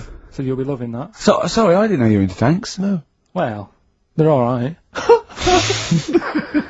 Brilliant. It's gone from one of his childhood passions to, well, they're alright. I know, yeah. Go on. And, but it was awful. I mean, my mum and dad had been there before, and he said, "No, you'll love it," but it was like a really miserable day. Sure. Right? All the rides and that were broke. Yeah. Broke! It just reminds you of Manchester. My dad just ended up, he was more interested, there was a really fat family there. Well, presumably he was breaking into the machines, trying to scoop off the cash. I like the fact that those poor fat family were going, why are those people looking at us? Yeah. Oh, do you want to ride one? No, but they we're not a ride. They were massive, and he just like, look at that, look at the state of that. The whole family. Yeah. Just, fat. Bloaters, yeah. Alright. No, down. but because fat, there's no need for it, is there? And he was really like, oh god. And then he wanted to follow them into the House of Mirrors to see what they look like. But my mum had got bored. She went off to buy a little Snow White figure. She couldn't believe her luck. It was only $2.99. Yeah. She thought it was going to be really expensive. Sure, so she she's a bought classy one of lady. them. So she enjoyed that. And then my dad says, "Come on, we go in. It's rubbish, this." What, the fat family wouldn't let him play with them? So he just said on the way home, he said, "I can safely say that I never want to go there again before I die." So that was that. And then we went home. Why would he ever give you that information? In case it was like a secret birthday present. You go, oh god, what if they get me a trip to here? Or if he's in a coma and you go, I'll tell you what to bring him out of it. That fat couple yeah. by his bedside. yeah. But Suzanne said she now realises why I am the way I am after spending like a week with them. Well, She said- they told her that they dropped you on your head as a kid, or No, just like the way they act and that. right? Yeah. I No, think- they were saying things like, Suzanne, so, why is the moon out at night and the sun in the day? Oh, God. Yeah. Oh, it God, was- there's it- 3 of them. Suzanne, can you tie my shoelaces again? It was the bit when my dad said, "Don't waste money on a coffin for him. Just put him in a bin bag." Your father said that about himself. Yeah. Oh, that's a great idea. I'm glad you mentioned that because That is great. that gives me an idea. Look at Carl. I love that look at Carl. Carl is looking back and forth. You know when you sort of you go to a cat and it looks back and forth between two people. That's very much like Carl's looking at us now. Or when, like, a child sees a midget or something in the street. They're just transfixed, aren't they? And the parents go, don't stare. When we were pushing Ash, just our producer's in a wheelchair, and we were pushing him He's through not the a BBC. midget, we should make No, that he's not a little midget. He's not tall. But we were pushing him through the BBC, and this little kid just came up and just stood in front of him and looked at him. Yeah. I just laughed. It was funny. Do you do that? I imagine that you get caught staring at him. Yeah, do you go up to people with problems and go, Mummy, is that a monster? Well, I was telling you one about when I used to go with my dad in the taxi. Oh, yeah, Why, tell what us this happened? story. Well, Your father was a taxi driver? my dad he had loads of jobs, which they did back then, and they don't do that anymore, do they, people? They don't Have a do variety of loads jobs? stuff. Sure. But, at one point, he had a black cab, and I used to go with him, used to get a beer crate and put it in the front of the black cab, and sort of sit just next to the Comfortable. meter. And, anyway, we got this call, and, like, the guy on the end of the radio said, oh, you've got your son with you, haven't you? So he said, yeah. So it's just like, you know, we've got to pick up at number 11 Village Lane or whatever. And he said, all right. And it was this woman. It was like a woman version of the Elephant Man. Wow. The Elephant Woman. Yeah, it looked like... it looked like... It was really strange, because I was in the front of the cab, and when you're a kid, if something looks odd, you're a bit scared of it, aren't you? Yeah. And my dad was like, look, be all right. And we're driving towards her. Look, don't worry, son, I've got loads of buns. And just to I think give I'll you- just throw one down the street if you run after You're it. being mean, right? I am a little bit, So yeah. how old were you, 18? No, I was about 12 or something like that. 11, 12. And as we got closer to her, it looked like she was holding, like, a bag of spuds on her shoulder. For a snack. Right. And her head was all a bit mangled and messy and that. And my dad said, whatever you do, don't stare at her face. Yeah. And she got in the Because you back. turn into stone. She got in the back, and I had, like, the mirror, the driver's mirror thing, and sort of having a look, trying to work out. And I mean, he said, don't stare at her face. I couldn't work out where her face was. It was that weird. Oh, God. So I'm not sure you're from Manchester. I think you're from, like, Narnia or something. Yeah, you got Or- frog boys walking yeah, around the Lord with of the Rings. that got like the claws of a lobster and the head of a toad. Yeah. And you got women getting in with spuds for heads. I mean, what This is sort not of, what Manchester. is This is not place? the place you grew up. This is Yeah. mad. Oh, you can't believe it in London, can you? You come down and you go, look, symmetry. It must be amazing. It must be a thing to do with upbringing, though, mustn't it? And because again, do you know I've said to you before, years ago when I was a kid and didn't have any worries, good-looking lad, you go through it a bit, have a few more worries, and you look knackered. Now back there's a lot more worries and stuff, so you get a lot more freaks.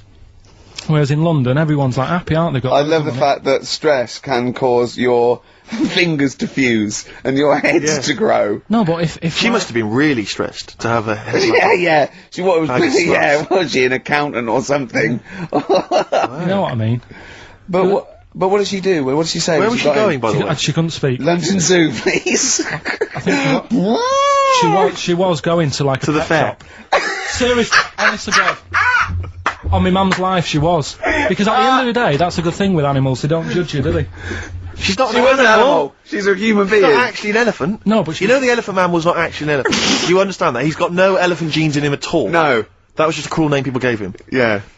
No, it's the name of the disease, isn't it? Elephantitis.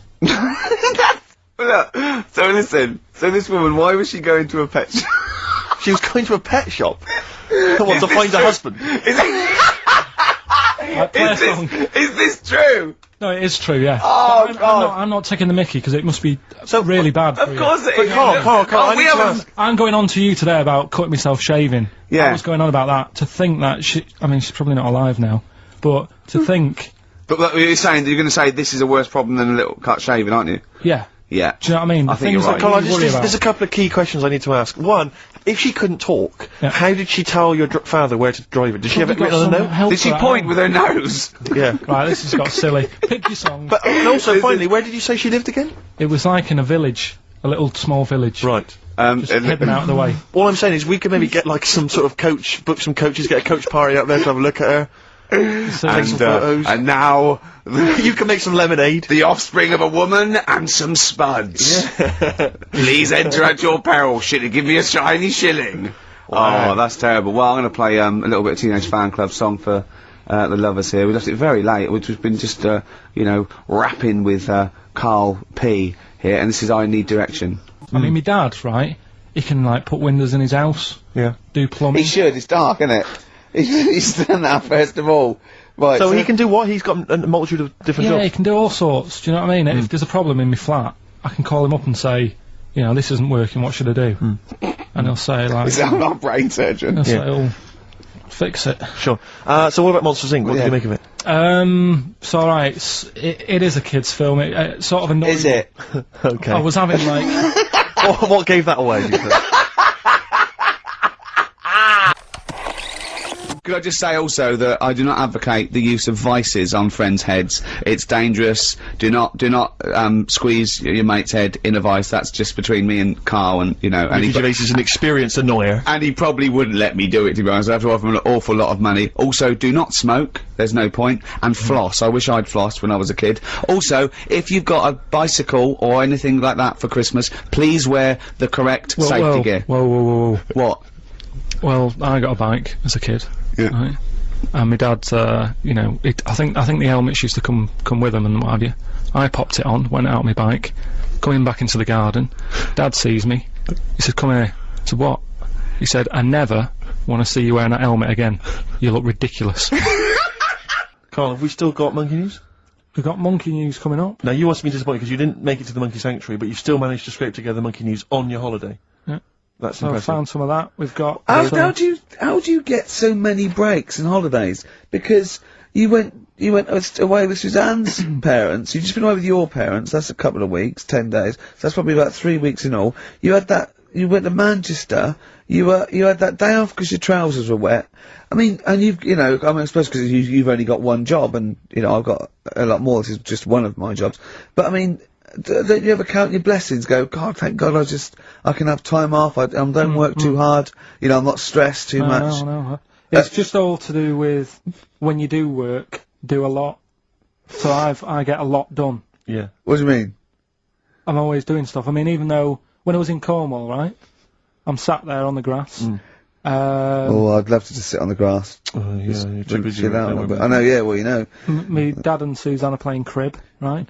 I'd sort of fallen out with him at Your that dad and point. Susanna playing Why did you crib. fallen Because out you do with live who? in the 1940s. Yeah, why did you fallen out? Because with crib, have you ever played crib? Yeah, Right, you've got to be pretty good at maths. sure.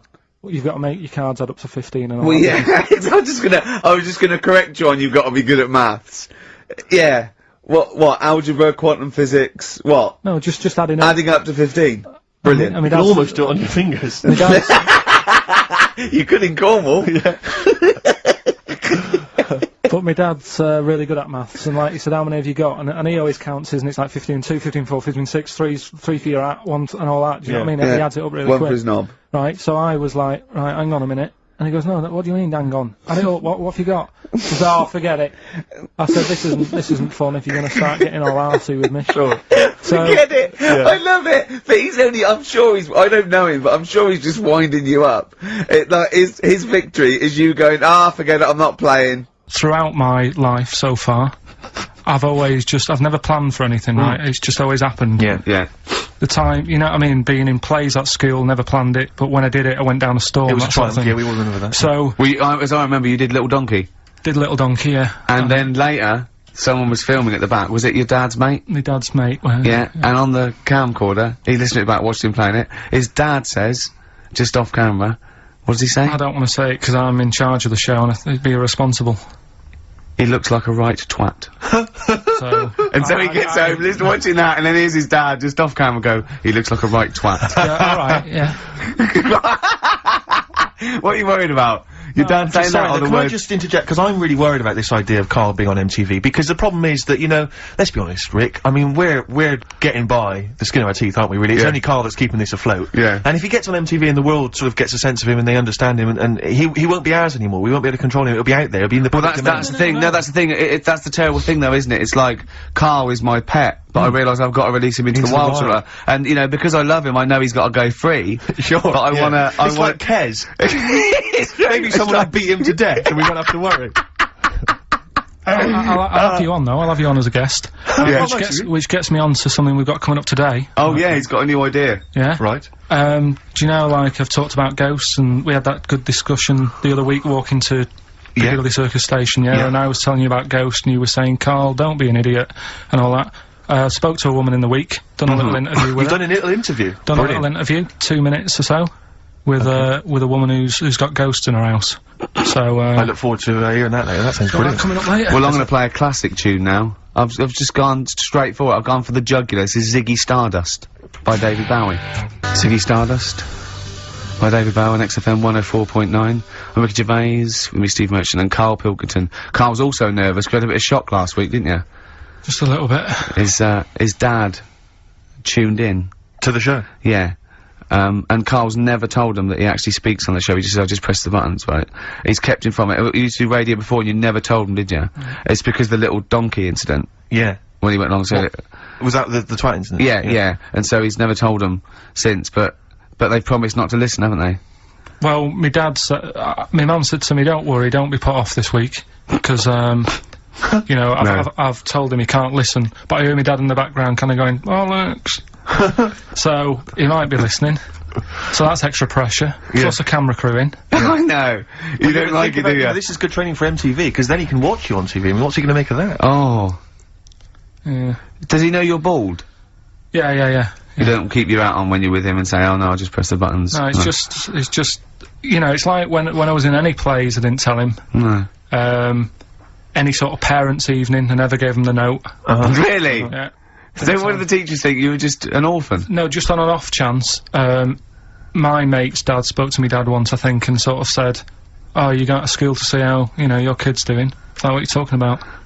So there's a parents' evening, so he went said, what kid? He went to one, and that's when Mrs. Matthews said I'd never be a high flyer. How wrong was she? Yeah. I think we should call Mrs. Matthews and make her eat her words. Well. She'd turn on to MTV when, I don't know, like their slamming session. Yeah. And they're gonna go, that's young Pilkington. He's bald, but it's definitely him. I recognise that woolly hat. Yeah. Nelly, Ride With Me. That's featuring City Spud. I don't know if you're aware of that, but there we are. Good, nice summer tune. Carl, tell Steve what you just told me when Steve was in the toilet then. Right, you know, I'd just been away with my mum and dad and that. And one of the things I always like doing is having a good chat with my dad about stuff he got up to when he was a kid and that. Yeah. Right, because he got up to loads of stuff, and every time I see him, he tells me something, and it's like, why are you just telling me that now? It's brilliant. Yeah. Right? So, I mean, to me, he's kind of like Ronnie Biggs or someone. He's just the most extraordinary kind of.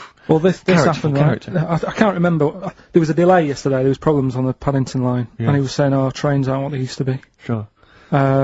He said, you know, I was looking. They used to be horses, didn't they? Well, he was looking in the booklet, and it was saying how you can have your bags collected if you want, but it costs you £5. Yeah. So that's outrageous. Sure, of course. Right, so he said that's the problem with this country. We've got good with computers and that, but when it comes to, like, getting service, it's gone out the window. Yeah. Right? So he said, when I worked on the trains, you know, and he was going on like this, that and the other, so I said, oh, I didn't know you worked on the trains. He said, yeah, when I was 18, right, it was his job to get the coal, right, and chuck it in the engine. Right? And one day he's in Grand Central Station in Manchester, which is now the GMX Centre. Right. Right? And that was like the main station. And he was in there. The fella who should have been sort of driving the train, right? He said, oh, I'm just nipping to the pub. Sure. So you just stay here, keep the engine topped up and stuff. Yeah. So he's like, yeah. For a quick getaway. Yeah. Right? So the fella goes in the pub, and my dad's in there, you know, putting the coal on. He did his bacon and eggs on a little shovel. Yeah, yeah. And anyway, fella comes up. He says, right, can you move the train forward now? Oh, blimey. So he was like, oh. So he didn't want to say, oh, the fella's in the pub, because he'd know, he'd say, well, what's he doing in the pub? He should be working, right? So he said, yeah, no problem, I'll sort it out. Right, so he puts it into gear, or whatever you do on them trains, Sure, right? puts it into first, yeah. Starts going forward. Now, people who don't know about trains, something that I learnt, is if you're carrying a load of coal or whatever on the back of it, they don't have brakes on each carriage, right? It's only the engine that has brakes on it. So when you pull the brakes on the engine, the whole weight of what it's pulling is pushing you forward. Sure. Right? Yeah. So he doesn't realise this though, because he's just used to cooking bacon and eggs and chucking coal. Of course, yeah. So you've got to slam the brakes on sooner than you would normally. Yeah. Well, you have to anticipate it, I suppose. Yeah. But he didn't know that, course so he didn't, he's yeah. pulling in, he's thinking, right, Well, put he's the a brakes. Parkinson. I'll put the brakes on now. Yeah. Right? Puts the brakes on. The train just keeps going. He's going. Oh god, it's not stopping. Sure. It ploughs right through the signal box. Right. Loads The of baboon damage. pulling the signal doesn't know what to do. Yeah. Loads of damage done. Apparently, if it was today's money, Yeah. it'd be about £3 to £4 million worth of damage. It shut the station off for 4 weeks. But he didn't lose his job. The fella lost his job. The one who was in the pub. Yeah. He said the funny thing was, he said like £4 million worth of damage. He did his ankle, his wrist in. He had 3 weeks off sick and got paid. So it's brilliant. So I love your family. It's extraordinary. The Pilkinson gene. weird, isn't it? I'd like to see a documentary following you and your family. You'd have to get the family involved. No, the sort of stuff my dad goes on about. They'd never put it on telly.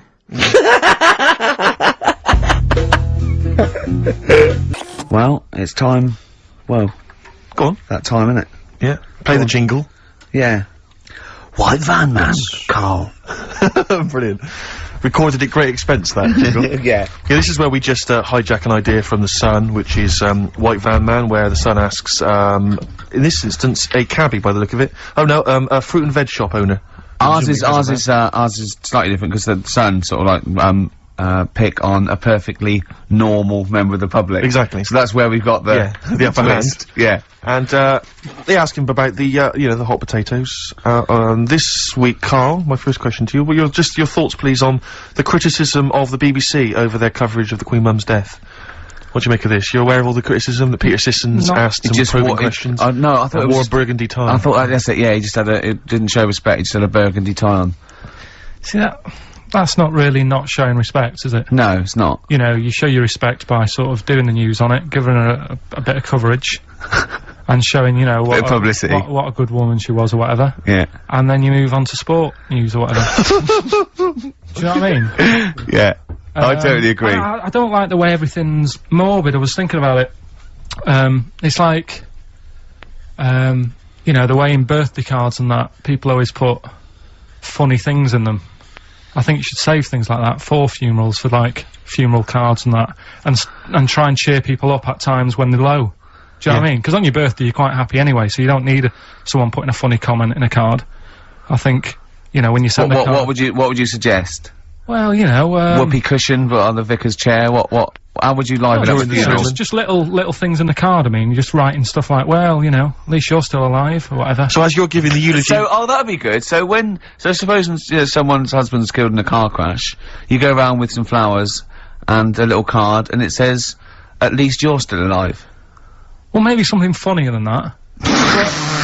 Well, maybe, like, if you got up to give the eulogy during a funeral, just wear a pair of comedy tits. Yeah, or those glasses that are eyes on sort of Yeah. springs. But why has everyone got to be so sad I about agree. someone dying? No, what annoys me is that when you see the people on television, they sort of members of the public, and they're crying about the Queen Mother, who was sad when anyone dies, sad when anyone nan dies. She was 102, and what you know, I mean, it's sort of like I think they should cry. Well, there's a picture in the paper I today. don't understand it. There's a picture in the paper today of various people who were lining the the funeral kind of route Yeah. yesterday, and there's a picture of a very young child, maybe sort of 5 or 6, on the arms of her dad, and her head bowed, and it says a young girl there weeps for the Queen Mother. And I was looking at it, and you can tell she's just tired. Well, she's she just doesn't tired know, and and why bored. would It's she so cry? transparent that it's not crying. It's Most just people what are don't we cry doing when their here? nan dies. Exactly. You know, it's sort of like But what is a 5-year-old girl gonna be? Why is she gonna be crying? The Queen Mum said, "Oh, I can't believe it." Yeah. Teletubbies? No. The Queen Mum. Oh, not the tweenies. No, it's on in a minute. Yeah. It's just like, Oh dear. I mean, I know, I'm sure, you know, I don't know much about her, I don't know if she was a great woman, and obviously, you know, it's always sad when someone dies, but it's like, it's interesting that there was a lot of tourists in that long line of people that are now queuing from hours upon hours to see her dying in state, because it's clearly just people who want to be a part of Must be history. gutting if you're over from Sweden and you find out that Yeah, the Queen Mum's died. Oh, you must be devastated. You probably don't want to carry on with your visit. Exactly. Really. Okay, listen, Carl. I think we've covered that. What do you make of the? What do you make of the first genetically modified baby? Oh. Are you worried about this? Do you know what did they do? What? Let me see what it says here. It Well, says, isn't it just choosing the, you know, eye colour? Well, this is the concern, isn't it? That in the future you'll be able to decide whether it's a boy or a girl, how intelligent it is, what it looks like, is it handsome, is it ugly? Obviously, no one will choose an ugly baby, and so on and so on and so on. And so it means that where will it lead? Where will it end, Carl? Are you concerned? I've thought about this a lot. What will us three look like in the future if they're being, you know, genetically modified beautiful people? What will we be like? How will we be considered in society? True, yeah. But we've talked about this before, haven't we? About the cloning thing. Yeah. That's a bit weird. Yeah. But I don't think it matters, because at the end of the day, right, you might look like some other kid, but it's the way you're brought up that will change your features and the way you are, you know, your personality. If you lie, you get a long nose, don't you? Well, no, but listen, right, because I remember when we, you know, I was growing up on this estate. This is gonna be good. Go on. No, it's not. It's just an example of how this doesn't work. Go on. So we don't need to worry, sort of thing. Sure. Right? Okay. So I'm growing up on this estate, and there was this woman about 4 houses down, right, who's a bit rough. Alright? Didn't fancy her. Oh, God, no. Right, but she had a Why? baby. Well, tell me about her first. I'm interested in this woman. Why was she? It was a very... So like a man in a dress. I mean, I didn't grow up in a posh house or anything, and I'm not saying that if you live in a bit of a rough house, you're a bad person. What does she look like? But anyone can Tattoos? clean up. Look and like Tony Green with a fag on. they didn't clean up much, right? Oh. Which, even if you've not got a lot of money, you can still try and make get a some place look gif. nice. Yeah. Right? But she didn't, and a kid used to take a horse into the house. Sorry. whoa, Yeah. Whoa, Neddy. What do you mean a kid used to take a horse into the house? Where did they believe get it, a right? horse? Must have nicked it from somewhere. Must have done. you've seen a horse in it. No. What, is that from outside the saloon round the corner? Yeah, was it just tied up with a bit of... Right? And, Oh, that's great. I've Did been Big out. Jake come looking Exactly. for it? I'd been out. Oh. Nicked Right, away. sorry, let me get this. This was before the lynching stopped or after. Where did he get a horse from? What do you mean he must have nicked it? His mum said, where'd you get that from? I bought it. Alright then. But keep it out the kitchen. I don't want you going Catlin rustling. Where did he get a horse from, Carl? And how long did he have it for? Was he Until- leading it or riding it? Mum, open the door, I can't I stop! can't stop it.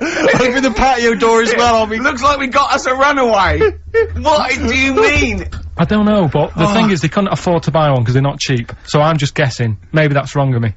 But I think... He had a horse? Yeah, right. So That's why the family didn't have any money, they'd spend it on the horse. No, I don't Exactly. think, that's what I'm saying. I don't think they would have bought it. So anyway... Yeah, it's wise to whisper, Carl, in case they're listening.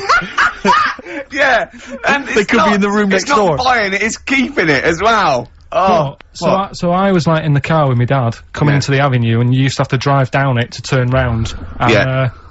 and you know, sort of go back to our house. you had the traditional method of transport. Yeah. And the horse was in the lounge, Reading a paper. just like walking around. Oh, God! What? And when I was doing, I tried to earn myself some money once by flogging little flowers in plastic cups. What? This is And I went- genius. It just keeps coming. What do you mean you're trying to flog little flowers? What do you mean? Wait. Let's another play a story. record. Let's play a record and come back to this. Wait a 'Cause this minute, story's wait a gonna minute. just Wait a unravel and unravel. It's Yeah, gonna go yeah. on for hours. Let's It play a gets track, deeper Carl. and deeper. It's Yeah, like come an on, Carl. onion, isn't it? We've created a whole world here where there's a man living with a horse. Just walking around the lounge. I mean, I come from the West Country, I I've never just- heard anything like that. I just think of a big sort of like orange carpet and it's got a rediffusion telly and this horse going, I'm fed up in here. Exactly. This is really... I am not taking the rubbish out again. Yeah. Right, play a record. Let's have Velvet Underground. We got that lined up. Oh, Yeah, the God. classic from the first album. I'm waiting for the man. Let's come back to the horse in a second. Little flowers in pots. What do you mean? So we were talking. We were doing White Van Man, and we got onto. We got on to genetically modified babies, but And then somehow Carl started telling a story about someone with a horse, and then he got onto. He was trying to make money selling flowers. Just do the flowers briefly. Well, hang on. I just want to recap slightly. So there was a family, and who had the horse in the family? It was. Because you lived on an estate in Manchester. So didn't the you? the mother was a right pig, apparently. Well, I don't know whether that's you don't relevant. need to go that far. But you- But well, what go I'm on. trying to do is like make a picture for you so you understand. What does What she a look picture like? it Who is. did she look like? Bit of a, and no disrespect to her, bit like Pauline Quirk. Quirky, yeah. Right? Okay. I knew you were going to say that. I knew it was going to be poorly. Did she have any tats? Did she have any tattoos? I've never got that close to it. Okay, alright. So who had the horse? Was this her son or her No, husband? her daughter. Her daughter had stolen a horse, Yeah, from, I don't know where, there was I think there was some stables down the road or something. and they kept the horse in the house with They them. kept it in the house. Did But they didn't get have it caught? for long. No. So, and you said you were in the house one day and you saw the horse No, in what there. happened was, I was, they did this thing at school about raising money for charity, right? For some local charity. And they said you can do anything to raise money, and they came out with all these ideas, and I thought, that's good. What was the charity? But I don't know, I thought, forget the charity. Yeah, that's I'm just a a good money charity, making idea. So- You're a charity. So, so I asked me mum for some, 'cause she used to have a lot of flowers around the house. Sure. I said, can I just take some snippings off them? And, I'll go and buy some plastic cups. And, got some soil out of the garden, planted the bits of plants in them, Yeah. got a tray, Yeah. had about 25 plants on it, Yeah. selling them for 25 pence each. Excellent. Did you sell any? Yeah, so loads. Did you just cut, you didn't just cut them and stick them in the Yeah, they soil? wouldn't have survived. Oh. But I think people sort of thought, well, good on him for trying. But anyway, so I went round to theirs, because I thought their house could do with a bit of colour and stuff. Yeah. So it's a bit rough. So as I went The up, horse went, thank God for that breakfast. They've been feeding me kitty cat. so I got up to the door, and they opened the door, and it was one of them houses where no carpet, Yeah. A horse in the living room. You know. We've all been there. and the horse was walking around the living room. I looked quite happy and everything, because I always say that about animals. Black Beauty right? was on. Yeah. Well, think about it, right? If you were a horse, where would you rather be? In a little wooden hut with a load of hay, or in like a house with a Central heating. 3-piece suite and Sure. a telly and that? Telling you that! No, but I was saying this the other day, And an Atari. right? I was walking through London the Commodore other day, 64, Yeah. rubbish. Exactly. walking through London with Suzanne, right? Yeah. And you know, like homeless people always have dogs. And Yeah. she said, "Oh, I hope she looks after it." I said, "They've got that dog is happier than most dogs Right. because people always walk past and give it a pat on the head. Yeah. It's with its owner all the time. Yeah. It's out in the open. It's not locked up in a house. Yeah. It doesn't You know what I eat, mean? but other than that. No, it does eat though. They're always all right. So that's what I was saying. I think this horse was doing all right for itself. Do you know what I mean? Well, not many horses have got their own house. Exactly. For a start, yeah. But anyway, that's That's what by we the were talking by. about. Yeah. So anyway, this family, who's a bit what we were talking about. It was about cloning. Genetically modified kids Yeah. and all that Yeah. stuff, yeah. Right, now what I'm saying is, you could say, you know, right, Steve, you could have a baby, right? And Ricky could see it and say, God, I want one that looks like that, Yeah. right? It could happen, Rick. So, Come on, work with him. so you take it to the doctors, and I don't know what they do, they inject it with something or whatever, Yep, that's how it's done. Yeah. and, get a little baby, and there it is, it looks the same. Now the thing is, you separate, you both go off and do your own things, Yep. right? Now, you look at Stephen, you look after your baby, Yeah. you treat it well, you give it good food and I'm a that, good dad. all the vitamins and stuff. Yeah. Ricky just gives it cheese. Right? So then it changes its looks, it goes a bit fat, you know, it gets tired easily, and that sort of thing. Now, when this family, Why am I just feeding a baby cheese? right, this family had a horse in their house. Yeah. They had a little baby. And my mum went round and said, "You're not gonna believe this, but it's a beautiful looking baby." Right? Yeah. And I was like, well, you know.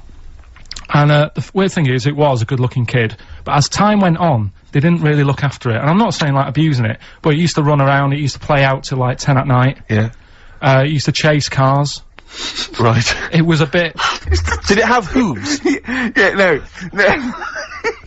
Chase cars! Right? What sort of kid chases cars?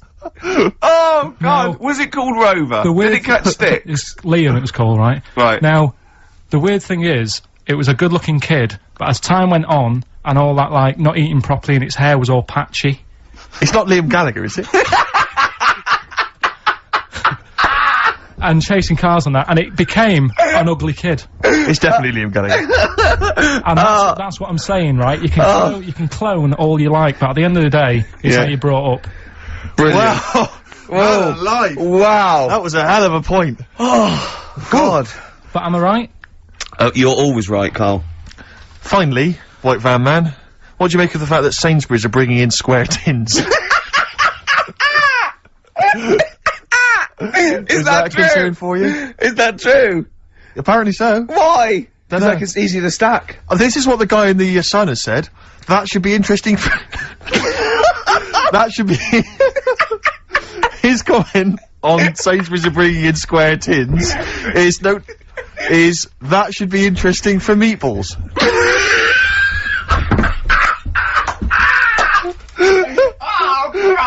Ricky's just collapsed on the floor. Let's just play a song, Carl. I don't think even you can top that. See that in Heat this week? What was it? About the campaign to stop Carl going back to Manchester. You know, because he's a miserable sort of northerner who goes, London's crap and I want to go back up north. Yeah. And I only need 40 quid a week to live up there like king and all that sort of rubbish. Right, well, Boyd from Heat, well, we met him at the, that award ceremony. Oh, yeah. And, we were saying about, oh yeah, he really enjoys Carl. He's getting a lot of people love like him, people Carl. love him. And I was going, oh yeah, but he's thinking of leaving. He was going, oh, start a campaign. And he did, and he put it in there. So the campaign, so write in if you like Carl. If you think he's really annoying, then we'll stop talking to him. Yeah. But I mean, I like him. I love him. Yeah. Have you ever read the, the White Van Man column in The Sun, Carl? seen it, Are you yeah. familiar with this? This is where every day in The Sun they interview a guy who drives a white van, just, you know, in order to get the kind of voice of the man on the street in the paper. And he has to answer, or just give his opinions, really, on, events that have made the news each week. Just thought we could maybe throw some of these at you, Carl. Go on. Because we know to see what your views are. Yeah. So, just the first thing that comes to your mind, the sort of, your initial reaction to each It's of just these, top all things, but you don't need to know about them, it's just your philosophy on it, yeah, so... just your views. You know, yeah. I have had a few days off this week, remember, so I don't know what's going on in the world. Yeah, I mean, you stayed in London, though, didn't you? Yeah, You didn't bury yourself, did you? I normally see the news, but I didn't this week. Okay. So, what was your view on Will Young beating Gareth Gates in the final of Pop Idol? Don't like him. You know what I was thinking about when I was watching it all the way through? Yeah. How he looks like he's got a wire coat hanger in his gob. That sort of... Right. Get his radio, Carl. Radio. It's a great so face. The funny face you're pulling doesn't Yeah, translate. and, you know, but, you know, a radio. And that's a problem for you, is it? And just the way he's from a really rich family. I opened up the paper on the Monday or something, and it had like, how he went to a posh school and he's got loads of money already. Yeah. It's just a bit... Key. Right, now, what's the second All right. question? There have been huge rises in street crime, especially muggings and carjackings. What's your view there? More youth clubs are needed, aren't there? You think more youth clubs? I like that. No? Okay. I like that because it's so 1950s. Yeah, it's sort of like you want a bobby on the beat that'll clip Yeah. you around the ear. So once they've come Is out of it- national service... yeah. No, I love that. And if you find someone smoking a wood bomb, you make them smoke 50. Yeah, exactly. Oh, this is great. That is great. Did you used to go to, youth clubs? Yeah. And they kept you out of trouble? You used to get into a fight afterwards when Sure. you came out. But for the sort of hour and a half you were You there? had a bit of pool and some boxing and Yeah. a bit of pop. Yeah. So more youth clubs, that's good. I love him. I love him. If you're at home, just make notes because this is brilliant stuff. Honestly, you won't hear more honest, from the heart Exactly, stuff opinions. than this. This is great. Go on. This is not pre-planned, these are your direct responses now. as you hear these. I promise you, Carl did not know what we were going to do. He never knows what we're going to do, and he always answers honestly. That is the beauty of Carl. What is it's your not view- an act. What is your view, Carl, on New York's former mayor becoming Sir Rudy Giuliani? Sir Rudy Giuliani. Is he happy with it? He appears to be pleased with it. Let it go ahead. Fair enough. Okay. Oh, he's genius. Okay. Is he happy with it? He's like your nan. Yeah, yeah. Is- What do you make of Michael Greco's character Beppe being axed from EastEnders? Problem for you? The whole soap thing. What's it's back in Coronation Street, isn't she? What's her name? Who? Bet. Lynn's. She yeah. thought she'd go off and be a bigger star. Yeah. All went wrong, and now she's coming back. Yeah. Yeah. Always happens, doesn't it? Beppy will be back. Yeah. No one really cares. Sure, sure. What And the was, final what was the one. van reply? What was the guy? The White Van Man says, obviously they feel the character has run his course, but I think he's a pretty good actor and I can't understand why. So, I mean, obviously there's a White Van Man there who's also got an opinion on script The development. through line, the narrative through line of soap opera. The 12-week narrative, the arc really shows It's itself up. the two last ones I want your opinion on here. What do you make of a cat that's been cloned in a secret 2.5 million research project? To find out what? If What, they to can clone clone it? cats, yeah. Have they had to hurt it? Sorry? Have they had to sort of hurt it to do that? Have they had to hurt it? Yeah, or is it just scraping its tongue for some stuff? I No. think the cat's fine. The point is that they're cloning another creature which is potentially very dangerous. Have you seen that film where they bring Hitler back? That cat, what if that cat turned out to be a world dictator? Exactly. What do you reckon of No. cloning generally, Carl? You concerned about it? When they're cloning for organs, I you know, don't they just grow them for the, you know. Do you know what cloning means? Yeah, it's when you like make something else that's the same, isn't it? Right. Yeah, I mean, it's not going to do any harm. Okay. And, Great. and finally... Put you on the World Council. Yeah, yeah. Finally, what do you make of some city workers who were caught bonking in the glass lifts of the Lloyd's building? What do I make of it? Yeah. Is that a problem for you? Do you think that's unprofessional? Was it the lunch break or... I think it was lunch break. It was their own. All right. It's their own time, I think, fair enough. It only takes 45 seconds to go from the bottom to the top. Is that a problem? They moved quickly. They acted, you know, on instinct. Do you think fair enough? If that's their natural instincts and they're both consenting, you think fine? Yeah. Okay. Thanks very much, Carl. There's little Carl over there. Steve, it's time for... White Van KARL. We should definitely get some jingles. I think the show sort of lacks jingles, I think. Yeah. Noises. Yeah. Funny sound effects. Yeah. Well, that's Wow. Yeah. What's Go on. Mr. Nosy Neighbour interested in? Hello? What's going on here? Oh, we should definitely get some pre-recorded comedy noises, Carl. Yeah. for next yeah, well, week. that's my job, but unfortunately I'm busy reading about Hitler.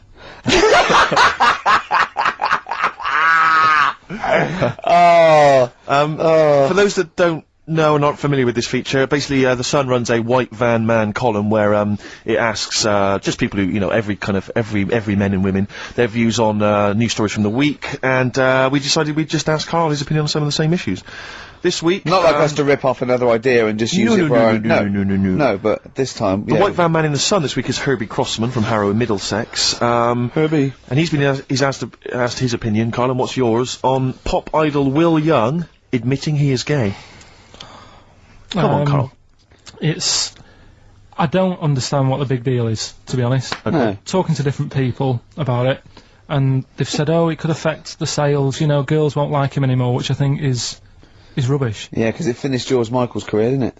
Well, yeah, and I was thinking when I was growing up, right, And Freddie Mercury. I was into Kim Wilde, right? Sure. Now, And her kids You're not going in to tell me America. she's gay, are you? no, but if she was, if they said, oh, she's you know, a leather, Yeah. right, I wouldn't say, right, that's it, I'm taking kids in America back to the shop, I'm disgusted. Sure. I liked her. Yeah. I don't think I'm ever gonna, like, meet her and marry her and that, so what does it matter? Yeah. Will Young, he's a good voice, he's gay, you know, a lot of gay people in the world. Georgie boy was gay, I guess. There you go. Nothing more and nothing less. The kindest guy I ever knew. So Do no, you Bowie? no big deal. That's one of your favourite songs, isn't it? Brilliant. Kidding of Georgie Parts 1 and 2, isn't it? Yeah. Okay, what do you make of the police protesting to Parliament over reforms? That's not the band. Before you say. Right, what's all that about? Okay, well, the police have had various kind of gripes and grumbles which they've taken to Parliament, try and get them sorted. Like what? Well, it could take ages, basically. They don't like the Go on, pointy Steve. helmets anymore. Yeah. They want flat caps. They feel that their powers are restricted, they get a lot of bad press, they're not being paid well, They they're actually, under-resourced. they actually demonstrated, didn't they, outside? I think they may have done, yeah. It was- Well, at least they're doing something about it instead of just sitting there moaning. You know what I mean? Okay. They're going to the top, trying to sort it out. Yeah. yeah. I admire that. Yeah. What do you make of the police generally? Are they doing a good job? They've woke me up a couple of times at about 4 in the morning when I was a kid. Right, was that because they were looking right. for your brother in his tank? Yeah! Did a Sherman tank just come through here? Yeah. No, my mates nicked cars and gave my name and all that. Right. Were they friends of yours? Right. Yeah. Okay, what do you make of fears that dumped Britney Spears, she's been dumped by her boyfriend, there's worries that she may be cracking up, Carl? You concerned? What are the signs? Well, I'm not entirely sure, I'm just reading from this section, but I would assume that she's obviously showed signs of depression, maybe? She'll be alright. I remember, like, you know, Zoe Harris, when she sort of got bored of me when I was a kid. Yeah. Get over it, I don't even think about it now. What, and how long did it take you to get over Zoe? Zoe Harris! How long did it take To be honest, right, it was like one of my first girlfriends, and she was a pain. I remember I went out with her because she wouldn't stop hassling me, right? Yeah. I remember Good reason to fall in love with her. Oh, go on I then. never talked to her, and then the bit that really got me, I thought I half liked her, and then I remember, right, we were at a school party, sort of infant school, Infant school? right? Are you sure it wasn't junior school? Well, it's on the cusp, Yeah. right, when you're about to leave infants and go to the next one. Yeah. And, she was crying because You were saying, I don't think we should move in together. He was crying! She was crying. Oh, was she? Had you She stolen must her have- milk? She must have been nearly 6. Why didn't she grow up? she was crying because somebody had stood on a dress and put a bit of an hole in it. And I said, oh, for God's sake. I can't stand it. Oh, So God. you, I just think him. so you gave her a slap. I just think of him as like 6, like with clogs and a flat cap, going slightly bald, going, for Christ's sake, woman, come on. Oh, light my pipe. That finished it, because all the mates were saying, come on, Carl, she's upset. And I was like, oh, whatever. So I saw her again. Hold on, no. Wait a minute. What do you mean all the mates were saying, look, come on, Carl? They were 6, weren't they? Yeah, but they were saying, come on, she's crying. Help her out. And, Well, and you it's- did nothing? I don't know. She's got injured. Got a hole in her skirt.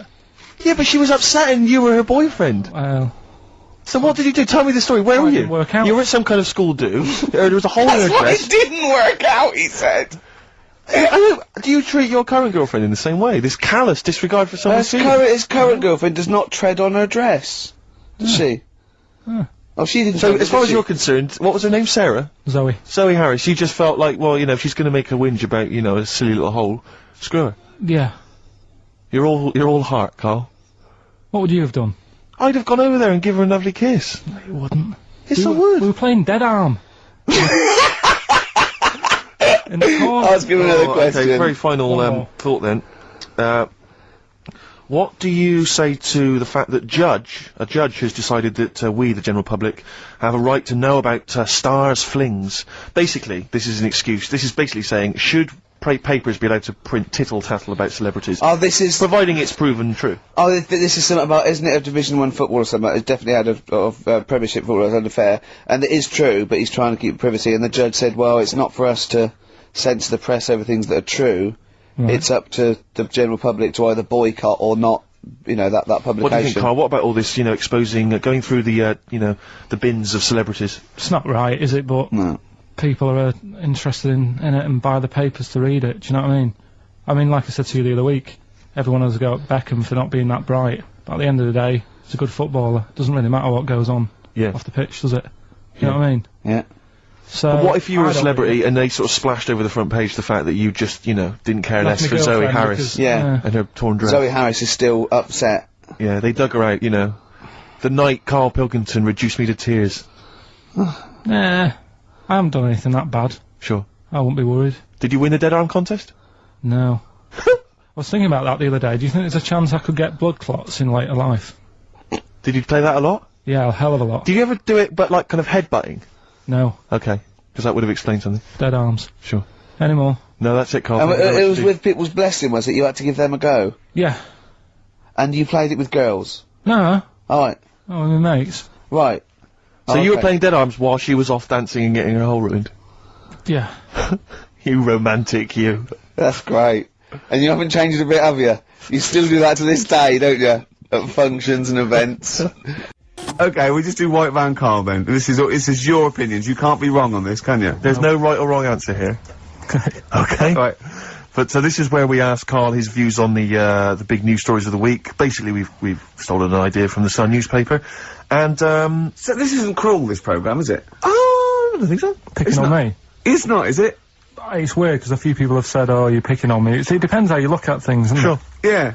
But you do you like it?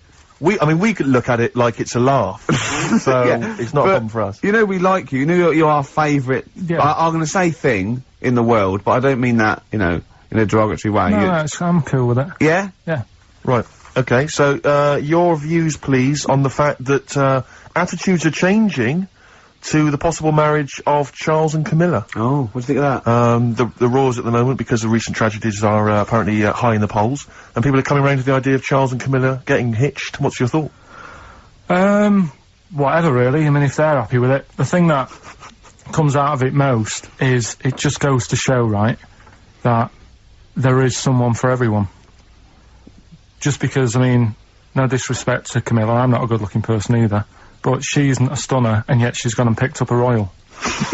Right? Yeah. So I think it's good for things like that to happen, because it cheers you up. Do you know what I mean? Gives you a bit of hope. Thanks, Carl.